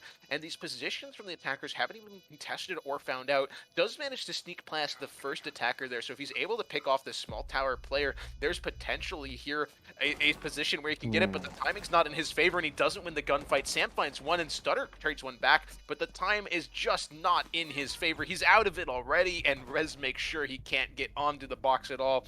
Valence win a very strong round for themselves, and one that puts them in a position where they could win this half. Big bounce back, there's no doubt about it. In essence, they've gotten their quota for a 2-4 attacking split, so now these next 2 rounds could be extra credit for themselves. Mr. Packard have to fight back. Downstairs to laundry, we will go. Saw Valence take the opening kill, but it fell apart from there. However, back on dorms on round number 1, it didn't look quite as well as it did for Valence as it did just the round previous. So, waking up, that's the important thing, right? Getting things going, especially at this stage in the series. our players are starting to get tired. They're starting to get a little bit worn out. We've played Siege for more than a best of 3 would entail.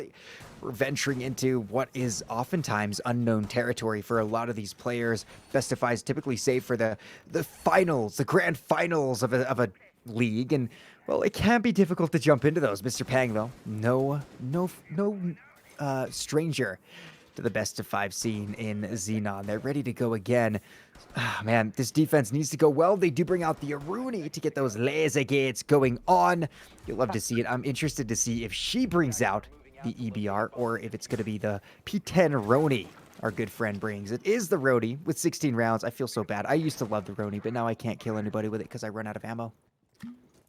You did it, and I feel like I gotta give it my best effort now too. Those laser gates, as you would say, coming out. Very strong piece of utility that we didn't get to see on the site before. Just being able to deny any movement or throwable utility through door frames is kind of underrated in most parts of the R6 community.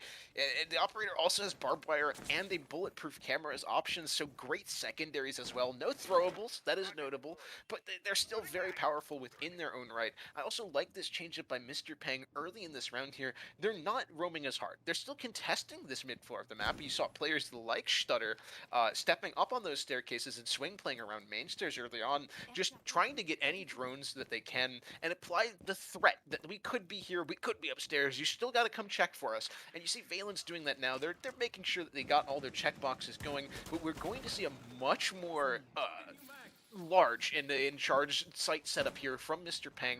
They're not giving up anything early on, and we're going to have to see Valence crack this setup with their utility, or just someone finding an entrance into site that's not being watched.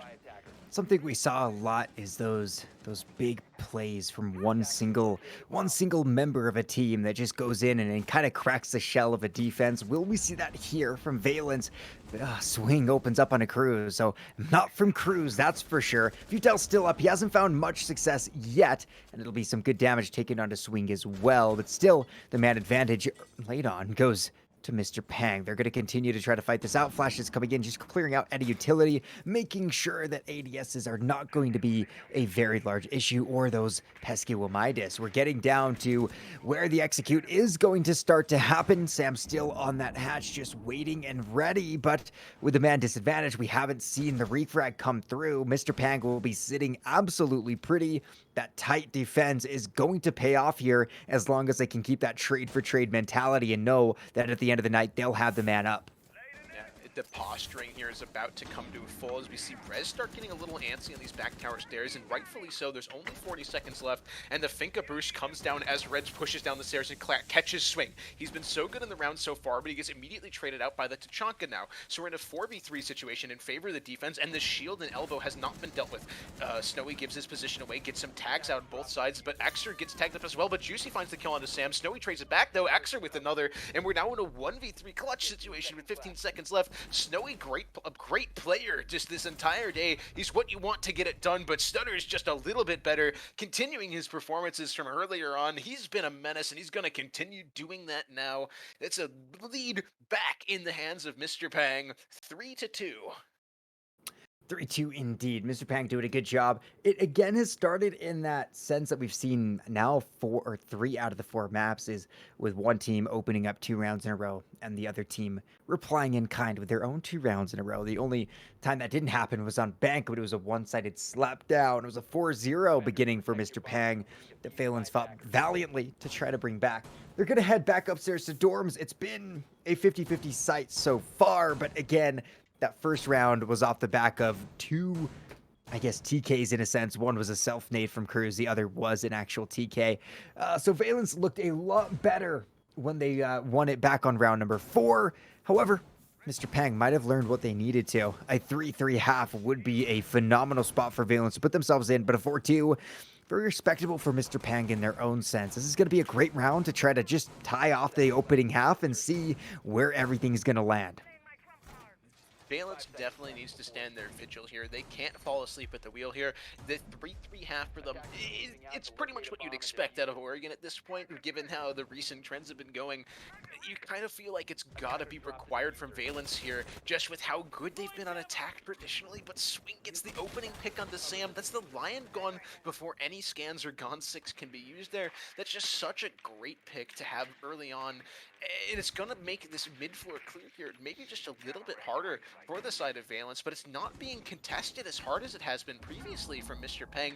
That could be a mistake, and we could finally start seeing these underneath nades, these depth charges, if you will, starting to land. They still have 6 left in their pockets, and a lot of these members from Mr. Peng are playing on common positions, so these should be known from the side of Valence. And assuming that these players know these lineups and know what the reverse verticals look like with the floor closed, we could start to see damage coming out, like we see Soapy take there. This is a great nade from Cruz to almost kill off the smoke a minute in. Of course, you'd like to have that Lion to freeze those players in place to just nade him out a little bit easier. With him gone, Mr. Pang should be able to escape quite a bit easier indeed. Nades will continue to throw out. They're just not going to find anything right now. We have that heads-up information to know when a nade is looking good. And right now, Soapy did take quite a bit of damage, but still, it's been Valence struggling to land the kills that they need to. They're already a man down. They need to fight to regain that advantage. Something I saw when they were able to gain that 4-1 or 7-1 victory was they were absolutely nailing their vertical play and their snowy lighting swing uphill escape, not only with the nades, but also in their defense. C4s up and everywhere were just blowing people sky high. They weren't refraggable, but here it just seems like they're a little bit off. It'll be futile moving up onto the stairs. He's got a good eye into the dorms, just trying to find something, find an entrance, just get a crack in, but C4 comes through. It's shot out. It's a very, very volatile position to be in. Valence need a crack, and there it be. It's Rez and Snowy picking up 2. It's a 4v3 brought to the 4v2 as Snowy continues to put the pressure on. I cannot understate how good that move from Futile was. He doesn't have a kill to his name yet from that position, but applying that pressure up white does what the Lion was supposed to do. It locks these players in the position because they can't really cross between the two sides, and now this entire round hinges on Soapy's position here. He's got to be able to deny the big window jump in, because that's where we should see the diffuser coming in right now. You see Rez on cams right now, but he's got the box and he's outside of that window, and if he can't get in the building, then this round could be over for the side of Valence. But Juicy falls as well. It's now entirely in the hands of Soapy. He is that smoke, but when you've got 3 people running at you and you're partially blinded, it's just not going to work out. Valence secure the 3-3 half. It's a very even map so far, just like the rest of the series has been. These teams, they just can't shake each other, Slay. Oh man, it has been a great series. I really think that if any game deserves to go all 5 maps, it's got to be this one.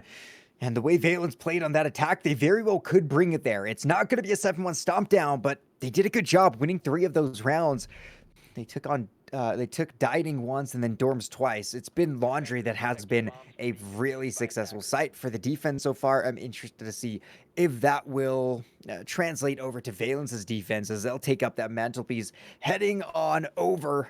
It'll be big for Valence to get started off. It is going to be downstairs in Laundry, so you should hope to see it go pretty well, although there are a lot of things that the attack can do, but this is certainly one of the harder sites to successfully attack. There's just a lot of different angles the attack or the defense can hold. You've got that J bunker that can just be locked down with a shield. You've got players inside a freezer, and not to mention some good roam capabilities as well. I'm really interested to see what Mr. Pang will do, as now they have to go on that attack. You mentioned it earlier on, this is more of a 3-3 map these days. It's a little bit more even, still a little bit to the defense, so nothing terrible here. It's more about how does Valence capitalize on getting that 3-3. Yeah, it's definitely in the hands of Valence. Now, getting that 3-3 puts them in a good position where they can dictate this map win in regulation, which is not something we've seen so far, a very convincing regulation win so far. The only one so far was the bank map earlier with a 7-5. You'd hope for something stronger on your map pick, but when Swing's this far in, this early, all the way down pillar, he found the crack in the defense and he's going for it, but Cruz and Futile traded back out. Swing and Soapy dead already, and Juicy soon to follow. This quick play from Mr. Pang just not working out, and it leaves Stutter in a 1v4 with 2 minutes on the clock. You cannot rush past Valence here. You have to take your time and understand what's going on. Valence are such good gunners and very quick to respond to things like these. And I thought that Mr. Peng had learned their lesson in the previous attempts at this, but you've got to take your time and pay your due diligence.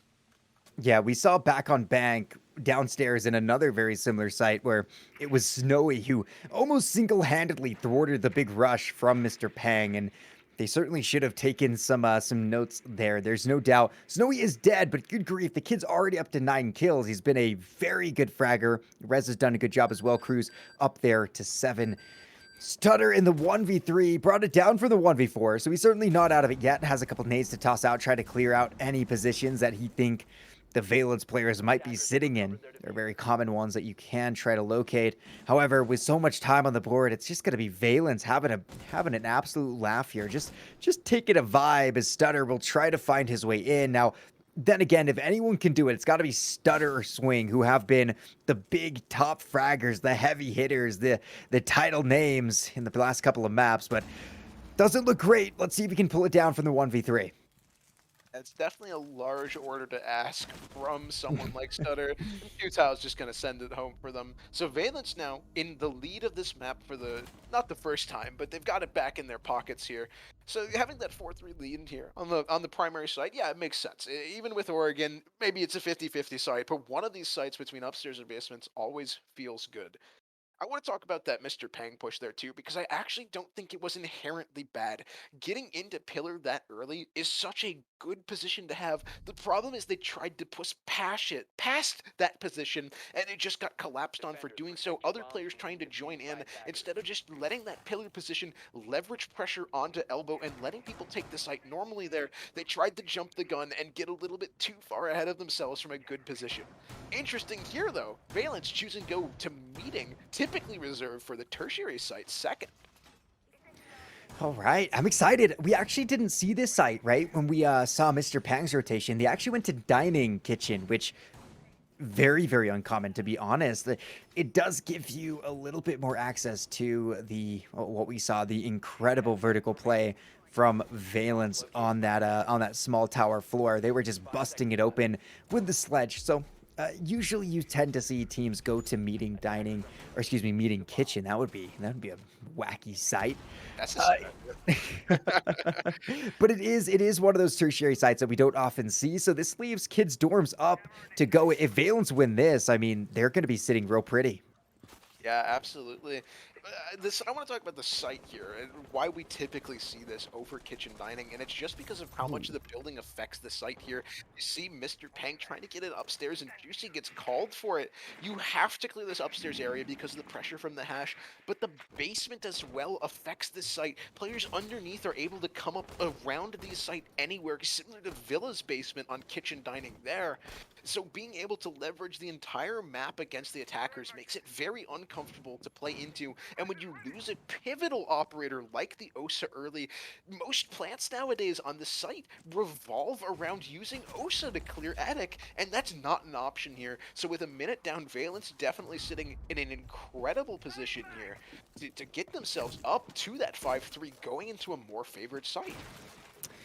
It's unfortunate to lose her early on, right? That Osa, very, very, very important when used correctly. Looks like we will be loading into a rehost here. I think there was an audio glitch from one of the Mr. Pang players. What a shot from Stutter, caught lacking. Will be Sam. Cruz on the immediate refrag, shuts down Soapy back to the 4v3. Xer is on the ground, though. Looks to be picked up by his good friend, by Yana. Getting him on up. Oh my goodness, that was close, and it won't be close enough. Xer just about gets on up, but he's going to be shut down by the beautiful control there. Gets the nade. It's a frag, though, from Stutter. Continuing to fight back. The 2v3 is very doable. We've seen him do it before. In fact, you've got the Finka as well as the Yana. Two operators with nades. Right now, you don't have too many nades, but you've got the LMG. Swing gets another done. Stutter and Swing name a better duo as it's a 2v1. Snowy has to finish it up, and he'll look to in the 1v1 now. A lot of upstairs control was played, but it's going to come down to the plant being attempted by Stutter.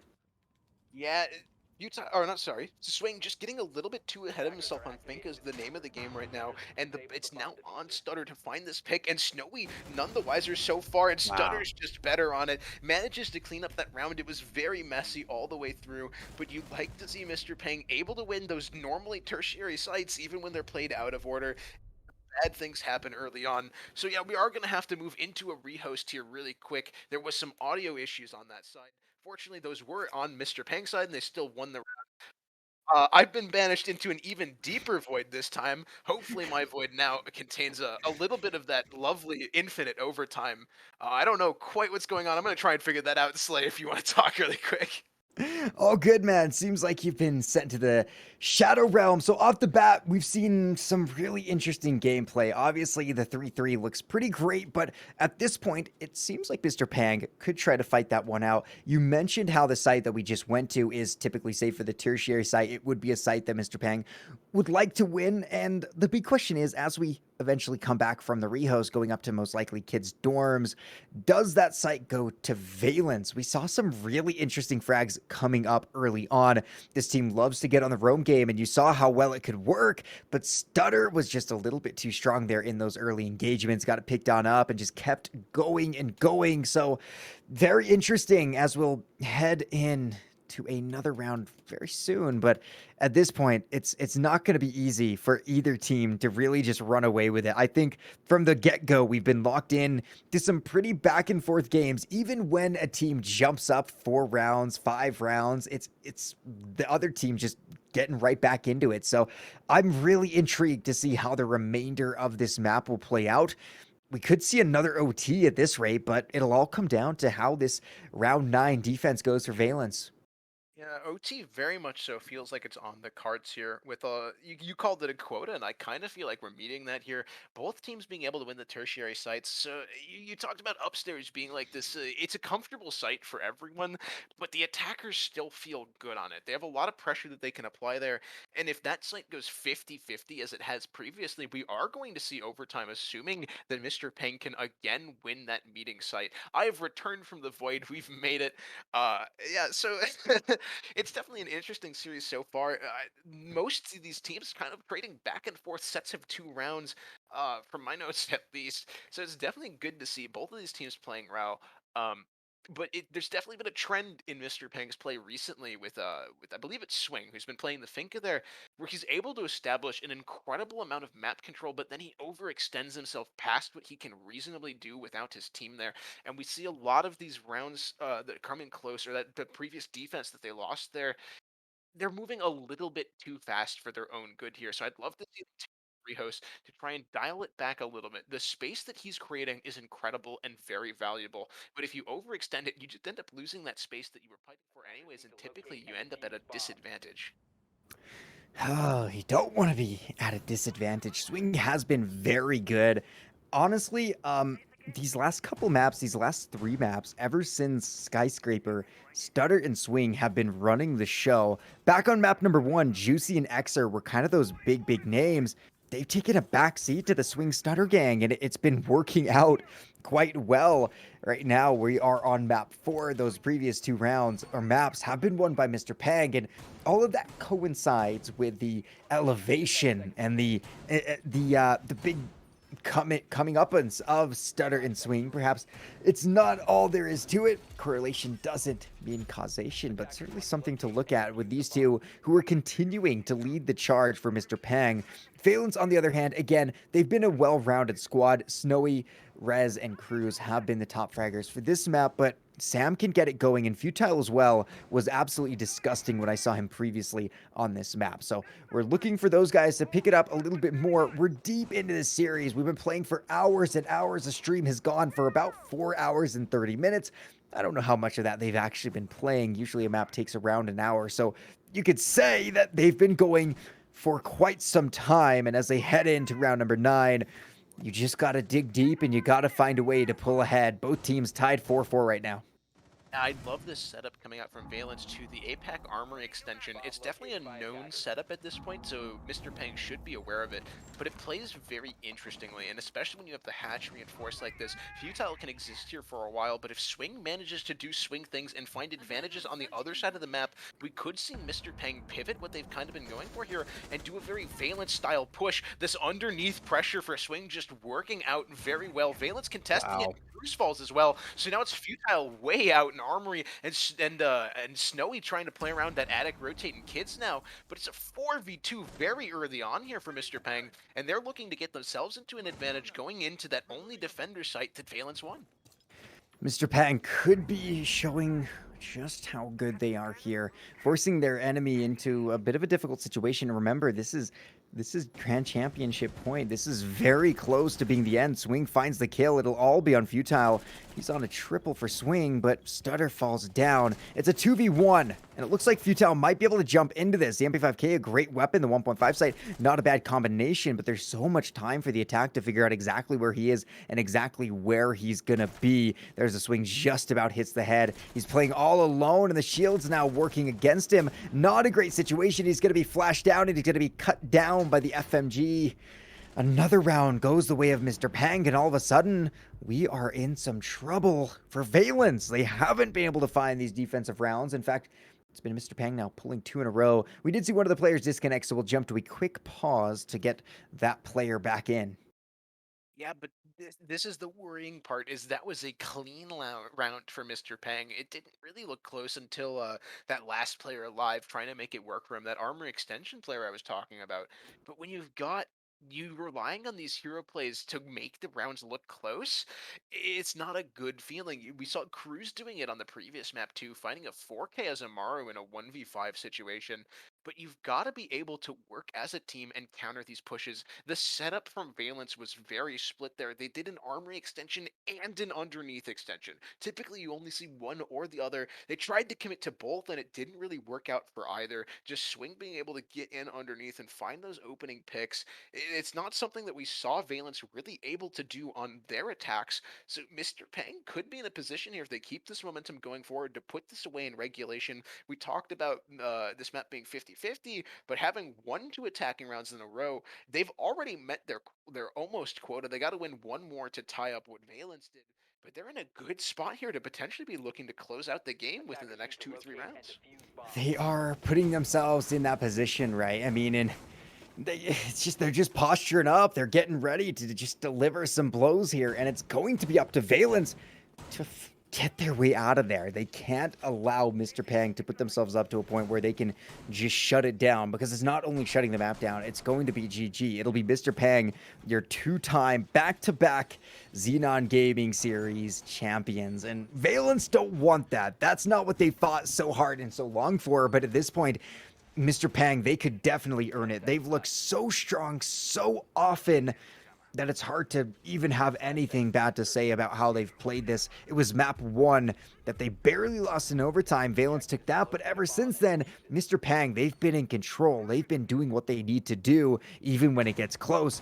They're shutting the door, and Valence cannot allow that door to shut this time. Those early deaths need to stop happening. They need to be able to find the positions where they can get themselves in that advantageous spot. Sam early on, not doing great, but it's going to be Snowy who goes down to Swing.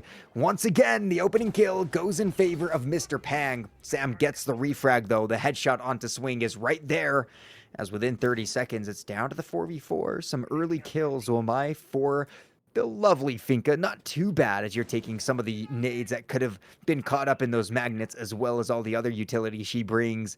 Let's see if Valence can just push that man advantage a little bit further in their direction.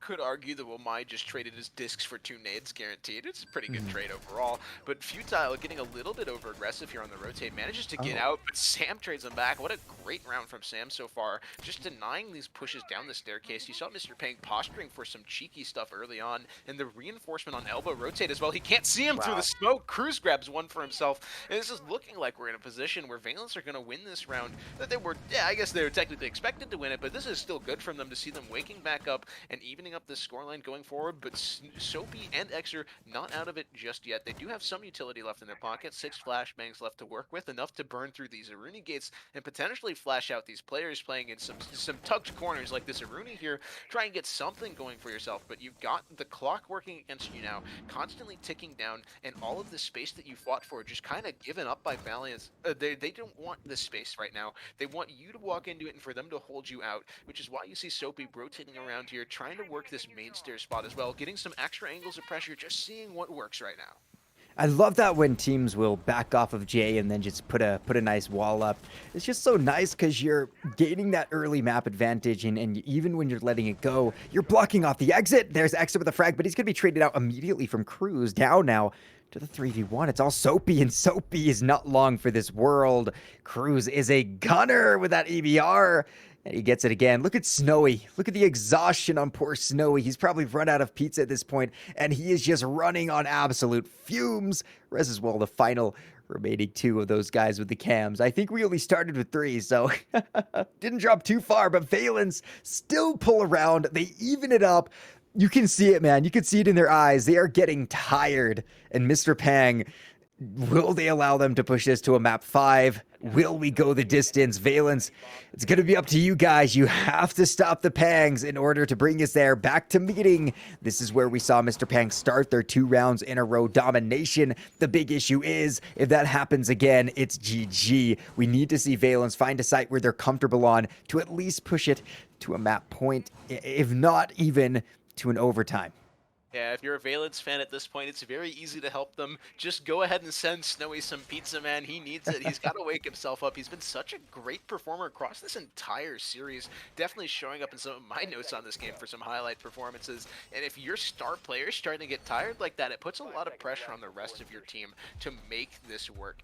Mr. Pang going for a very similar take that they did before, but there's a lot of hard breaching coming out. Not something we've really seen, with a lot of teams only opting to bring 3 hard breachers plus an OSA. Not something you get to see every day, but it makes sense with the style of attack they're going for. They're going to try and use this OSA shield to clear up attic, and then open up that stage wall to try and get the plant down very quickly into this round. Not too quickly, probably about a minute and a half is when we can expect that, but they're trying to make it easy on themselves. They're not going to overexert themselves into this upstairs part of the building. They're just going to play for exactly what they need, and they need these OSA shields specifically to provide that value for them. But step 1's going to be contesting Sam up here. Yep, Sam chilling in T3. It's the Wamai, so they're expecting to get a lot of value out of him. He's an operator who just continues to build that value as the round goes out. So him dying here early would not be good, and he does pick up 1 for his trouble. Soapy falls. In fact, it's Futile pulling onto Stutter, and all of a sudden, hey, Valence looking pretty dang good. The 3v5 not too awful at all, and there's another. Valence continuing to cut down the attacking team of Mr. Pang. It'll be Swing dropping to the Alda. All of a sudden, you might have that OSA, you might have that Thermite, you've got some key pieces, but you've lost the meat and potatoes of this team. This does not look good for Mr. Pang. Sam low at HP, but Snowy doesn't care. It's all the OSA, and it's all done. It's a flawless round to put match point on the table for Valence. Yeah, very good round indeed. Being able to come back and win these last 2 rounds to get yourself that 3-3 half guaranteed at a minimum. So now Valence are guaranteed to at least see some of that infinite overtime before they go out in this tournament. Or if they go out at all, we could see a map 5 come out here, but we've got to win, kids. The last time we were up here, it was not a good showing for Valence. It was pretty much a beatdown from the side of Mr. Pang, only looking close at the end due to some heroic works from Futile. But we've got to see a little bit better showing here if we want to see that map 5 come out right now. And with how they're playing right now, I do want to see that map 5s. I want to see these players tested their full limits. We've already seen every round of regulation in all 4 maps thus far, and I'd like to see that in all 5. Oh boy, so it looks like we're dropping that Alda-bearing Maestro for the Mute once again. Mute, a very important operator. I've talked about it a lot, but I mean, those SAS ops, they get so much play or so much bans. I mean, Thatcher is always off the board, and Sledge, a great asset to any site that requires you to be attacking with some vertical control, or even just wanting to smash open some stuff. He's a great pick for it. Doesn't look like we'll be seeing him quite here, but Man, Smoke and Mute, some just iconic defenders coming through Valence. I'm excited, man. Snowy really has been a standout performer, but I don't think we can stop highlighting Cruz, Rez, all of them doing work. Sam trying to pick it back up, and Futile as well, jumping on a couple of those kills. What happened on map number 1 was we saw just utter dominance from all 5 members. They've slowed down. It's become a little bit more of an individual show, and I think that's where Valence started to slip up on those other maps. You mentioned it, the burnout is very real, and I think we saw a little bit of that just early on. The question is, can they bring themselves back here? So far, they've done a good job bringing it to match point, but it's going to be about closing that up. Mr. Pang start their attack off 40 seconds in. Not too much gain, but nothing lost besides just an ounce of HP.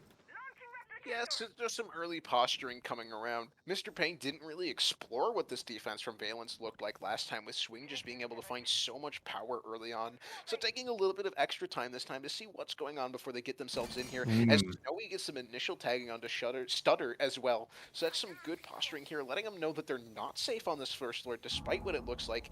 And we already have players from Mr. Payne in this kitchen space as well, because Sam is opting to play this much further offsite, lurking around in that basement, but he gets called by Swing. That's a great read in that positioning from the side of Sam. Just being able to understand that he's not in this traditional spot that you'd expect him to be. Make sure you're dotting your I's, checking the basement so that he can't come up and flank you like that. That's just some good situational awareness and something that you love to see out of teams at this kind of level, in the grand finals of all things. But a little bit of oversight there. Rez gets one back on the Swing. He only threw one of those nades, I believe. So that's some good utility denied there for the side of Valence. And this attack from Mr. Pang stalling out with only a minute left, it's not really taking shape just yet. So he's still upstairs. He's playing a little bit of the roam game with the smoke, which can be dangerous if you, or excuse me, no, why did I think we were downstairs? He's inside.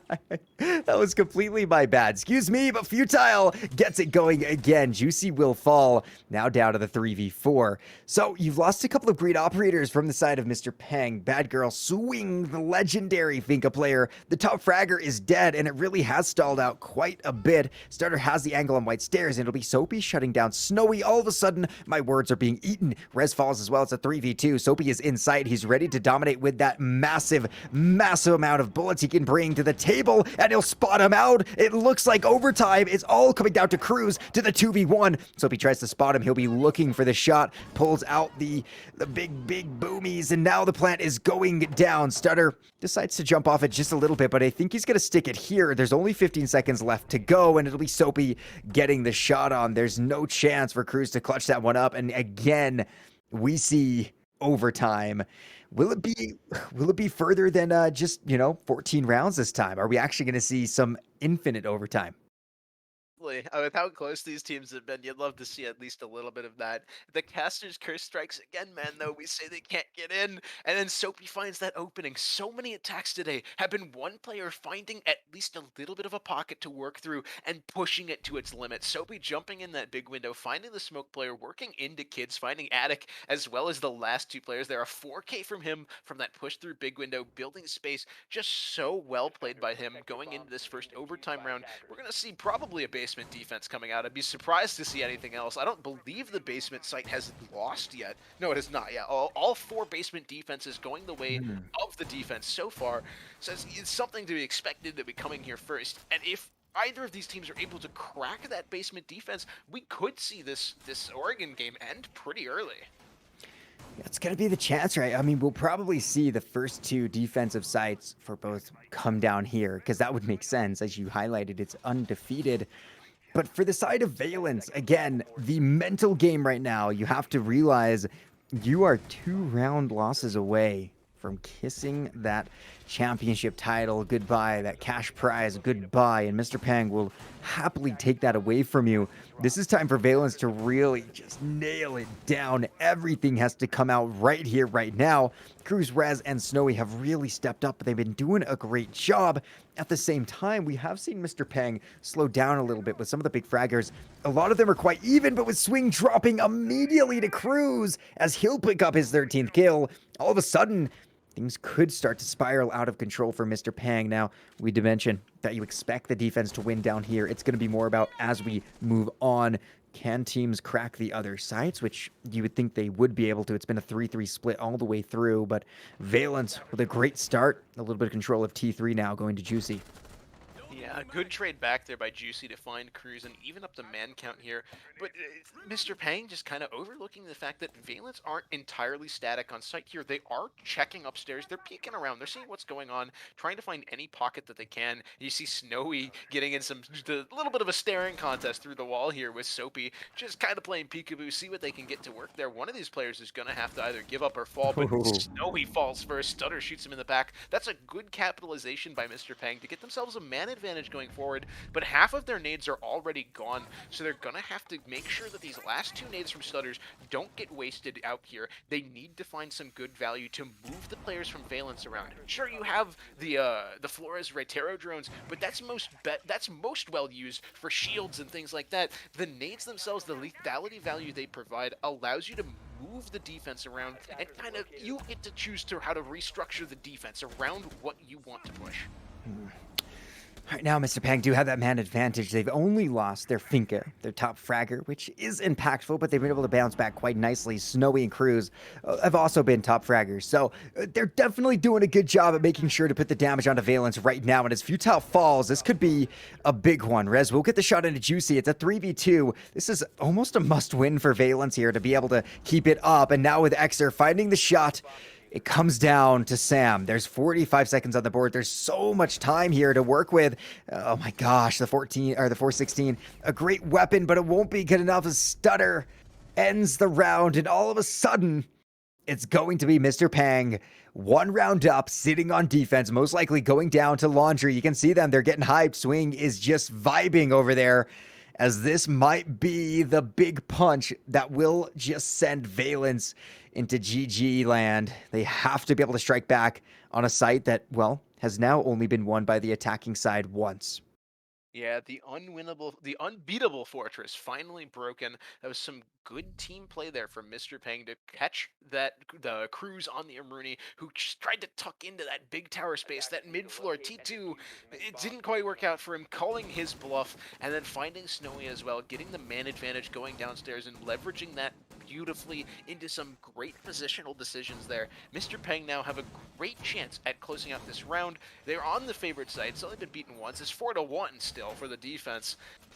You gotta feel like they gotta end this here, right? Because otherwise we're going into more infinite overtime, and Valence get another shot at basement if they want to take it there. And they looked pretty good on it. There's just small mistakes there that cost them the round, and you're not going to get that lucky twice if you're the side of Mr. Pang. In terms of operators, nothing too unusual. Both teams showing exactly the same lineup, except for that glitch at the end there. Valence choosing to bring out Sledge, a very interesting choice. It's definitely most useful in clearing out the mid-floor of any roams going on. Mr. Pang might go for a little bit of a roam, but I'd be surprised if we see them extend all the way upstairs like they did in that first basement defense. Oh boy, this is such a difficult position for Valence to fight into. You did see the opening kill last round. They were able to take down Swing, but it just didn't matter as the refrags were there over and over again.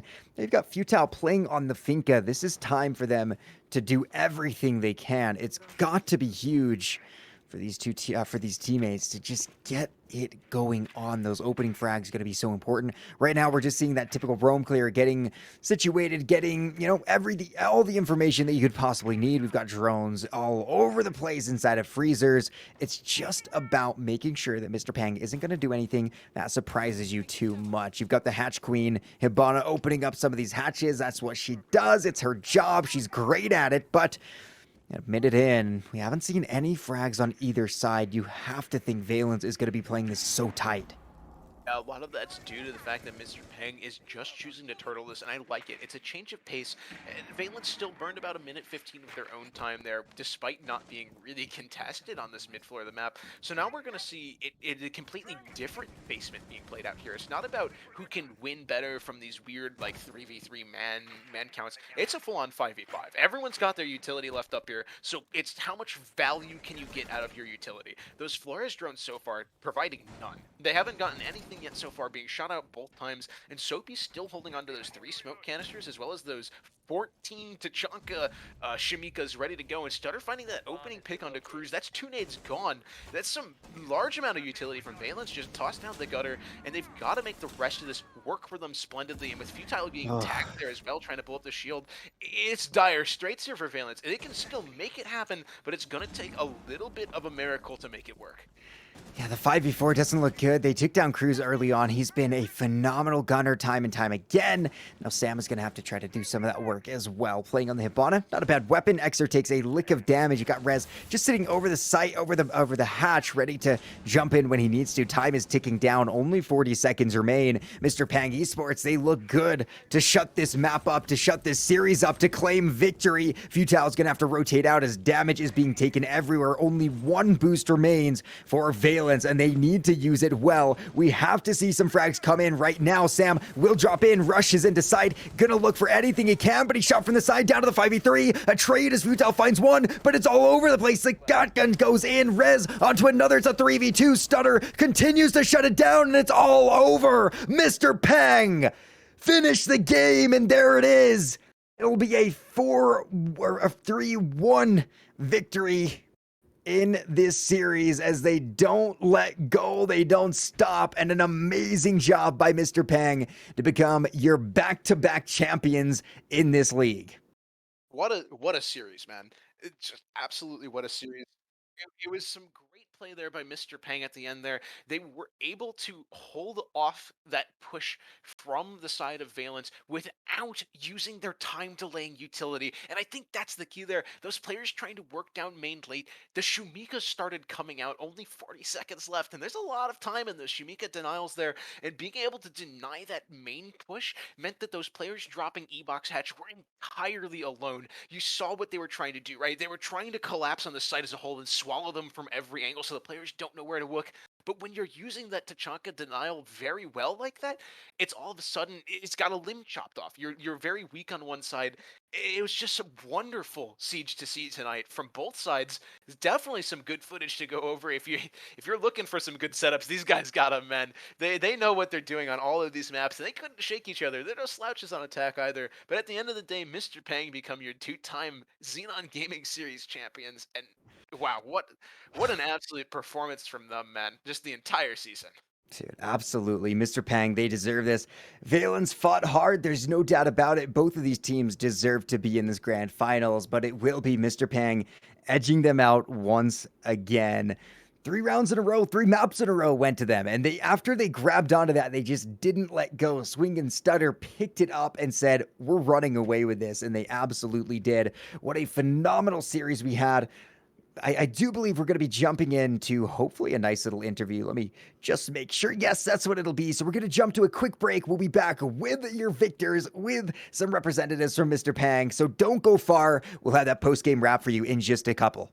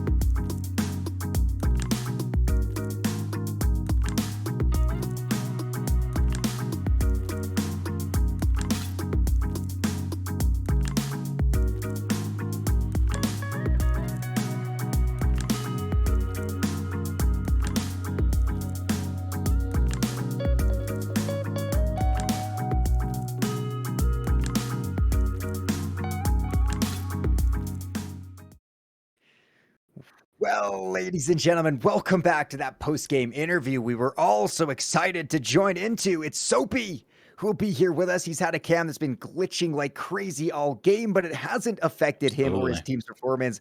Welcome in, Soapy. How you doing? Very good. Very excited. Awesome. Well, great job on the victory tonight. First of all, that was a phenomenal series you guys played. We can run it through a little bit in the chronological order. Let's go through Skyscraper. That was your map pick, and it didn't seem like it played out the way you'd expect it to for your first map pick. It was an 8-6 victory going to Valence. What were the thoughts heading into that and taking an early loss in the series? Honestly, we just wanted to take them to a map that like would be unexpected, and we've been kind of scrimming Skyscraper for like the weeks prior. The issue being that we are absolutely abysmal at attacking that map. So that's kind of where it went downhill. Hmm. Actually, a common theme you'll notice through the whole game is that we're all parties involved are bad at attacking. We lose all the attack rounds, Yeah, it was and definitely that gets us to a lot of overtime. It was definitely a very defender-sided affair, but it was a lot of even affair too. We saw two of the maps be 4-2 splits, including the second map that you guys played, that being Bank. Actually, that was a 5-1 split, if I recall correctly. The only map that had Yeah.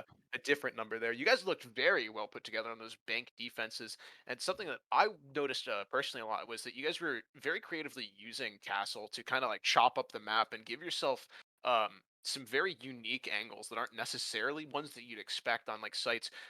So how much like are you putting into looking at maps from this like creative way and Um, trying to find angles that you guys like playing around?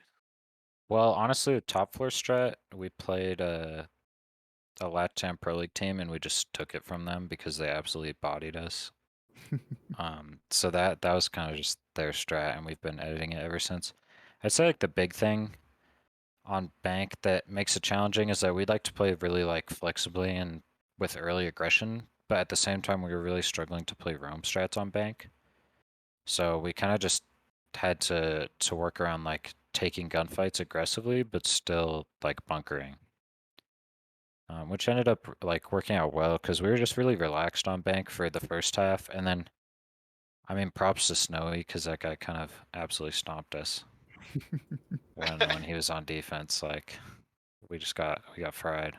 Oh gosh, I'm thinking back to that one big rush you guys went into to CC lockers, and you got the opening kill into the orcs, but Snowy was there to just absolutely punish that. That Yeah, was that was that was all nuts. my call, and I didn't realize the hatch was open, and that was just like I think the worst rush of all time. Happens to the best of us, man. So you guys obviously kind of took control after that first map. You didn't let it go at all. And we really saw Stutter or Butcher as well as Swing just go crazy consistently, man. I mean, I don't know. Were you guys able to just kind of help them out, keep them going? Because in a best of 5, it can be so difficult for even 1 or 2 players to just be so consistent. So what was going on behind that to help them gain such success? I mean, the magical thing about Swing, about Jake, is that he just like gets his picks no matter what. Like I feel like every single scrim we play, that guy's out there just getting his frag every time. And Butcher, I feel like he was a little bit nervous going into finals. Hmm. We all were. Like Skyscraper was kind of shaky, but after that, we were like, "Hey, Butcher, you just need to swing these guys. Like, play it like scrims." And so then, bada boom, bada pow, he walks in his side a couple times, and then he's on fire. So like, other than just getting more drones up for them, like mostly it was just a confidence thing. Once they realized that we could just take more gunfights, then everything went uphill. Yeah, you guys definitely seemed to get a little bit more relaxed and into your own as the series went on. But that's actually something I want to talk about is that the series did go on. You guys played a ton of Siege today. 3 of the maps going 14 rounds, and the other one going all 12. How much does that affect you guys as a team playing this much Siege and having to focus up for Uh, the full 4 maps? Honestly, as long as I'm not in the ranked trenches all day, it's a blast. So like, if I'm not playing FPLC or like ranked or worse, I'm playing with my IRL stack that is just trolls. Like, it's actually a lot of fun to play comp for that long because we usually struggle to get like a lot of good scrims. Awesome. Well, Soapy, I'm gonna leave it up to you, man. Congratulations on being the 2-time Xenon Gaming Series champions.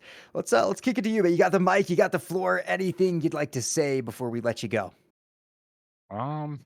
Hey, all I gotta say to Valence, Bulls, whatever you want to call them, good work on dropping Alvin. That made it much more enjoyable. That's kind of all I want to say. All right. Like, glad they got rid of that kid, honestly. Well, thank you, Soapy. Definitely very Yeah. well played to you guys. Congratulations on winning Xenon Gaming Series Season 2. We hope to see you back here for Season 3, which should be coming up not too far into the distant future. You guys feeling confident for that as well? Trying to go for a three-peat there? Yeah, we'll try. Glad See to how it hear, man. goes. Well, thank you guys for joining us on the Xenon Gaming Series Season 2. This is going to be the longest break we've taken in a while, man. But after this, we don't have much planned for you until Season 3 starts up. So make sure you check your Discord notifications and the Xenon Gaming Twitter for whenever that comes out. Until then, I've been Mr. Rick, joined with Slayzilla. Thank you to all of the production staff joining us as well. Andrew, ThatBattery, plus all of the observers, Spencer, and all the like of that. You guys have been great to work with. And it's been a great for you guys to have me here as well. We look forward to seeing you guys all in the future. Thank you for joining us, and have a great rest of your night.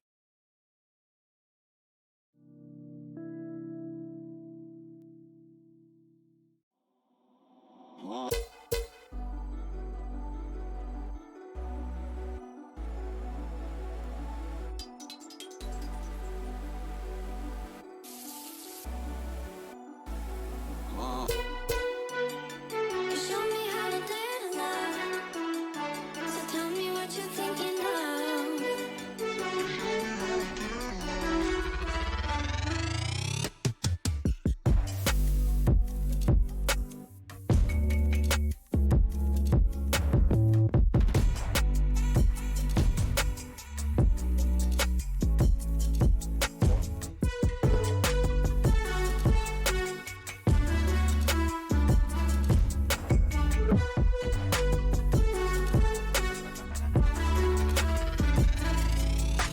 show me how to dare to love.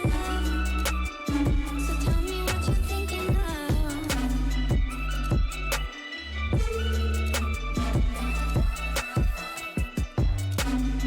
You show me how to dare to love. So tell me what you're thinking of.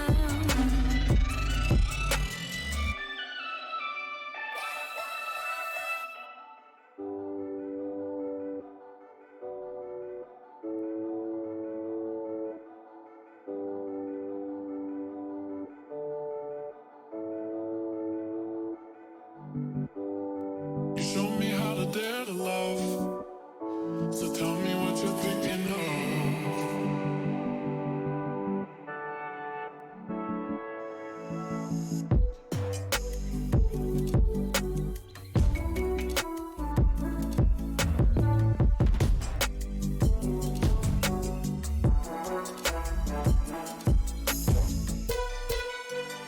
You show me how to dare to love. So tell me what you're thinking of. You show me how to dare to love.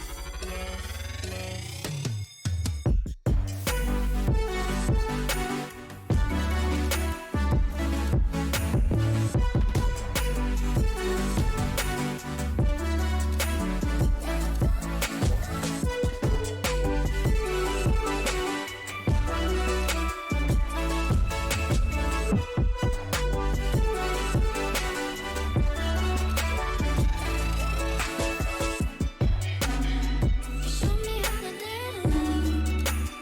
So tell me what you're thinking of.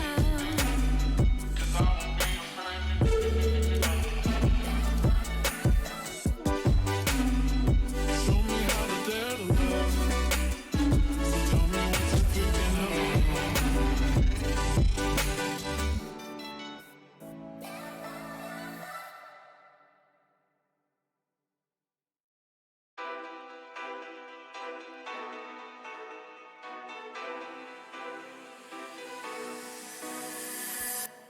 Come close, I wanna let you in on something. A feeling I've been loving.